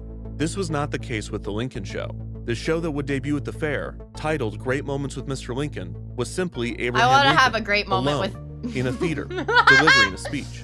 Why could this not be an actor? Alone with Why Abraham was Walt Lincoln? doing this? Apart from a personal passion for the technology, one of the arguably benign reasons was also Walt's main defense: realism. No human actor, even with prosthetics and makeup, could have the build and facial structure of the real Abraham Lincoln. That's true. The Lincoln animatronic, on the other hand, was sculpted from an actual life mask, and his body and face could be constructed to look identical to the real president. However, it wasn't. The Imagineers learned quickly that real did not always appear accurate. For instance, Gibson made subtle changes to the animatronic's face, specifically sculpting more pronounced cheekbones, to better acclimate the figure to the public's collective memory of Lincoln's appearance. Another example of this distortion was the figure's height. The real Lincoln was 6'4", which was considered very tall, both in Lincoln's era and in the early 1960s. That is very tall. And also today. However, when the figure was initially constructed to be 6'4", a common complaint from those previewing the animatronic was that Lincoln did not appear tall. The Imagineers decided to alter the figure's height to 6'7", distancing the animatronic from Lincoln's actual stature, but bringing him closer to the public's understanding that Lincoln was exceptionally They gave him tall. Botox. A similar liberty was taken with Lincoln's voice. For many decades, the public had assumed that Lincoln, known for his famous orations, had a deep and strong voice. By this point in the early 1960s, this misconception had been well corrected, and it was then common knowledge in academic circles He had an unpleasant voice. that Lincoln had a high-pitched, shrill, bordering on unpleasant speaking voice. I didn't even know that. I did not, he was a squeaker. I didn't fucking know that. Despite this, Walt decided to go with actor Royal Dano, who gave Because, dude, he had a, man crush on Lincoln, and he was like, no, I want this to be my idealized version of Abraham Lincoln that I can breathe. a deep and somber performance. During the recording session, Walt over-directed Dano, forcing him to do countless takes until an authentic exhaustion came through in the vocal performance. These are just He worked him until he was too tired to keep working. He's like, yeah, okay, now it's authentic. Now it's authentic. a few instances in which Walt and the Imagineers were more concerned with building a figure that was accurate to the public's expectations of Lincoln, rather than designing one that was identical to the real human being. Even if the animatronic could achieve a closer resemblance to the president, a human actor could behave more like the real Lincoln, as the real Lincoln was a human being. As impressive as the animatronic technology was becoming, it was nowhere near achieving the subtlety and range of motion of a real human. Walt's incessant requests for additional mannerisms did not let up, and he would often come into the studio with a new facial expression that he wanted Lincoln to mimic. I want him to make As a a freaky result, face. Waithel Rogers had to put so many mechanisms in the head that he had to ask Blaine Gibson to sculpt a bump into Lincoln's skull, which would be carefully hidden by the animatronic's wig. The extra machinery allowed Lincoln to have 17 different facial expressions, but unsurprisingly, it was still limited compared to an actual human's face. So if it wasn't realism, what was the benefit of using the animatronic in Great Moments with Mr. Lincoln? For fun. The most obvious is that the technology was the star of the exhibit. Simply having an actor pretend to be Abraham Lincoln was not nearly as compelling as seeing a state-of-the-art robot pretend to be Abraham Lincoln. Because it's Walt fucking sometimes cool. claimed that the fact that it was such a unique experience would motivate audiences to listen closer to Lincoln's words than if they were being delivered by an actor. But this was Probably. not the only explanation he would give. In private, Walt acknowledged that he had some ulterior motives to the animatronics technology, but it is difficult to tell how serious these statements were. Jack Gladish remembers Walt admitting, quote, "I'm tired of finicky actors. I want to develop a fully animated, articulated human It's like, I being fucking to use hate in place people! of motion picture actors and actresses."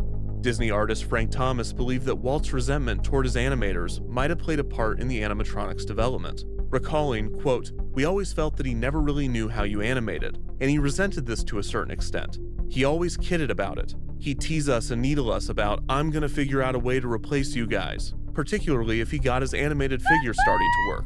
He'd say, I'm going to teach them to animate, the first thing I'm gonna teach them to do." With all this kidding constantly, you knew there had to be something in the back of his mind that was bugging him. On one occasion, Walt argued that the animatronics were He hated necessary these for the guys. logistics of a theme park attraction, explaining, quote, "You can't have human beings working 3 or 4 shifts. We can't afford to pay them, or they'll make mistakes, or somebody won't show up. We've got to figure out a way to have dude. automated shows." Dude, this guy would be like a fucking trillionaire if he lived in 2025, dude. He was like 50 years ahead of his time. Again, this The Shein factory mindset, dude. This dude would have owned Shein. reasoning, while true for the other Disney attractions at the fair, did not necessarily apply to Great Moments with Mr. Lincoln. The format of the show would have required an actor to speak for around 5 minutes, with around a 10-minute break in between. It would be highly unlikely that using multiple actors, even with makeup artists and wardrobe assistants, would have been more expensive than the animatronic, which cost between $500,000 and $1 million to build. Adjusted for inflation, that's $5 to $10 million today. Holy fuck. And as far as a human actor not showing up for work, the animatronic was far less reliable, as evidenced by the fact that the Lincoln animatronic was not functioning when the fair opened.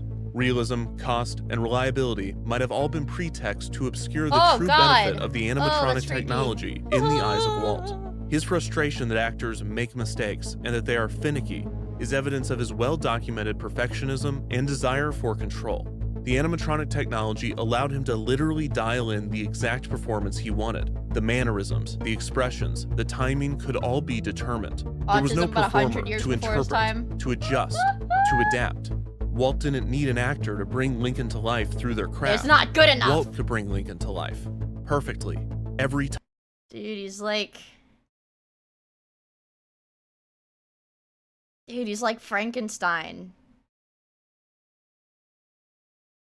He's literally Frankenstein making his goddamn monster. Holy shit. Holy shit. Like a machine. Actually, a machine. There is one more theory as to why Walt decided to carry the torch of humanity's age-old search for mechanical life. Not for money, or power, or even control, but for no discernible reason at all. What if Walt was not aware of his Oh my god. Matoem flower, matoem flower, matoem flower, matoem flower, matoem flower, matoem plushie spin, matoem plushie spin, matoem plushie spin. This is what I hear when you guys renew your subs, by the way. Matoem plushie spin, regat. I am going insane, Dr. Miia. That's what I hear when you guys renew your subs when I'm on the starting soon screen. You guys can't hear it, but I hear it. Also, thank you for the 19 months! I really appreciate it, dude. What if it was simply something inside of him? The same thing that had driven automaton makers to experiment with the craft for thousands of years. Some innate curiosity, drive, scary ego, shit, man. Something deep inside, not just Walt, but humanity itself. There is some credence to this theory. When National Geographic reporter Robert DeRoos visited to view the progress on Lincoln, he asked Maybe Walt, autism. quote, Maybe. "Is anyone else doing this kind of thing?" To which Walt responded, quote, "I don't know anyone crazy enough." When New York's park... He like admits that it's like kind of crazy though. Slim! Thank you for the 25 months! Alert. Alert. I like that emote. I don't remember when we got it, but I do like it. Commissioner Newbold He Morris craves asked the Walt why certainty he of was doing steel. this. Walt responded, quote, And flesh is "Because weak. I can't stop." I can't stop. This guy is fucking insane. Alright, chat, give me a second. Give me a second. I need to go pee. Because I drank all my diet. I was gonna say Dr. Coke. Diet Coke. So you guys gotta wait. But we'll finish it in a second.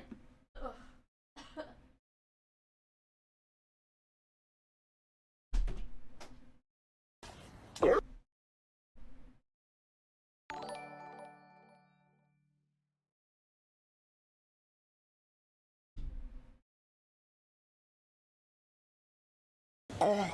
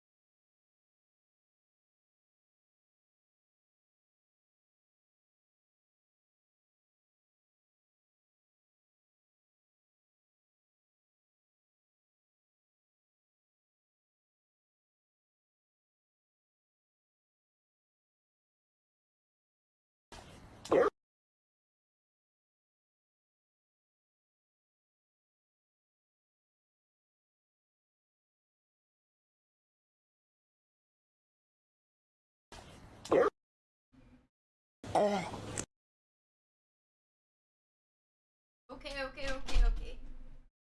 Whew. Guys.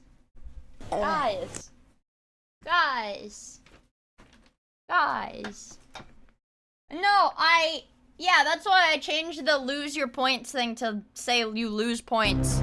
Because you just lose points now. Because you just lose points. Did I wash my hands? Of course I did.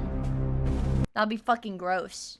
You know how dirty my stuff would be in my room if I didn't wash my fucking hands? On April 16th, 1964, Lincoln passed his... I know boys don't wash their hands. Because they pee standing up. So you think you don't have to wash your hands when you do that, but you do. Final testing in California and was shipped to New York City. The Imagineers then rushed to configure the show in the Illinois Pavilion. Lincoln was scheduled to deliver his first speech on April 20th. Depends on your at a aim. My pee-pee is clean. Ew! For dignitaries You do and need to special wash guests your of the fair. hands. However, when Lincoln was installed and the Imagineers But I began pee testing, sitting? he did not work. The figure What the would go into fit. Dude, he looks like Iron Man!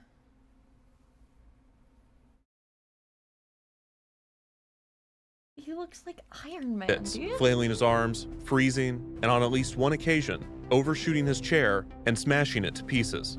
There are several Oh, because he's like super heavy.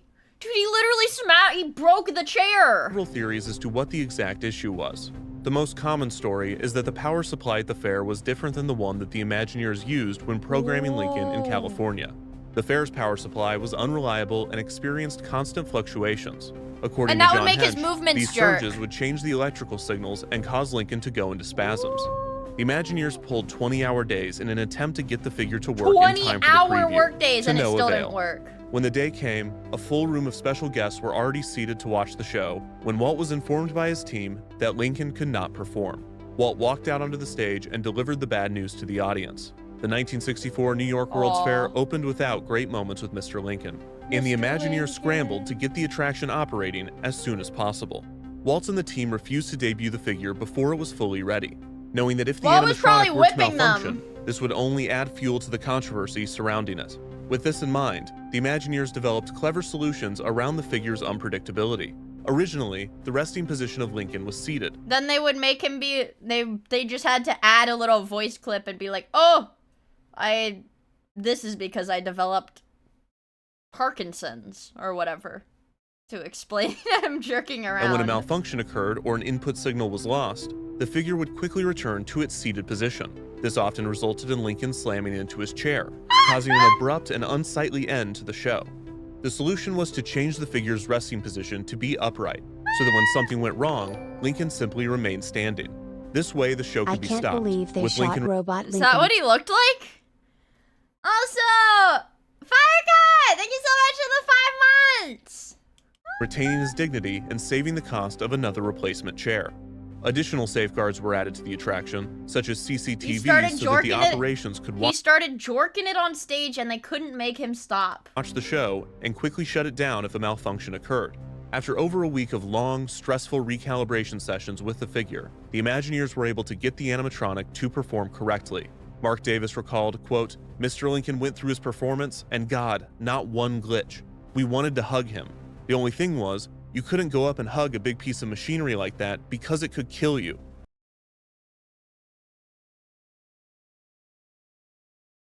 It's the bite of 87. It's the bite of 87. Yeah, it is literally the bite of 87! This thing had 500 pounds of hydraulic pressure. It could kill you.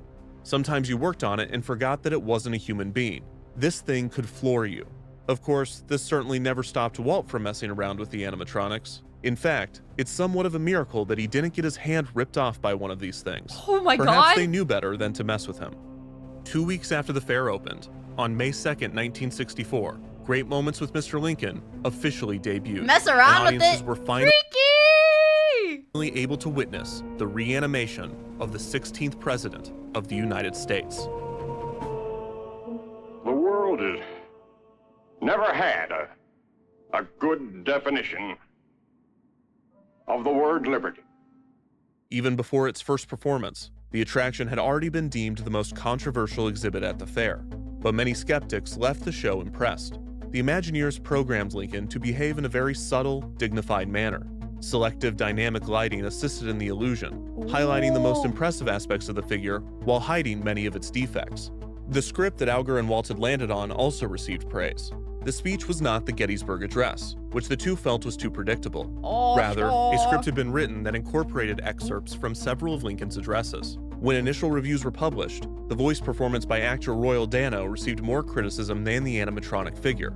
Although some reviewers believe Dano achieved Lincoln's high-pitched, nasally voice better than other impersonators had. While the press was warming up to the animatronic Lincoln, the general response from the public was disbelief.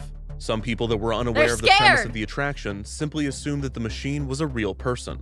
Imagineer Gordon Williams recalled people in the God damn, they were making something so realistic that, like, even in the 60s, people saw it and they're like, yeah, I think that's a real person. And that was, like, their earliest, like, lifelike, quote-unquote, animatronic. lobby after the show speculating, quote, I bet that guy gets tired after doing that all day.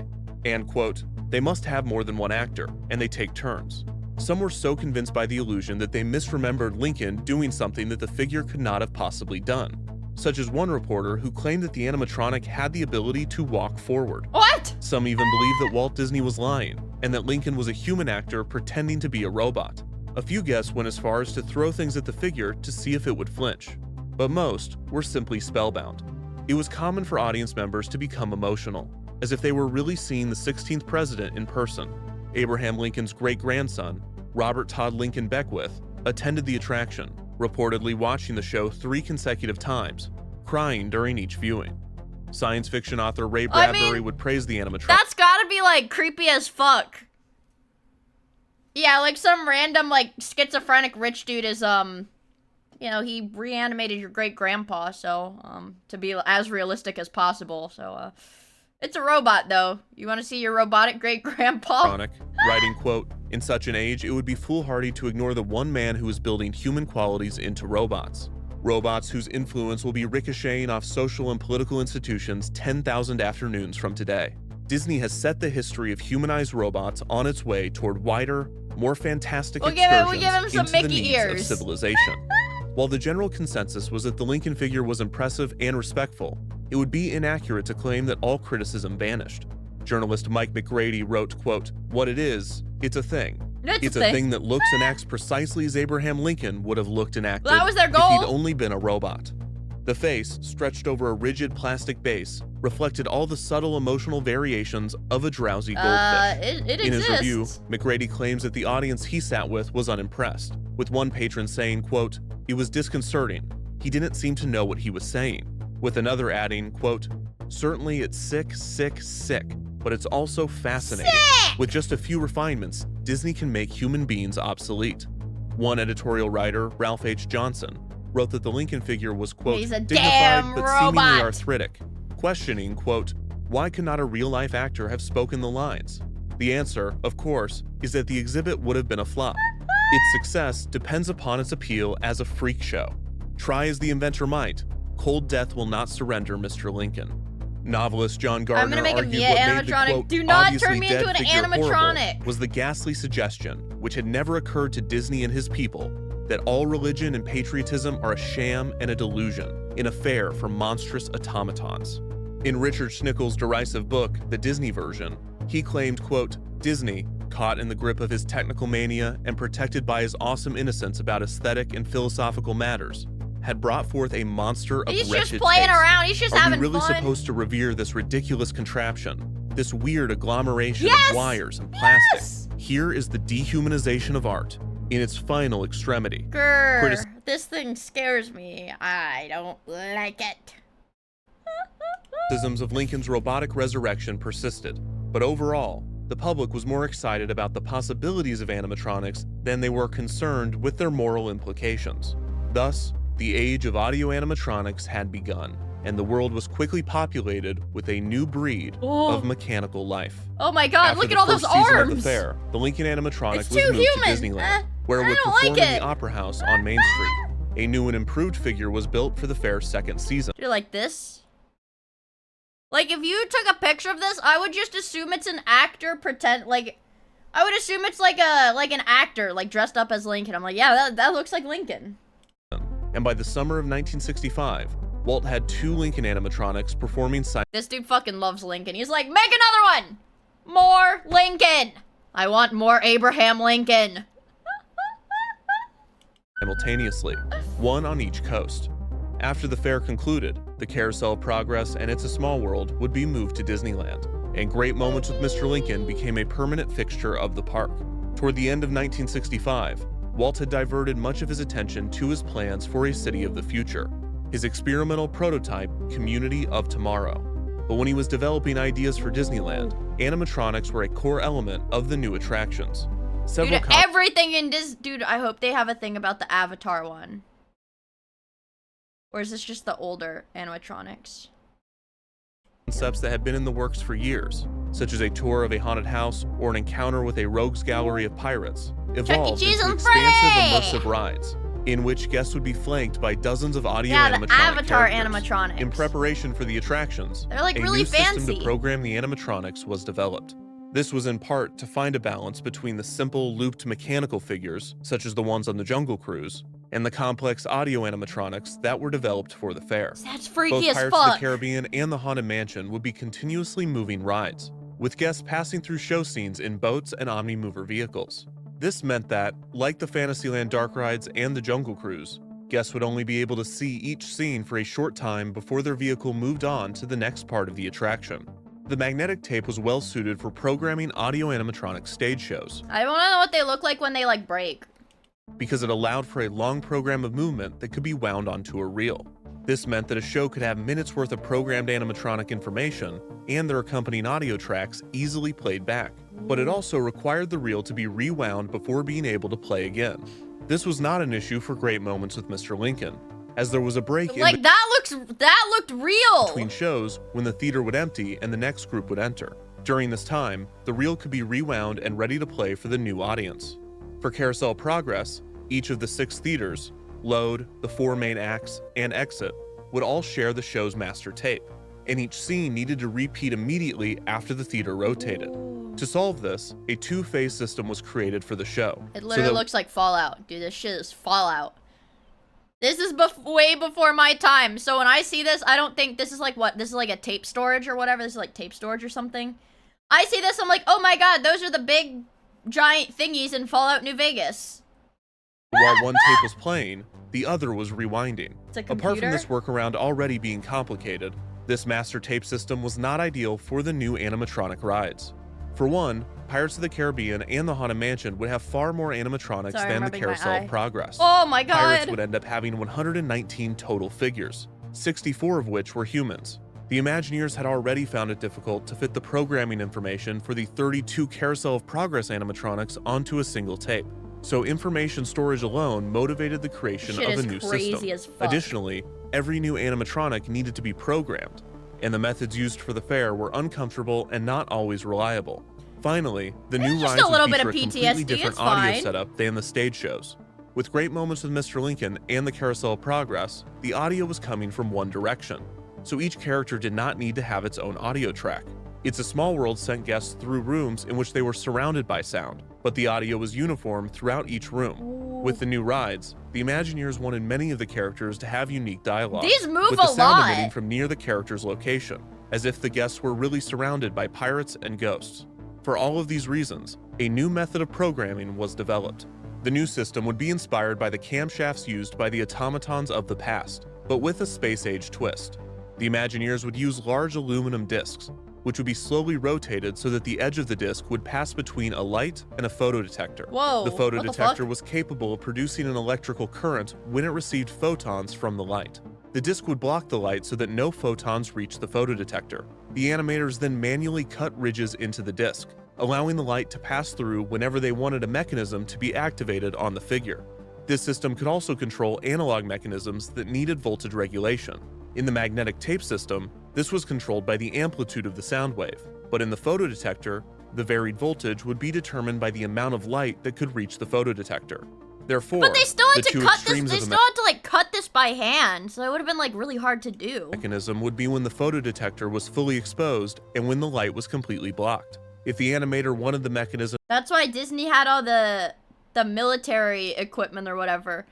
Because they helped NASA fake the moon landing. They used Abraham Lincoln's animatronic to make it look like he was actually on the moon. to stop somewhere in between, they would cut the disc so that the light was only partially blocked. This also allowed for some control over the speed of the movement, because the animator could allow the light to be quickly exposed or blocked, or be more slowly exposed or blocked, depending on how the disc was cut. In the system, each disc controlled only one body action, so cabinets that could hold the discs in a vertical arrangement were created. These cabinets had enough room to stack 28 discs, and they would turn at a constant rate so that one full rotation would occur every 60 seconds. This would be a long enough program that guests passing by the scenes could not detect the loop, but not so long that time and space were being wasted. The final element was synchronizing the sound with each figure's motions, and synchronizing each figure with one another. The magnetic tape system had synchronization built in. One track would be audio, and the other tracks would be the programming information. With the cam rack system, the Imagineers needed a way for sound to be played in a loop, synchronized with the spinning discs. Luckily, Disneyland had already been using Dude, like, this is crazy. Electronics? What the fuck does this thing even do? loopable magnetic tape Get a since it opened laptop. for sound effects and ambient music. These repeater mechanisms sent the tape through a long path before repeating, so all that the Imagineers needed to do was install one of these repeaters that was calibrated for 60-second loops to match the rotation of the programmable discs. The finale of both attractions would feature 2 ensemble musical performances, sung by the animatronics. The 2 theme songs, Yo-Ho, A Pirate's Life for Me, and Grim Grinning Ghosts, would be written so that the music and lyrics lasted exactly 60 seconds, so that they could be perfectly looped along with the spinning. Wait, that's actually genius, so that they can be a little bit more lazy. They just make the song exactly as long as a full rotation. Discs.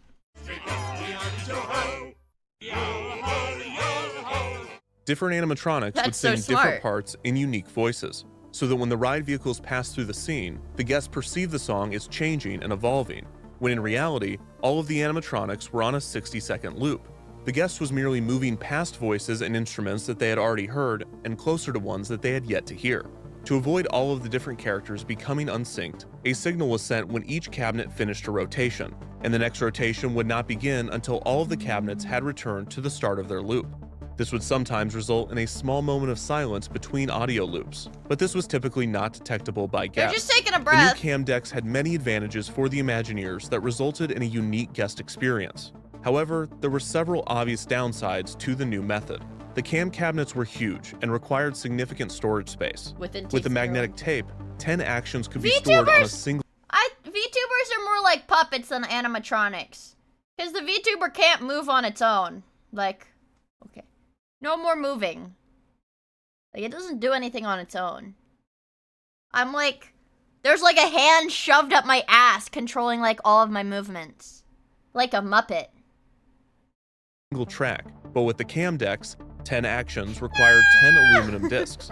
The cutting of the discs was also an annoying process. Not as See, that's painful what I as the control said. harness. That's what I said earlier. They said cutting the discs was annoying, but it wasn't like so painful that it literally gives you PTSD from doing it but like not as this. simple as pushing a button. The aluminum discs themselves would also wear out, requiring maintenance that often could only be carried out by WED and not the park's operations team. The cam deck method was another serviceable but imperfect method of controlling the animatronic figures. Predictably, it would not last for long. In late 1966, Walt Disney was diagnosed with lung cancer. In November of that year, Walt underwent surgery, And and a died. portion of his left lung was removed. On the day he was discharged, And they put him under, and they put his left lung under Disney World to grow a new body with stem cells. They used his lung to grow an entire new Walt Disney body. he visited WED in Glendale to view the progress that his Imagineers were making on the numerous projects in development. Outside of the work being done on Epcot, many of these updates involved progress on new audio animatronic Like the figures. animatronics, like when they're like paws, look so fucking freaky, like with the little thing poking out of its eyeball and stuff. Mark Davis, who is now leading the creative development on Pirates of the Caribbean, showed Walt the Imagineers' most They recorded impressive his entire animatronic genome on the tape recorders. That's why they had so many. figure to date. You know too much. A pirate auctioneer. The CIA is gonna come kill me. It's over.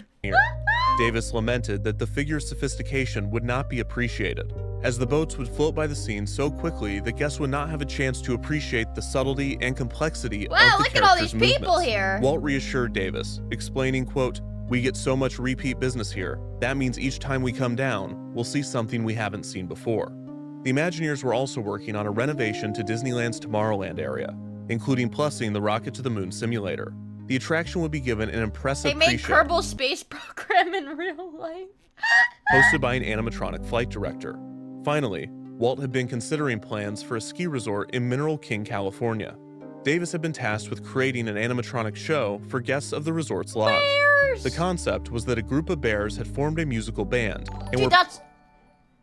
These... What does he say? Matoem flower, Matoem These flower, fucking Matoem animals flower. kick fucking ass!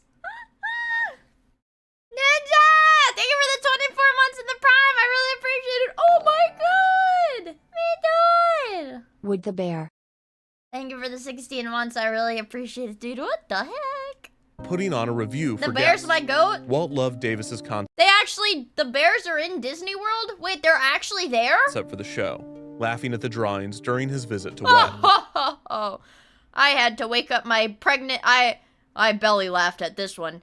Had to wake up my pregnant wife to show her. After Walt had been briefed on all of the projects, he asked to be taken home. On his way out, Walt turned to Davis and said, "Goodbye, Mark."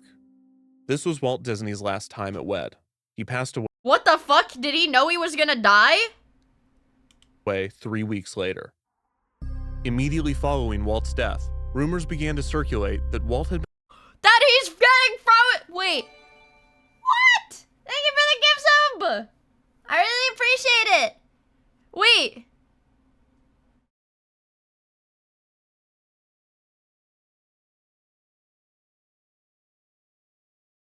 Wait.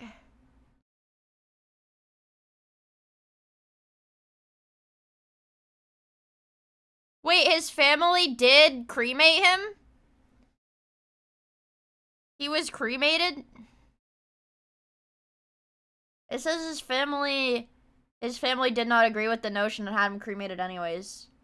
That's what they told the press. been cryogenically frozen, to be thawed out at a later date when his illness could be cured. One tabloid journalist claimed to have snuck into the hospital room where Walt was supposed to be on his deathbed, only to find him floating, frozen.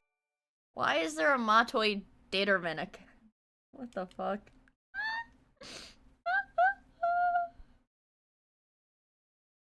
What? Thank you for the gifts of Can! Frozen in a metal tube. Other sources claim that Walt had asked to be frozen, but the request was ultimately denied. As the rumor spread, first throughout Hollywood and then around the world, urban legends were spawned. Some claim that it was only Walt's head that was preserved. Others claim that the freezing chamber is located under the Pirates of the Caribbean attraction that opened just 4 months after his death. The rumor had become so prevalent, such a staple of American pop culture, that reportedly, in 1983, soon-to-be Disney CEO Michael Eisner asked Walt's daughter, Diane Disney Miller, If at a he was dinner, frozen? quote, "Is he," before Diane interrupted him, saying, quote, "I know what you're going to ask, and no, Dad isn't frozen."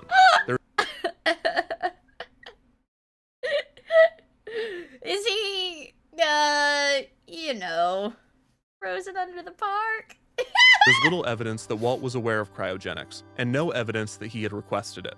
In reality, Walt was cremated, and his ashes were placed Did they actually, is cryogenics like a thing? Can you ask to be frozen when you in die? Forest Lawn Memorial Park Is he, you know, in Glendale, yes? California. The story that Walt had been frozen was merely tabloid gossip. The idea that someone whose products were so seemingly innocent and whose persona was so wholesome had undergone such an eerie and grim treatment. I mean, his persona wasn't wholesome. He, like, gave his employees PTSD. And also was, like, plotting against them. And also he was, like, super racist. Was amusing to the masses. But there was also something specifically about Walt attempting to use experimental science to escape his own death that was believable. After all, he was a well-known futurist. He's a Walt little had crazy. speculated on space travel, built monorails and people movers, That's and pretty designed cool, and though. The almost constructed monorail? a city of the future. Though it may have been the development of audio animatronics that had propelled these rumors most of all. In the minds of the public, Walt had been placed among those who toyed with the idea of life itself. Yeah, dude, Sure. imagine imagine you're at like a really competitive job. It's like Disney is so fucking big. Also, Anakin, thank you for the follow. I really appreciate it. You're working at Disney. You're like, man, I gotta keep my job. I gotta do anything in my power to keep my job. And your boss like comes up behind you, like taps your shoulder and like whispers in your ear. He's like, I'm gonna replace you with the robot someday. I'm making the robot. Your clock is ticking, friend. I'm making that robot right now. Like, and imagine your boss did this every time he came in to look at you. Like, to make sure your work is progressing, like, every single time. Certainly, if Walt could use technology to bring Abraham Lincoln back to deliver a speech in the year 1964, Walt could use technology to cheat death himself. But this wasn't the case. His fragile... They made Meet the Robinsons movie to refresh people about Walt's innovative mindset. Okay, I don't know why, but I feel like I watched Meet the Robinsons recently. I think I might have been watching it through somebody's, like, screen on a plane. Maybe it was, like, on a plane. But Meet the Robinsons, what is it? The kid time travels to the future, but he's the dad. And then his, like, roommate grew up to be evil because, what? And Goob ended up being evil because the kid kept Goob up all night and he fell asleep at his baseball game. So they have to go back in time so that Goob doesn't fall asleep at the baseball game. So that he gets adopted. So that Goob gets adopted because the parents only want high-achieving kids because he didn't catch the ball. Yeah. What does that have to do with Walt Disney? See, I know the plot of the movie. Or whatever. Mortal body had failed. And it's like, what? He was an inventor? And I guess so. It was turned to ash. Walt was dead. Gone forever from this mortal plane. And the bitter irony was that the only resurrection available to him now was the very one that he had developed. In the years following Walt's death, his brother Roy and the rest of Walt Disney Productions carried on with his Florida project, delaying development on Walt City of the Future and focusing on building a new theme park. Walt Disney World's Magic Kingdom was conceptually identical to Disneyland, with the most obvious difference between the two being Magic Kingdom's larger scale. Like Disneyland, oh yeah, Disney the World new is park fucking would have its huge. own Main Street, Castle, Adventureland, Frontierland, Fantasyland, and Tomorrowland. Several attractions were cloned for the park as well, with only minor changes differentiating the Magic Kingdom version from the Disneyland original. With all of the duplication, Disney was motivated to create a few standout experiences that were exclusive to Walt Disney World. In these cases, the Imagineers relied on concepts that Walt had proposed but never built, and the 3 attractions chosen would all be audio animatronic stage shows. The Country Bear Jamboree, originally pitched for the Mineral King Ski Lodge, would perform for guests in the park's Frontierland. The Mickey Mouse Revue, a performance by characters from across the Disney canon, was another animatronic show when they're not meant to look like one-to-one realistic depictions of humans, I think the animatronics don't really look that freaky. Had considered. The show would be placed in the park's Fantasyland. The 3rd animatronic show would perform in the Magic Kingdom's only unique themed area. Liberty Square was an evolution of Disneyland's never-built Liberty Street, complete with its signature attraction, the Hall of Presidents. Walt's ambitious dream of having 33 presidents share a stage had finally been realized, with 3 bonus presidents, as 3 more people had held the office since the idea was conceived. 3 bonus the star presidents. of the show would be another impressive Abraham Lincoln figure, That with more looks like fucking limited Lincoln! animation being given to the rest of the presidents. This was Disney's first time creating animatronics that directly mimicked real living persons. That's fucking freaky! Harry S. Truman and Lyndon B. Johnson were still alive at the time of the attraction's debut, and the sitting president, Richard Nixon, was also sculpted, animated, and included among the representations of all the presidents that had preceded him. It's a lot of Lincolns. If there had ever been a true debate over whether or not Disney should make robots of dead people, well, they did the it. pro-robots of dead people camp won handedly. Not only were Wait, 33 who the fuck of the is 36 Obama? figures depicting people that had passed away, but the attraction featured animatronics of John F. Kennedy, whose assassination had occurred less than a decade prior, and of Dwight D. Eisenhower, who had died just 2 years prior to the show's opening. But as with so many things in human history, There's only a brief window of got time beer to and prevent french something fries? that is What the new fuck, from dude? becoming something that has always been. The Abraham Lincoln animatronic had normalized the process of mechanical Yeah, no, the JFK animatronic's head explodes. It's a feature of the show. resurrection, at least in the Erection? minds of What?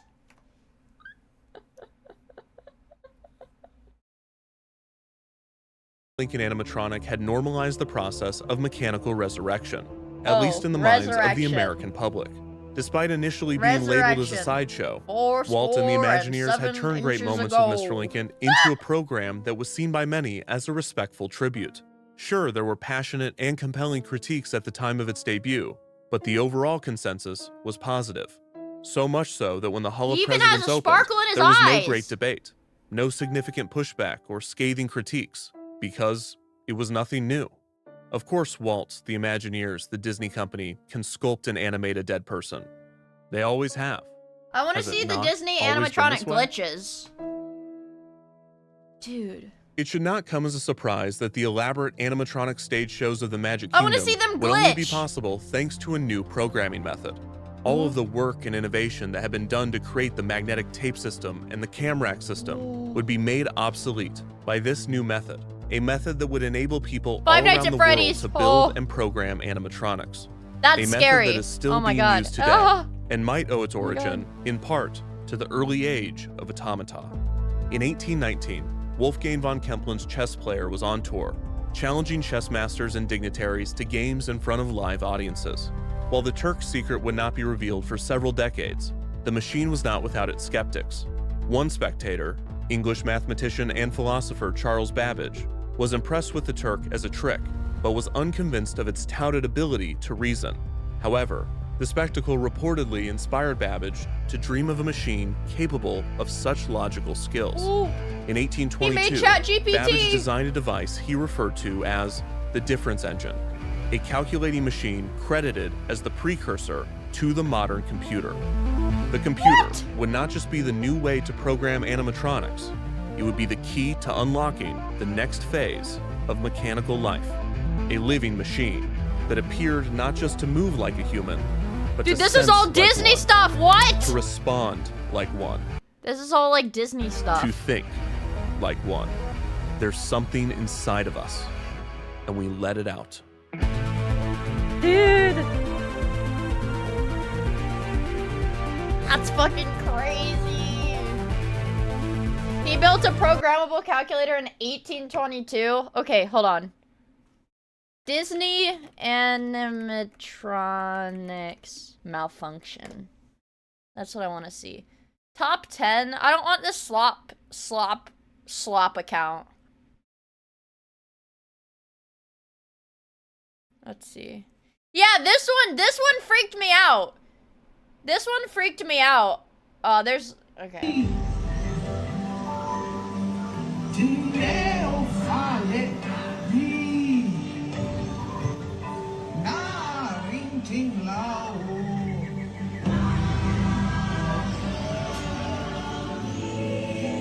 No, I saw a different one. No, I've seen a different one. Hold on.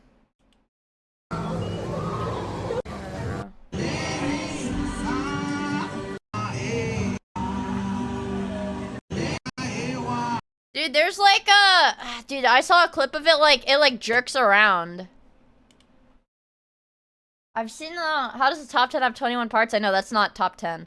Okay, was it this one? Dude. So loud.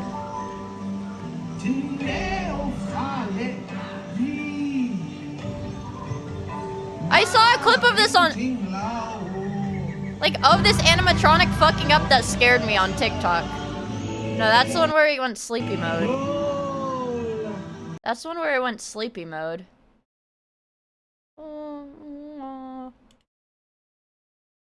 Like, ugh!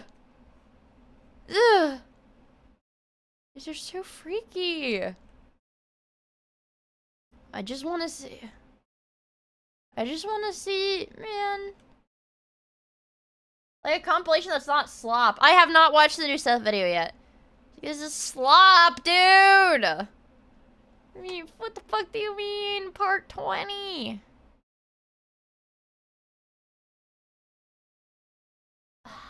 Are there more shorts, maybe? Creepiest Disney animatronics. Malfunction. Okay, malfunctioning animatronic. Man, what a game. I really smoked those guys. Looks like I'm resident flying ace now. Oh, she just it just like stops moving. Okay. Like that one just stops moving. What else is there? Abandoned animatronics? Abandoned animatronics?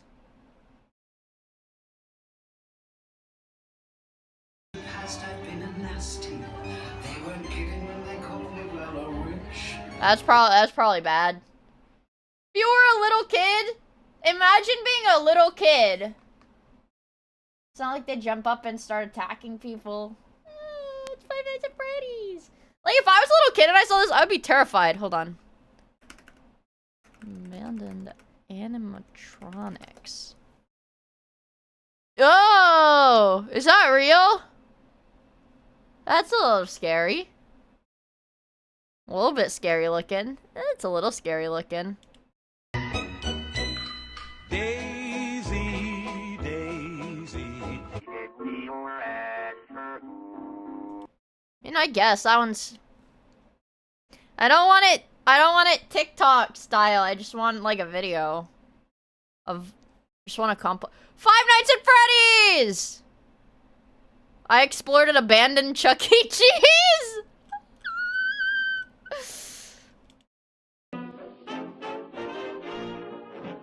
It'll... Like, what is it even for?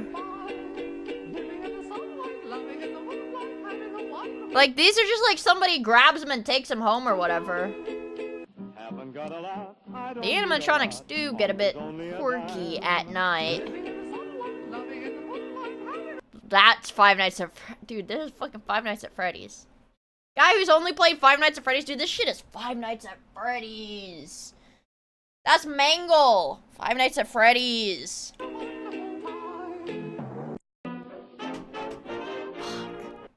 I don't know.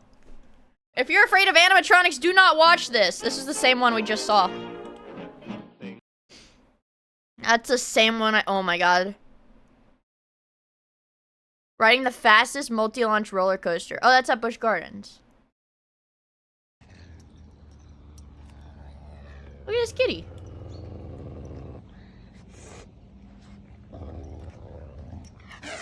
That fat ass, dude. This fat ass. Look at him. Oh, yummy. He hisses, but he is a kind kitty. He's a kind kitty. Is this an animatronic? Oh my god. Man, you can't say that! Oh my god.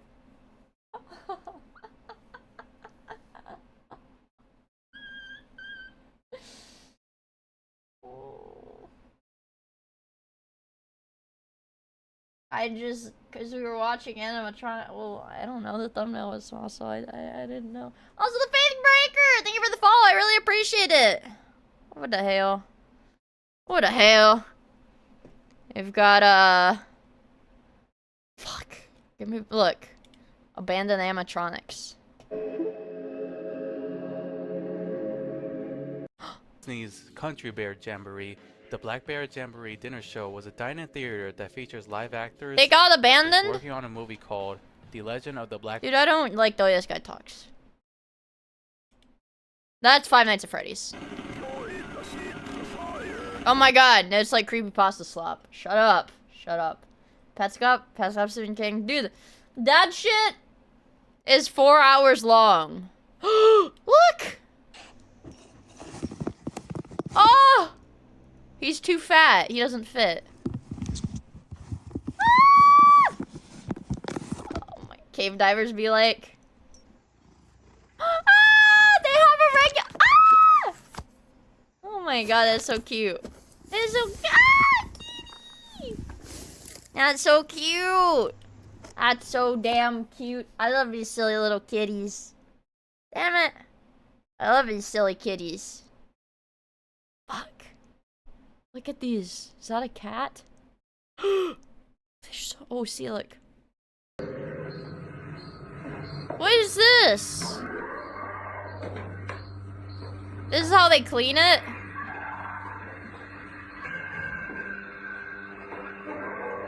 So that's animatronics. Miku. Do not check the sound. Dude, that's how my Minecraft looks. Ooh, 3D CAD software in the early 60s. Well, most of the things, though, that we live with in this world are three-dimensional rather than two-dimensional. It's a false front house there. Wait, And that's I on the can also computer? Distort things, move things, like we can in 2 dimensions. If I latch onto this line here, or let's say this line over here, I can pull that out. Is it touchscreen? To the side and distort the object slightly. Now let's see what we've drawn here. Well, like, how did they even do that? The computer had a screen? It's an iPad. We'll rotate the perspective, this view, again. Quite a strange looking object. Is that actually Now we magnets? have a warped house under construction, perhaps. And there's the F. The computer sketchpad. Wait, I wanna... What is it called? Cryo freezing. I want to cryo freeze people. What is it called? When they freeze the people when they die. What's it called? There's a reason they used to say don't touch the screen. Is it like that? Also, hi, Ritz! Cryogenics. Cryogenics. Okay. They actually do it? Is that Walt Disney? Wait, no. That's an urban legend. That didn't actually happen. Well, I mean, storing, okay, they're in this tank. Dude, that's scary as fuck, dude. They literally have rooms of these cryo chambers where they just have a bunch of dead bodies. Oh yeah. I want old cryogenics. Or whatever. Like, they were talking about Walt Disney doing that in like the 60s.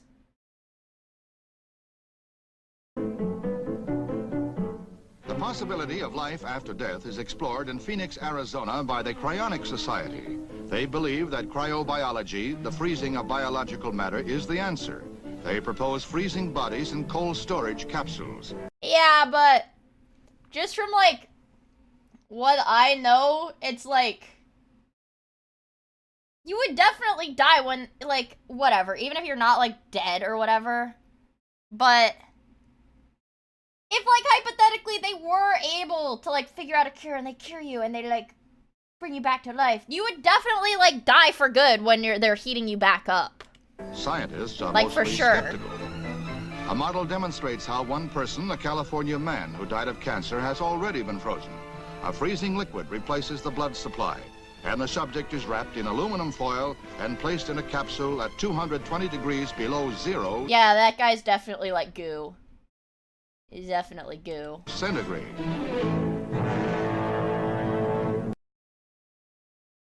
Yeah, okay. He's definitely goo. Alright, I want to watch this one. I'm not... No body shown in the video? Okay. Find something better. Let's see. Roblox?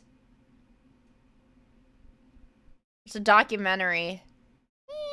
I don't know if I want to watch a long documentary. These are all like little videos. Okay.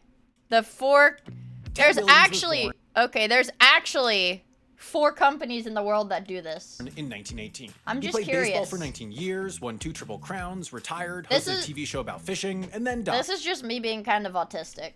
Maybe. Because despite his wishes to be fully cremated, his family decided to save a piece for later. What? His head. Right now, Ted Williams' head is frozen in a lab in Arizona with a contract to bring him back to life if the technology to do so is ever. Wait. That's actually really fucked up. That's actually really fucked up. He wanted to be cremated, and then when he died, his family was like, cut his head off and put him in a cryo chamber. It's especially fucked up because they said cut his head off and put it in the chamber. Invented, at which point he could, I don't know, be really, really bad at baseball? The process of preserving and reviving human bodies is called cryogenics, and right now there are 4 major companies in the world that do it. You could today pay to have your body preserved and be revived several centuries later. The only problem is, none of these companies actually know how to bring people back to life yet. So how do they actually... They're like, no, yeah, we'll do the freezing part, but you're gonna have to figure something else out in a 500 years. Like, you're gonna have to figure that out for yourself. We just keep you frozen. work?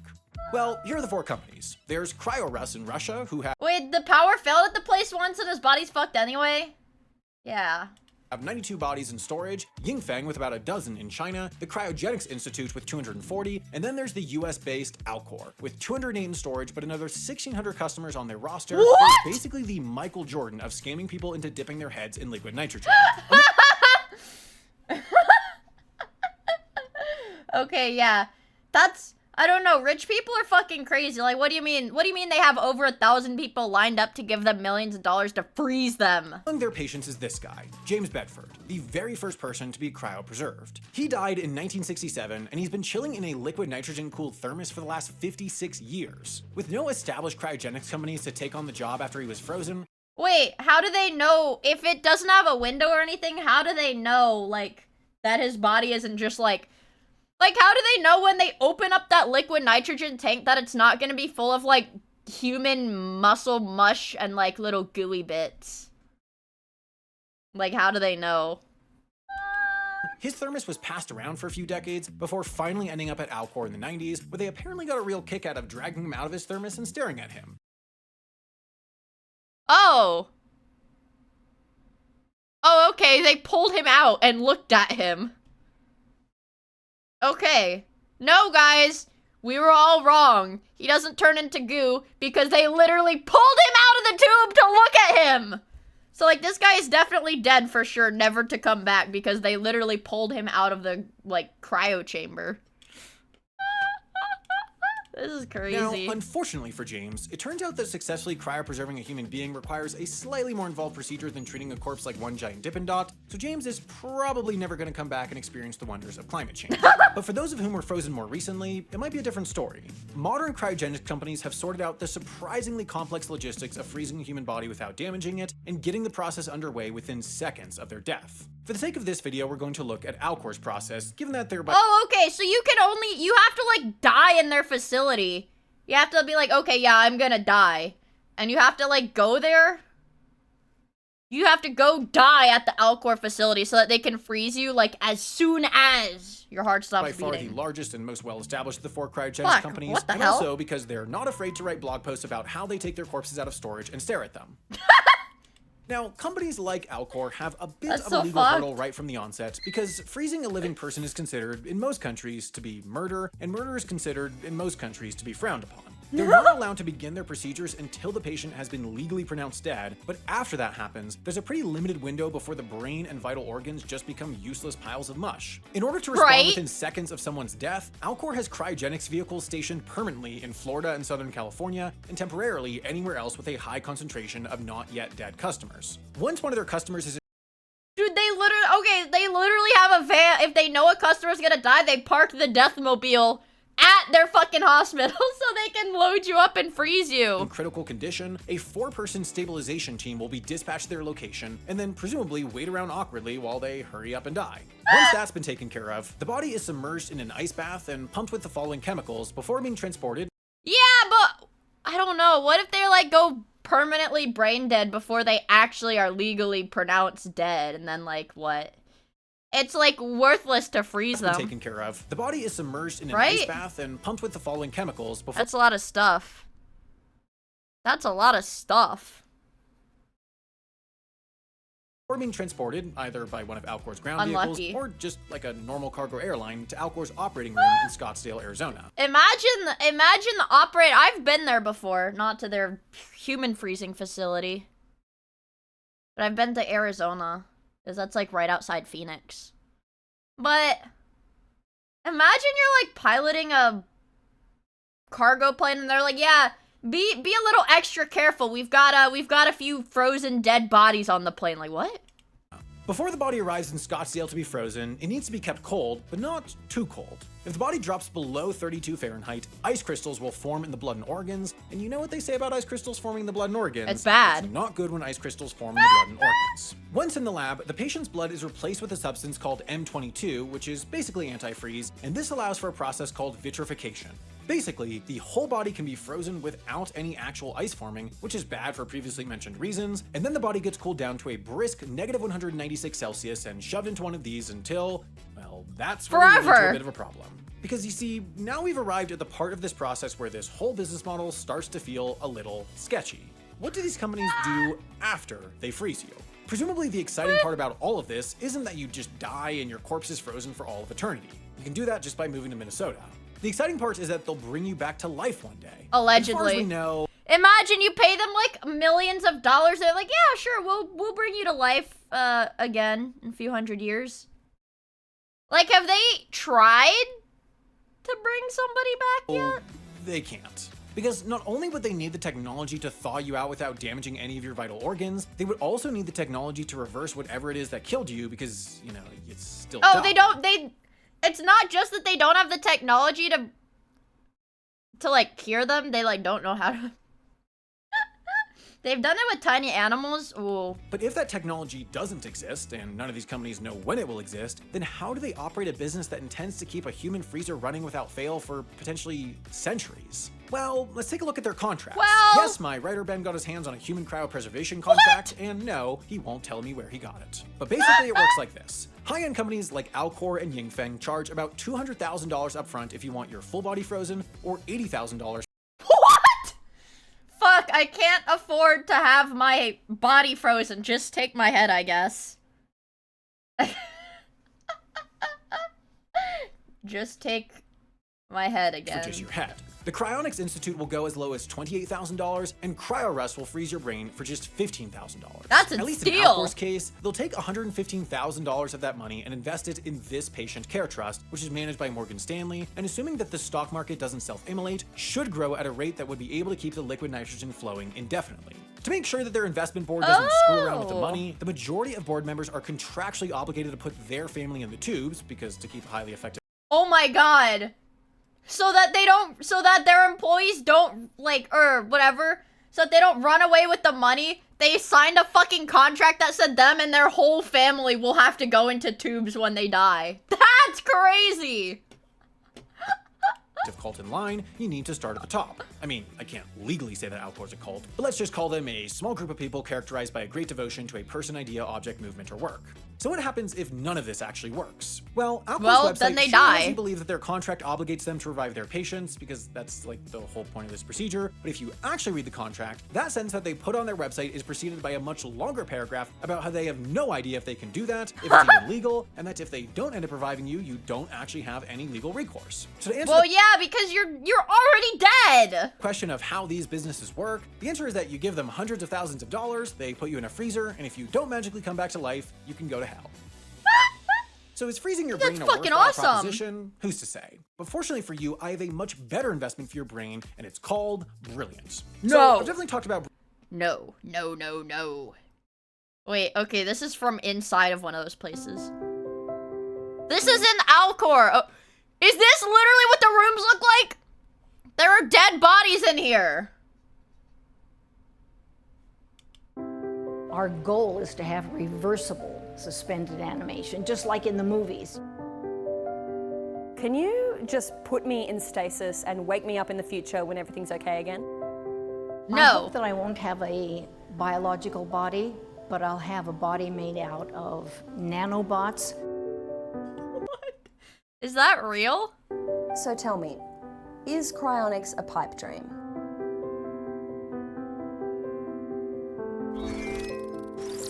Are they gonna show the, like, actual person oh, yeah, they do show the old lady that works there. Nanomachine, son. Okay, this was before COVID. Okay.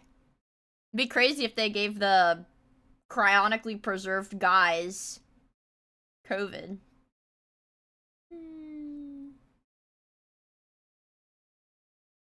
Alright. Interesting, I guess. It's just old people coping that they're about to die. Let's face it, we're all going to die. Yes. And it'll probably happen sooner than we like. This looks like the plankton thing. Oh. CP sponsor? What?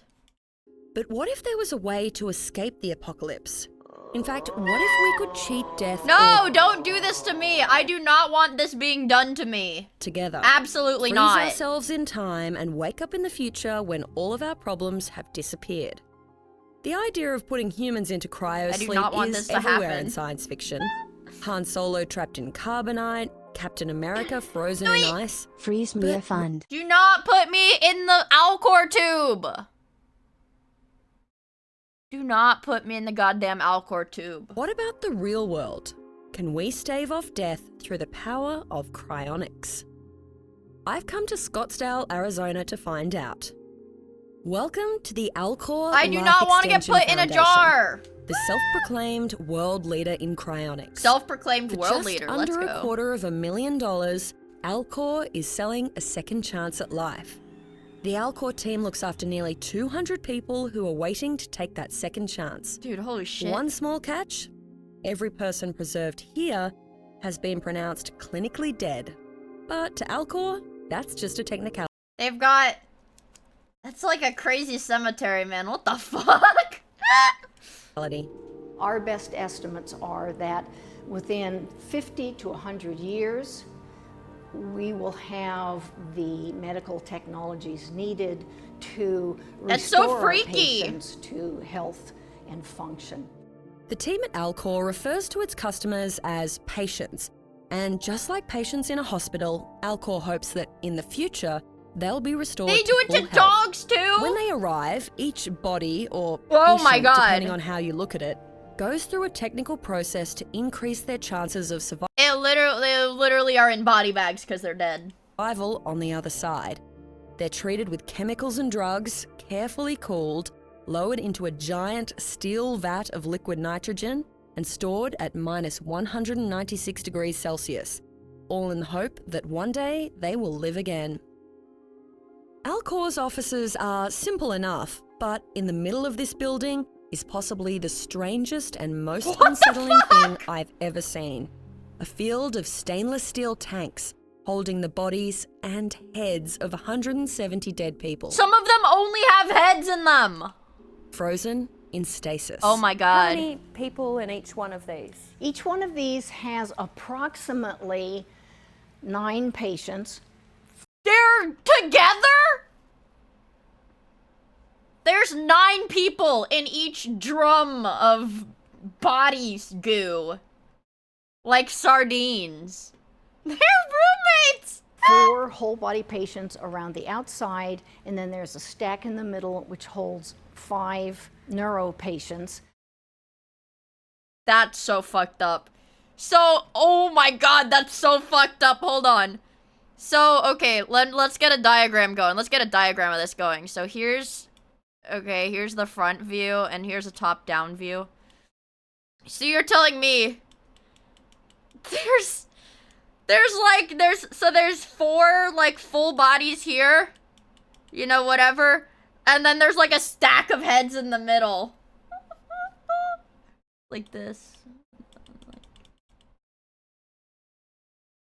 There's, like, a stack of heads in the fucking middle. What the hell, dude? Yes, neuro patients. People who elected just to preserve their heads. Not only is it less expensive, it also saves on space. That would be the neuro Oh my can God! that the patient is in, and it, of course, has identification on it. So you're telling me that these people genuinely think they are going to be brought back to life after there's no connect, like, Nothing is flowing in their body. Like, there's nothing flowing to the head. Or anything like that.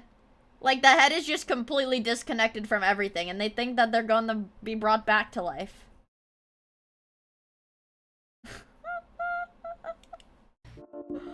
Maybe they do it for fun? Each of these vessels is known as a doer, a custom-designed, insulated tank that's filled with liquid nitrogen and computer-controlled to preserve the body's inside. They're massive, even considering how many bodies and heads they contain. But these doers... I'd be freaked out if I was in here. ...have been designed to protect Alcor's patients for decades. Why are they so tall? I can't help but think that I'm not that tall. There's a lot of insulation, both around, underneath, and on top. These lids do come off. The insulation on the lid. But everybody will die. To here. Wow. And people often ask us what happens. What if you're 7 feet tall and you try to... What happens? What happens if you go to Alcor and you're like, hey, I'm 7'2", but I want to be preserved? Can they say no if you're too tall to fit? Happens if the electricity goes out. It doesn't matter for our patients. We do have backup generators to keep our computers running and that sort of thing. But these patients are in liquid nitrogen. It just sits there at -196 Celsius. We don't have to cool it. The patients are not damaged in any way by a power outage. It's hard to imagine who would want to sign up. What if, like... Yeah, but what if, like, Fallout happens? And there's no power anywhere. What if you're 500 pounds? They give you like a liposuction before you go in there. For cryonics, I figured it would just be sci-fi mad doomsdayers or ultra-rich billionaires. Which it is. But the photos of patients that line Alcor's walls point to a pretty normal-looking clientele. Yeah, normal looking. Obviously they're fucking crazy. Obviously they're crazy. Like, normal looking, sure. But like... More than 1,200 people have signed up for Alcor's services. Of the 170 patients, roughly 3/4 are men. But otherwise, it's a fairly even spread. A dog? Retirees, mums and dads, even a very young girl. She had brain cancer and her parents had her cryo preserved. They wanted to come over and do a Buddhist ceremony, so we put her picture on the capsule. That's crazy. For them to have that ceremony. That's fucking crazy. My husband is in this doer right here. And so because remember, all of the high ups at the company have to sign a contract that says that they'll go into the tube when they die. Come in every now and then and say, "Hi, Fred. How you doing?" Damn. Okay, let's get this out of the way. The science behind cryonics is completely unproven. It's highly experimental. Experts say there's no way to perfectly preserve the human brain or reverse the biological finality of death. But for... Wait, you can actually look at it? To perfectly preserve the human... What? They can scan it? Or is this like before they died?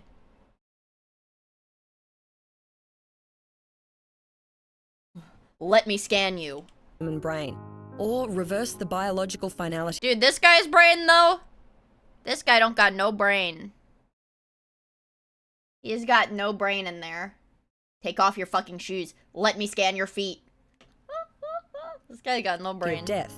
But for Alcor, being declared clinically and legally dead isn't the end.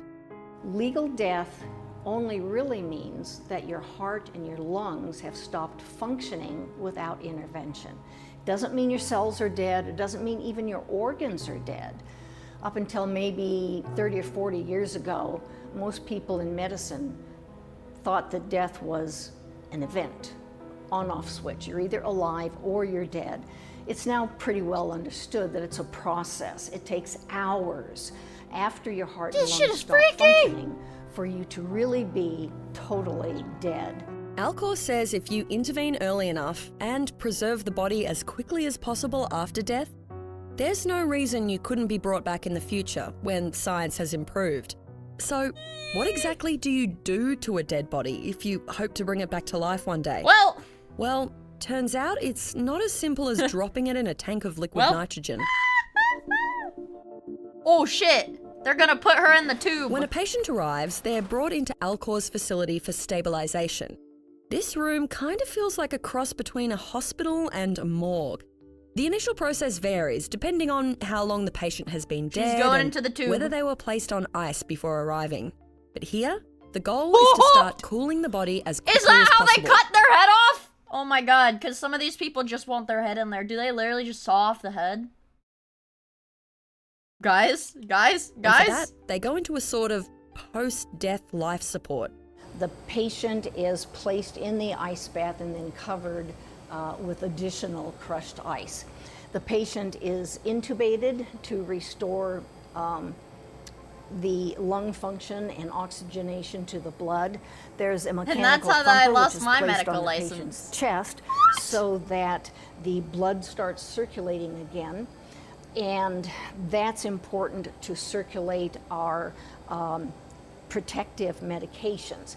But the real action happens in the operating room, Where where the body goes for cryoprotection. Here, surgeons pump that is blood like out of the patient's veins and replace it with cryoprotectant.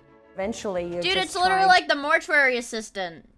Oh my god. to cool them down, and you're putting They do this to you if you fall asleep first at your sleepover with the boys. effectively like an antifreeze into their veins. Exactly, it's a medical grade antifreeze so that their cells do not crystallize when they go past the ice point. So our bodies are made up of about 50 to 60% water. When that water Oh my starts god, to wait guys. Didn't we discover how much water was in the body because of the Unit 731 people literally drying out people? Literally drying out people? We already knew that? Really? How did we know? Oh, they just did that for fun? How did we know that already? How did we know it already? Does that mean we were drying people out too? freeze, it forms ice crystals which damage the body's organs and veins. Oh, you just do it to animals instead. I see. Okay. Because we just did, okay? But by replacing that water with cryoprotectant, Alcor says it can slowly lower the body's temperature and it will vitrify, kind of turning into a glass-like state rather than freezing. And in that state, you can keep a cryopreserved body in liquid nitrogen for decades. It takes about 6 to 12 hours to cool the body and fill it with cryoprotectant ready for long-term storage. But the good news? It's much quicker if you're just doing it to a head. And how long would all of this process take? They put the head in the box? It doesn't take as long with the whole body because obviously you don't have this as much of a mass. So the procedure can frequently be only half as long. They screw your head in. So why would you only preserve your head? Well, the most important thing for Alcor is to keep the brain intact. That's the core of our memories, our personality, everything that makes us who we are. What did you do? The idea is that by the time technology is advanced enough to bring a brain back to life, we could upload it or even grow a new body from scratch. This is like some unrealistic sci-fi shit, dude. What the Once hell? close to 99% of the water in the body or head has been replaced, the patient is gradually cooled to minus 196 degrees Celsius.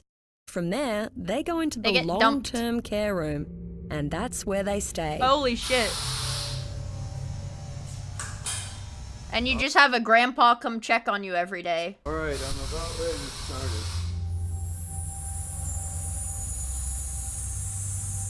Dude, that's like horror movie shit. Dude, this is like horror movie shit! This is like what they were doing to those little kids, to like the orphans or whatever in Metal Gear Rising. Where like they turned all of the kids into just like a brain and eyeballs or whatever. And they all like looked at you or whatever. You guys know what I'm talking about?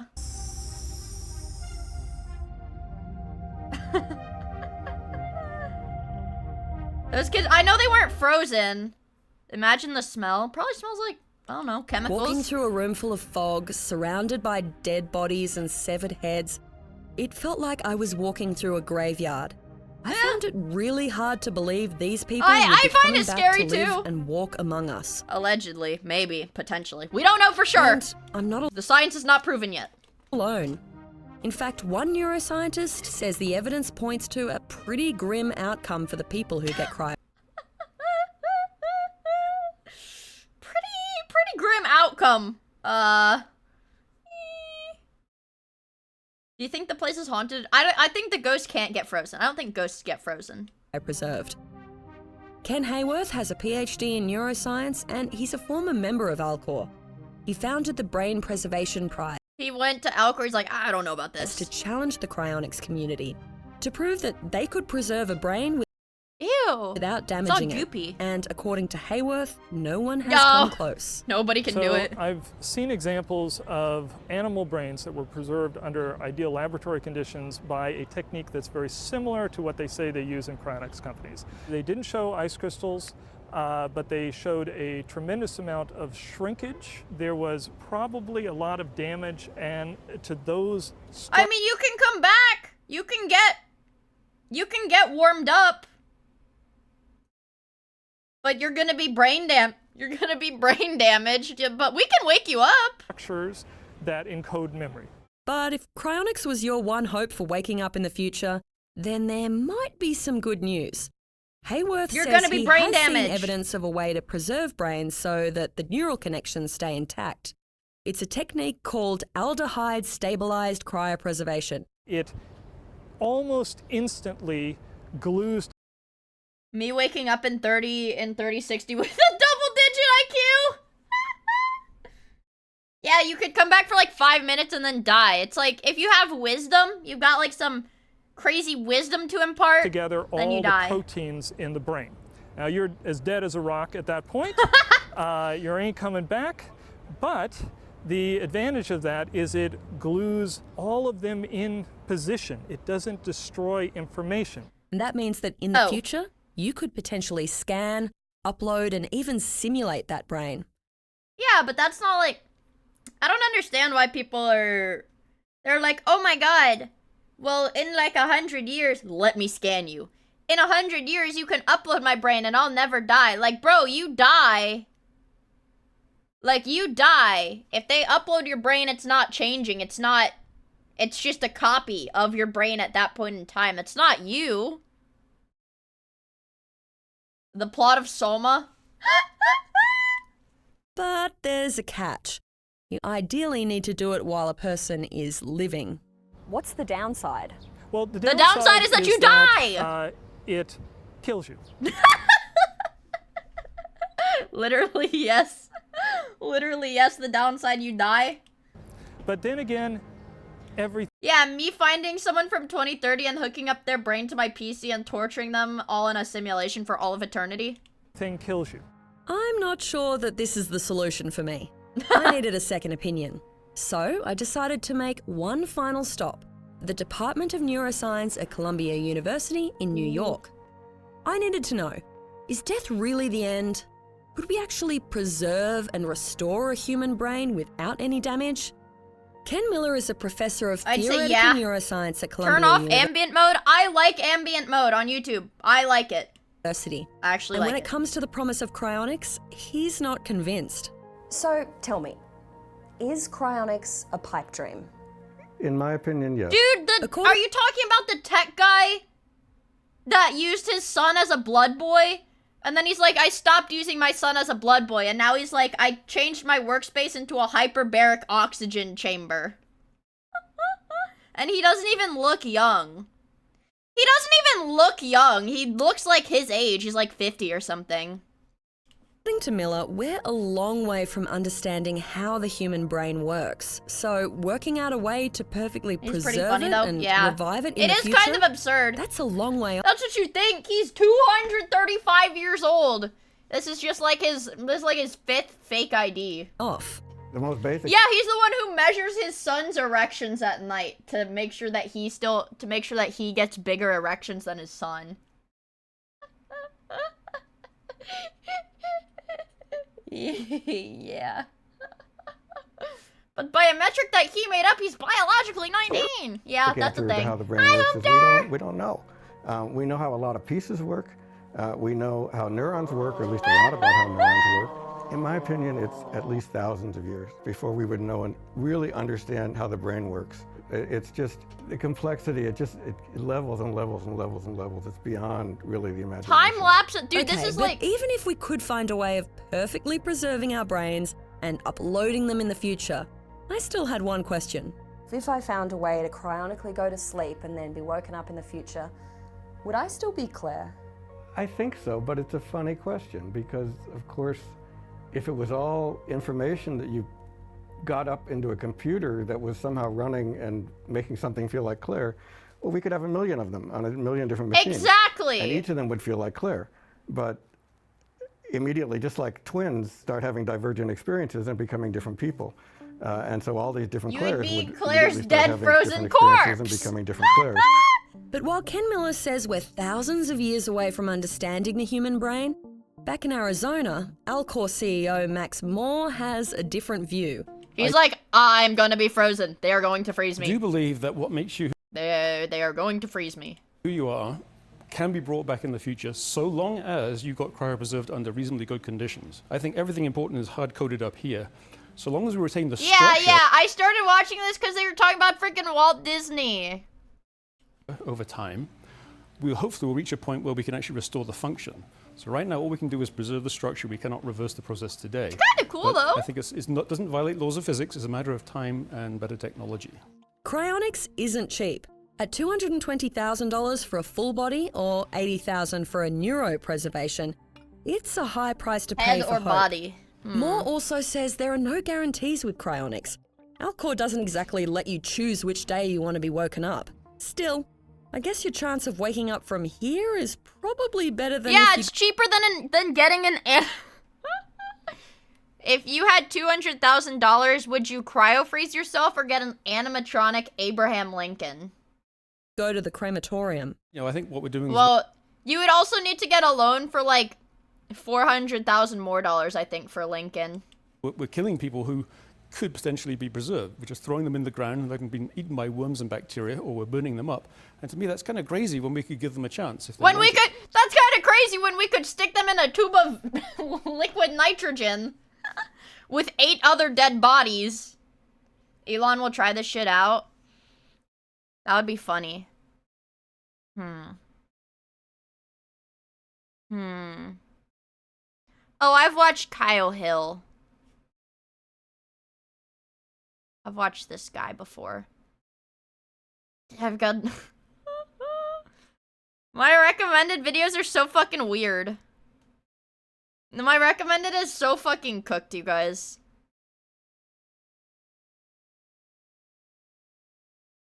Garfield? What the fuck? Clash Royale? Gas maxing? Serial killer? Cryonics? TikTok shop? So fried. If I die, I don't want to go in the cryo tube. I want to have all of my memories uploaded into YouTube Shorts. YouTube Shorts. And I don't know, it would be some shit like this. These would be my memories.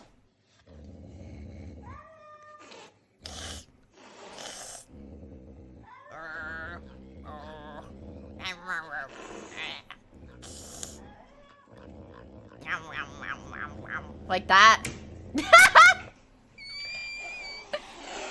He said thank you. Hi, Freezer. It's good to see you, man. I hope you're doing well. Have I watched the Solstice?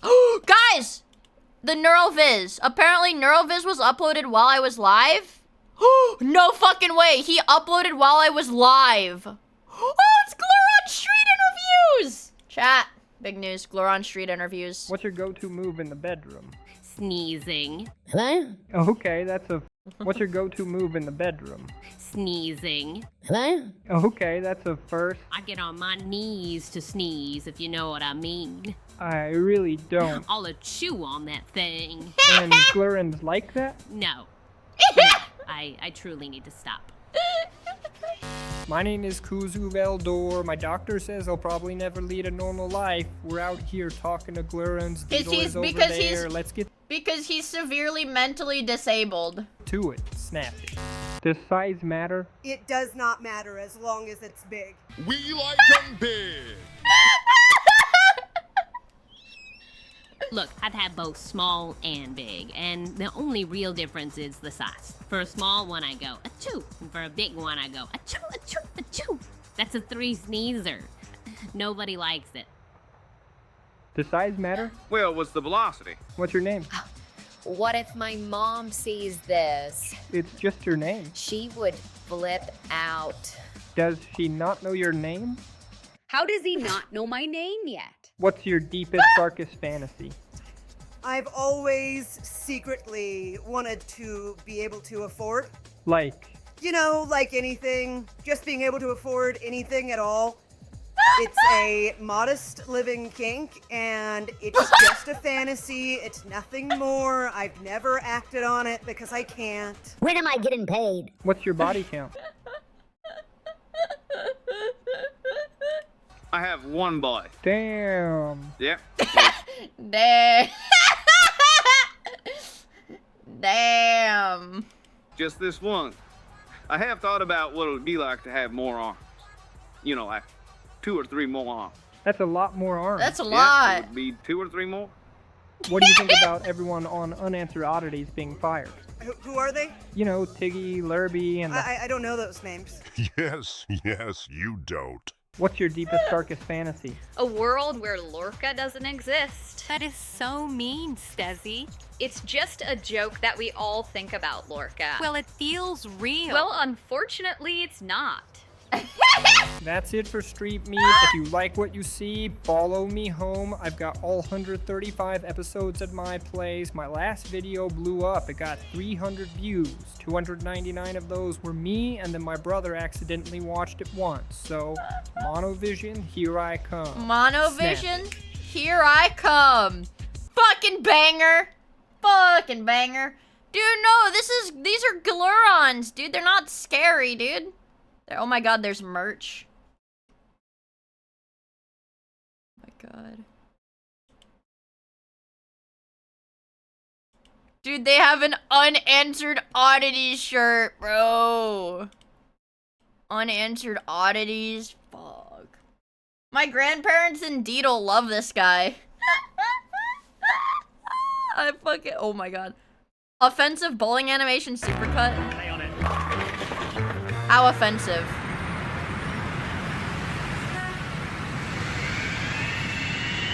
How offensive?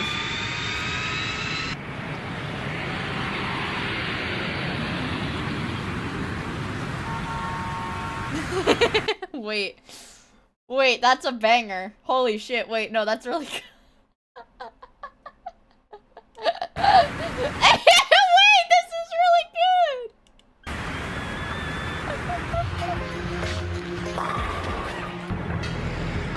Master Lane Mover, there's too many of them. What are we gonna do?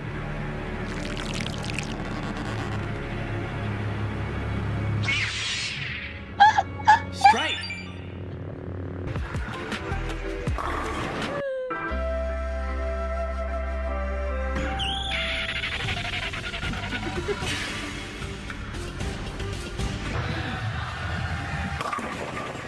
Ooh.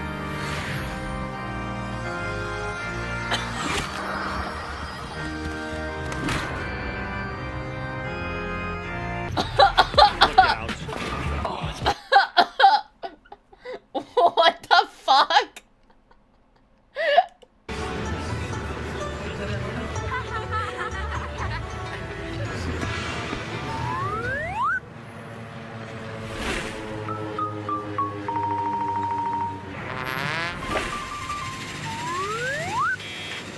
Guys?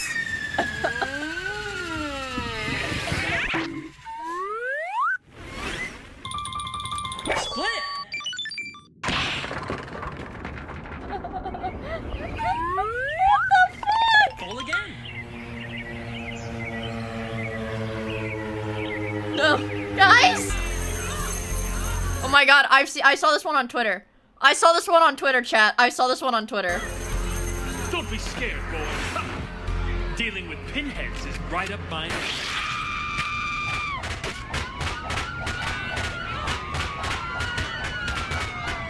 A double gutter ball. There you go, Kyle.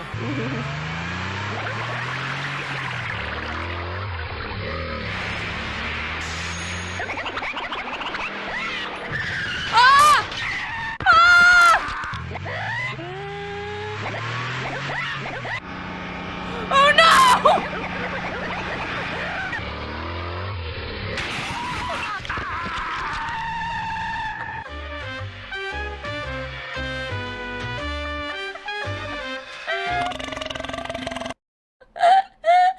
Also, Albert, thank you for the follow. I really appreciate it.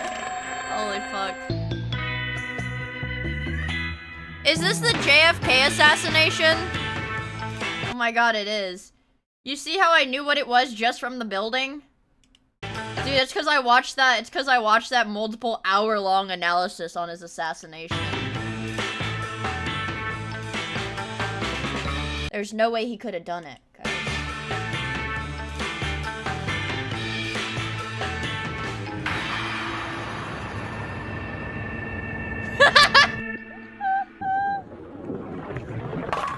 Ooh. Uh-oh.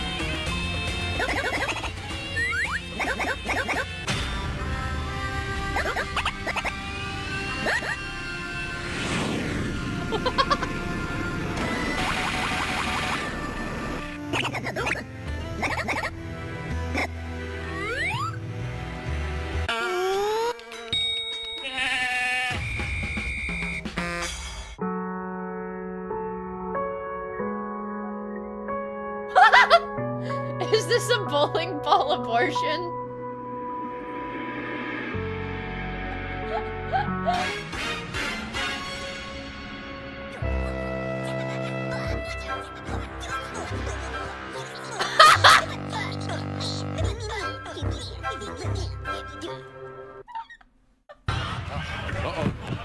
Oh no!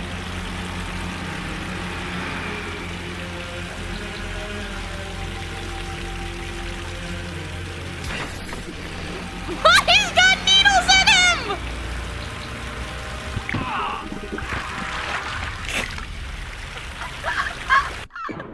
What the fuck? Oh shit, oh shit. Oh, I think I might have seen this one too. Doesn't the bowling ball like beat him up?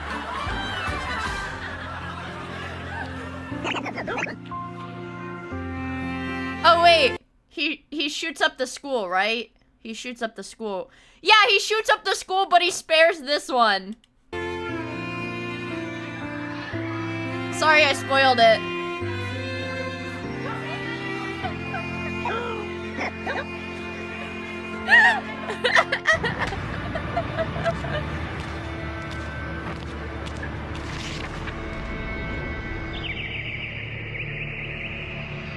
I love these.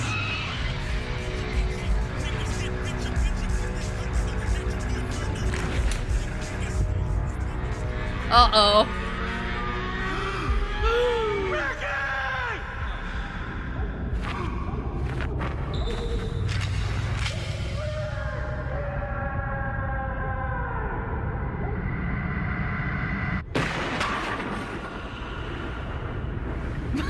It's bowling ball shaped!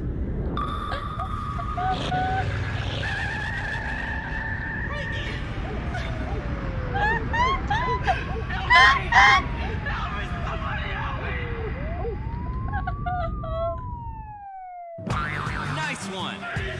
Keep it up. And Claire, the Your Honor, is in his. Whoa! How did he spin it like that? How did, like, physically, how did he fucking do that with the bowling ball?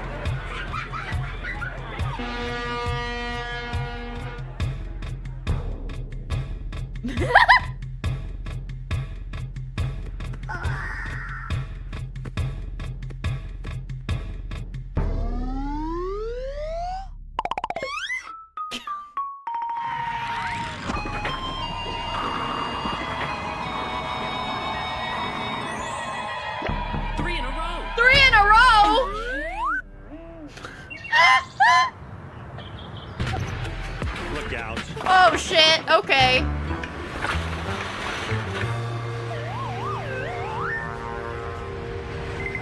Oh, he's gonna push you onto the tracks.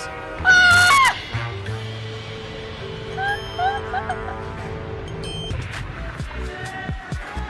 Damn!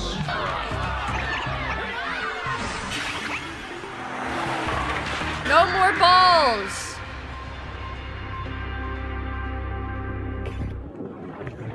These people are crazy at bowling. Oh, can we watch this one? I don't even know if we can watch this one, I'm gonna be honest, you guys. I think I might get in trouble if I let this one play. Bingo! Coward, this is my job. We can't watch this one.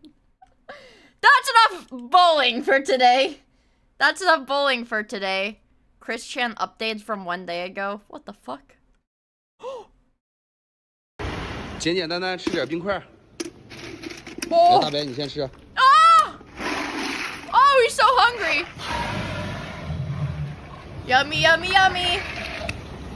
来，小黑。 Yummy, yummy, yummy. Look at how cute. You want more ice? Yes. Yummy, yummy, yummy. 吃下你的了。 Oh my god, that one loves it. That one fucking loves it. 走啦，拜拜啦。哈哈。 Ah! 耶。 Oh, it gets pets. Ah! So 简简单单 cute. 吃点冰。 It's so cute. What the fuck?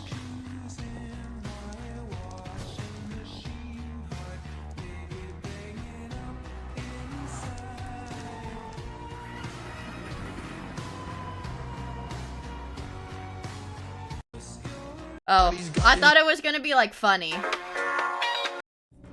Team Fisherman. Oh, look. It's Baldy. I am Baldy. No, shut up. I fucking hate that game. How long have you lived in Singapore? Shut up. Oh! Oh, it's a... Oh! Oh!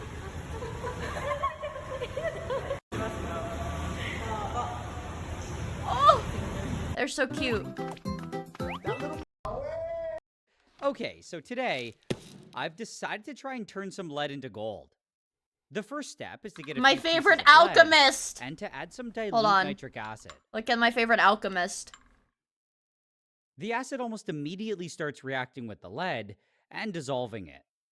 It's turning it all into lead nitrate, and it only took a few minutes for most of it to disappear. Eventually, though, it started to slow down, so I turned on the hot plate and I added a bit more nitric acid. It's pee-pee.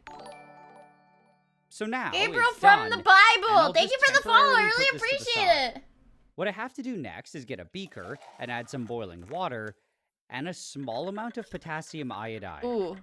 And then he's gonna... This all dissolves really quickly. He's gonna make and gold. on We're top gonna... Chat, we're gonna be rich if we do this. of this, I'll add a bit of vinegar and that little lead solution from before. We're gonna be rich. Now all I need to do is turn off the stirring and basically just wait. As it cooled down, it turned yellow, and I started seeing little shiny specks. What? They slowly grew into much larger flakes, and it was eventually raining gold. Unfortunately, though, as much as I wish it were... It's not actually gold. It isn't actually gold. In reality, it's something called lead iodide, and it just really looks like it. I originally thought that That's this really wouldn't cool. last for very long, but it was still going the next day. I then filtered it through a coffee filter and let it dry, and I was left with a bunch of flakes. Can you Even though I know for sure that it is lead iodide, That's gold. It still really looks like gold. It's gold. Did you know? Dude, look at this is slop. Look at this! What is this? A two-sided shark?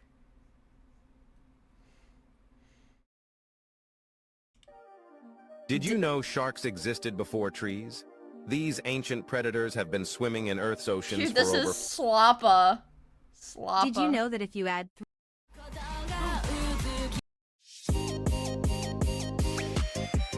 She's so cute! In Super Mario 64, when you go onto a steep slope, Cannon, Mario go goes into the sliding action. Now when you're sliding, the game tries to align Mario to face either directly uphill or directly downhill, whichever he's closer to. So if you go onto a slope facing any- No, shut up. I'm sub to him. I'm sub to him. We watch his videos occasionally. Where is it? I don't know. I'm sub to him, though. Pretty sure I am. Super Mario. Did you know that if you add Yeah, I'm sub to him. No! What the fuck?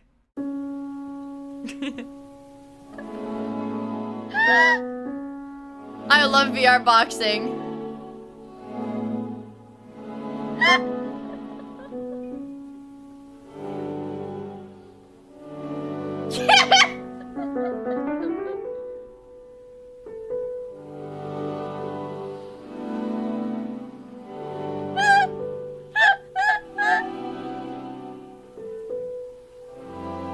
Uh-oh.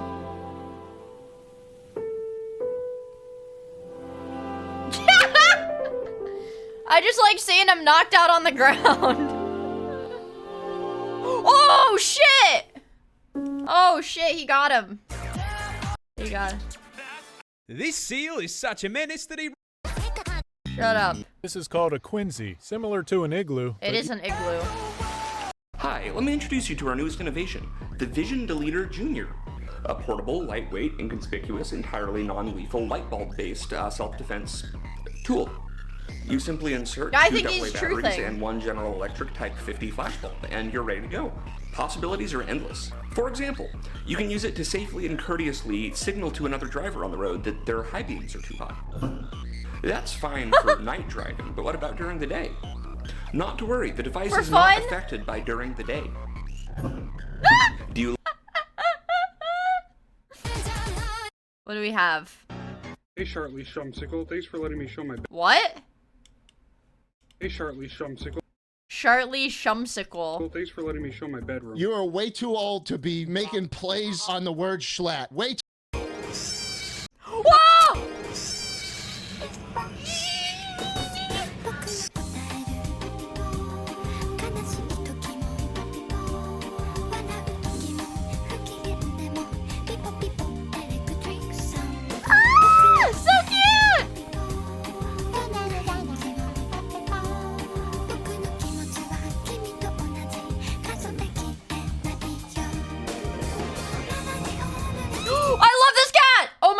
This cat, chat, look at him!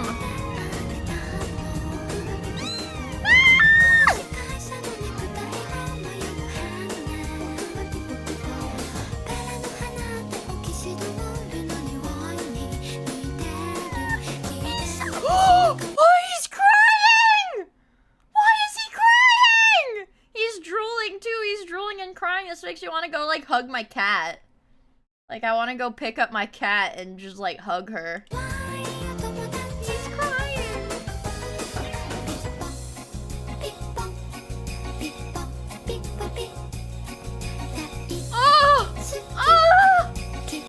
He's only 1 inch tall. I love when they make them do the goo. Goo.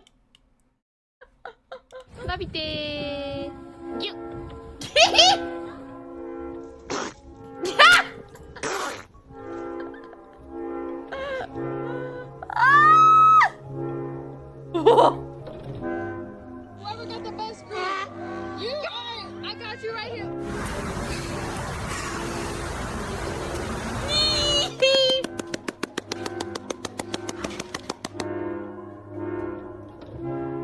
He's got a mohawk.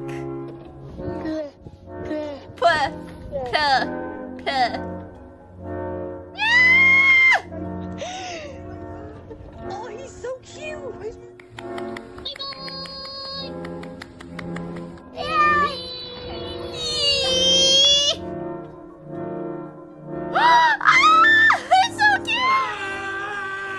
That one's me. Holy fuck, that one's me at the end. Ah!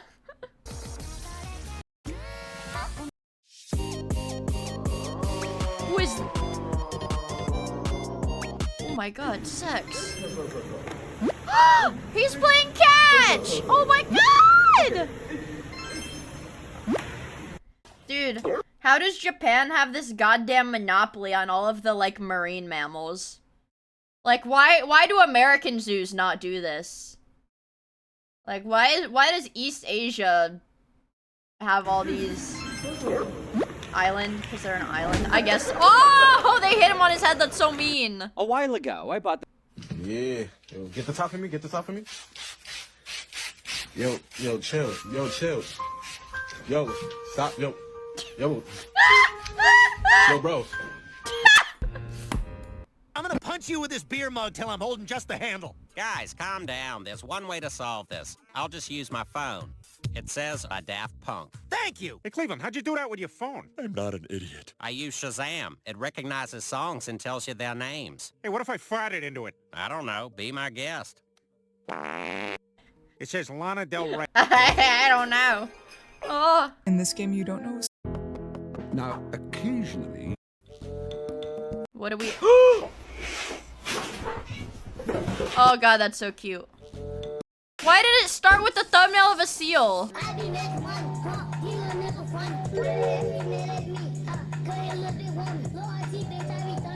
Was that? What is bro saying? For a while now, I've been. I want seals. What the fuck?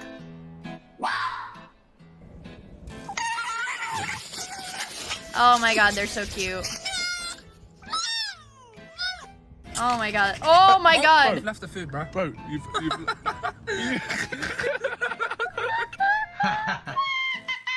They're so cute. Ooh. I know that's not number 2, dude. What the fuck?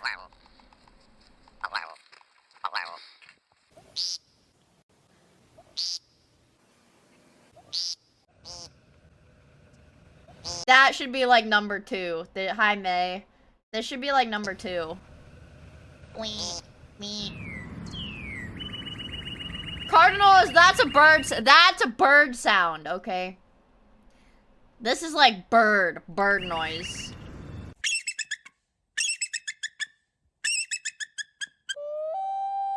Ooh. Ooh, ooh, shit, that's a good bird. That's a good bird sound. Yeah. I like chickadees. Do they have chickadees? A wren. A flicker. And the hawk. Hold on. You guys need to hear the chickadee. This is a bird.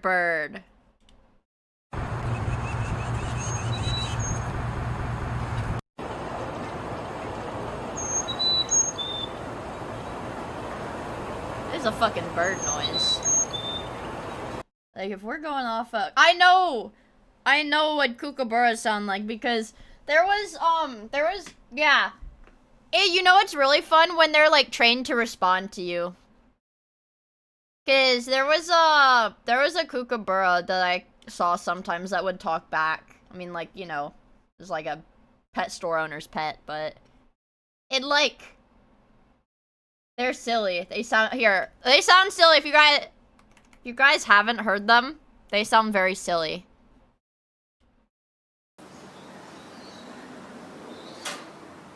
That's what they look like.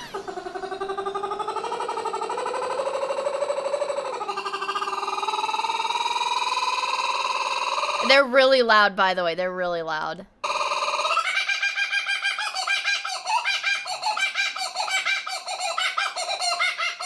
They're loud. They're cute. They're cute. They're cute. They're cute, though. They're cute. I like them. I like them. Let me think. What's another bird? Grackles. Oh, yeah.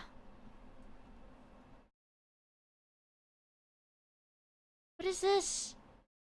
Five Nights... Dude, what is this shit? 76 views 2 days ago. Five Nights at Freddy's animatronics get a tornado warning again. Dude, what is this shit? Gibbon! Gibbons!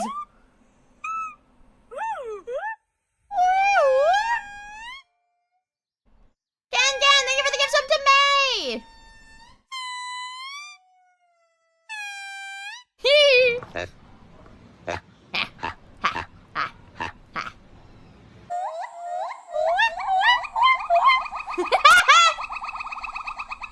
I like these ones. I like all of the gibbons.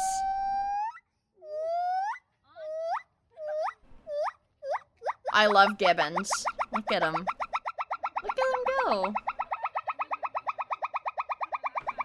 He's crazy. Love these guys.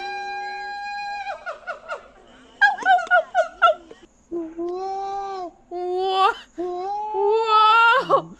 Whoa. Ooh. Fuck, I'm putting eye drops in, sorry guys. Get over here. Get over here! Crunchy cat!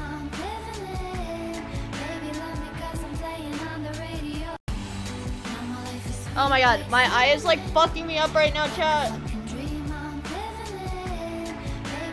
Ah, shit. Mr. D, thank you for the follow, I really appreciate it. My eye, oh my god, it hurts. Dude, you know what? That's what it was. One of those monkeys sounds like the goddamn German noise.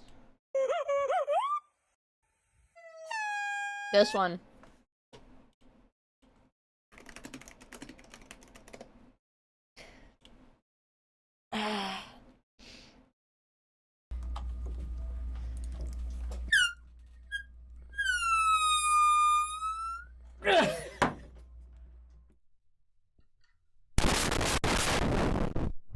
Say let's play. It's not in this compilation. I need Germa worst noise. Germa worst noise 2022. I just need the Germa. This one. You hated to buy the gum.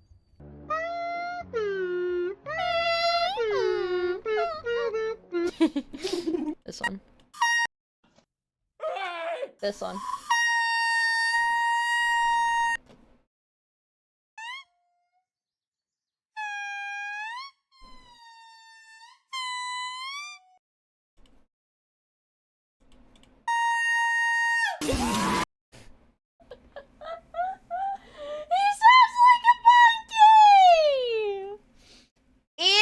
Indistinguishable.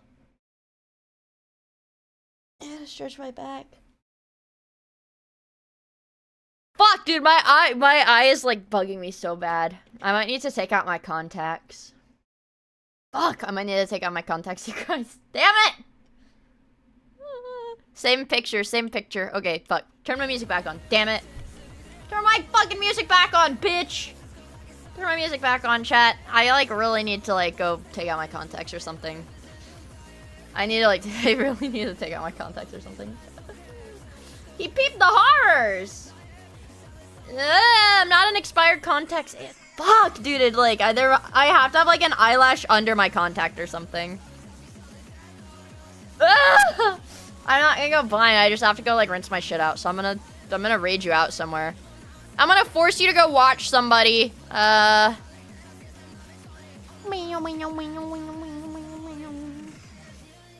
gonna force you to go watch somebody. Low tier god, baby! Low tier god! Oh, fuck. I keep, like, trying to blink, and it hurts so goddamn bad. Oh! Hold on. Abby! Hi, Abby.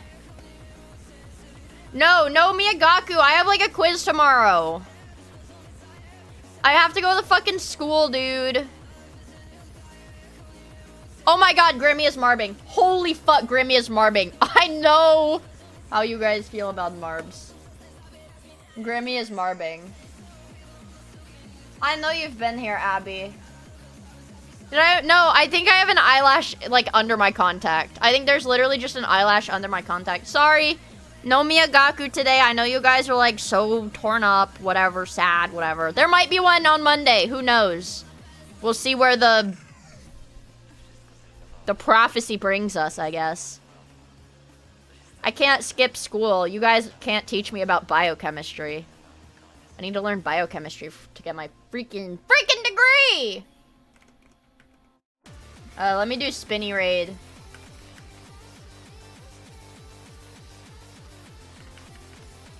There. Yeah, you might get to sleep at a reasonable hour. Exactly. But sorry I ended up not playing a fucking game. If I hadn't gone on that stupid ass 2-hour long, like, cryogenics tangent after we finished watching that video, maybe I would have. But I stayed on that. Also, guys, I'm so pissed. Before we go, my most popular tweet on my goddamn Twitter account is that random bullshit gambling tweet. It's almost at fucking 30,000! Why can't my art do that? I'm so mad! Anyways, I'll see you guys tomorrow, 7 p.m. Miia Monday. Okay, go play marbles.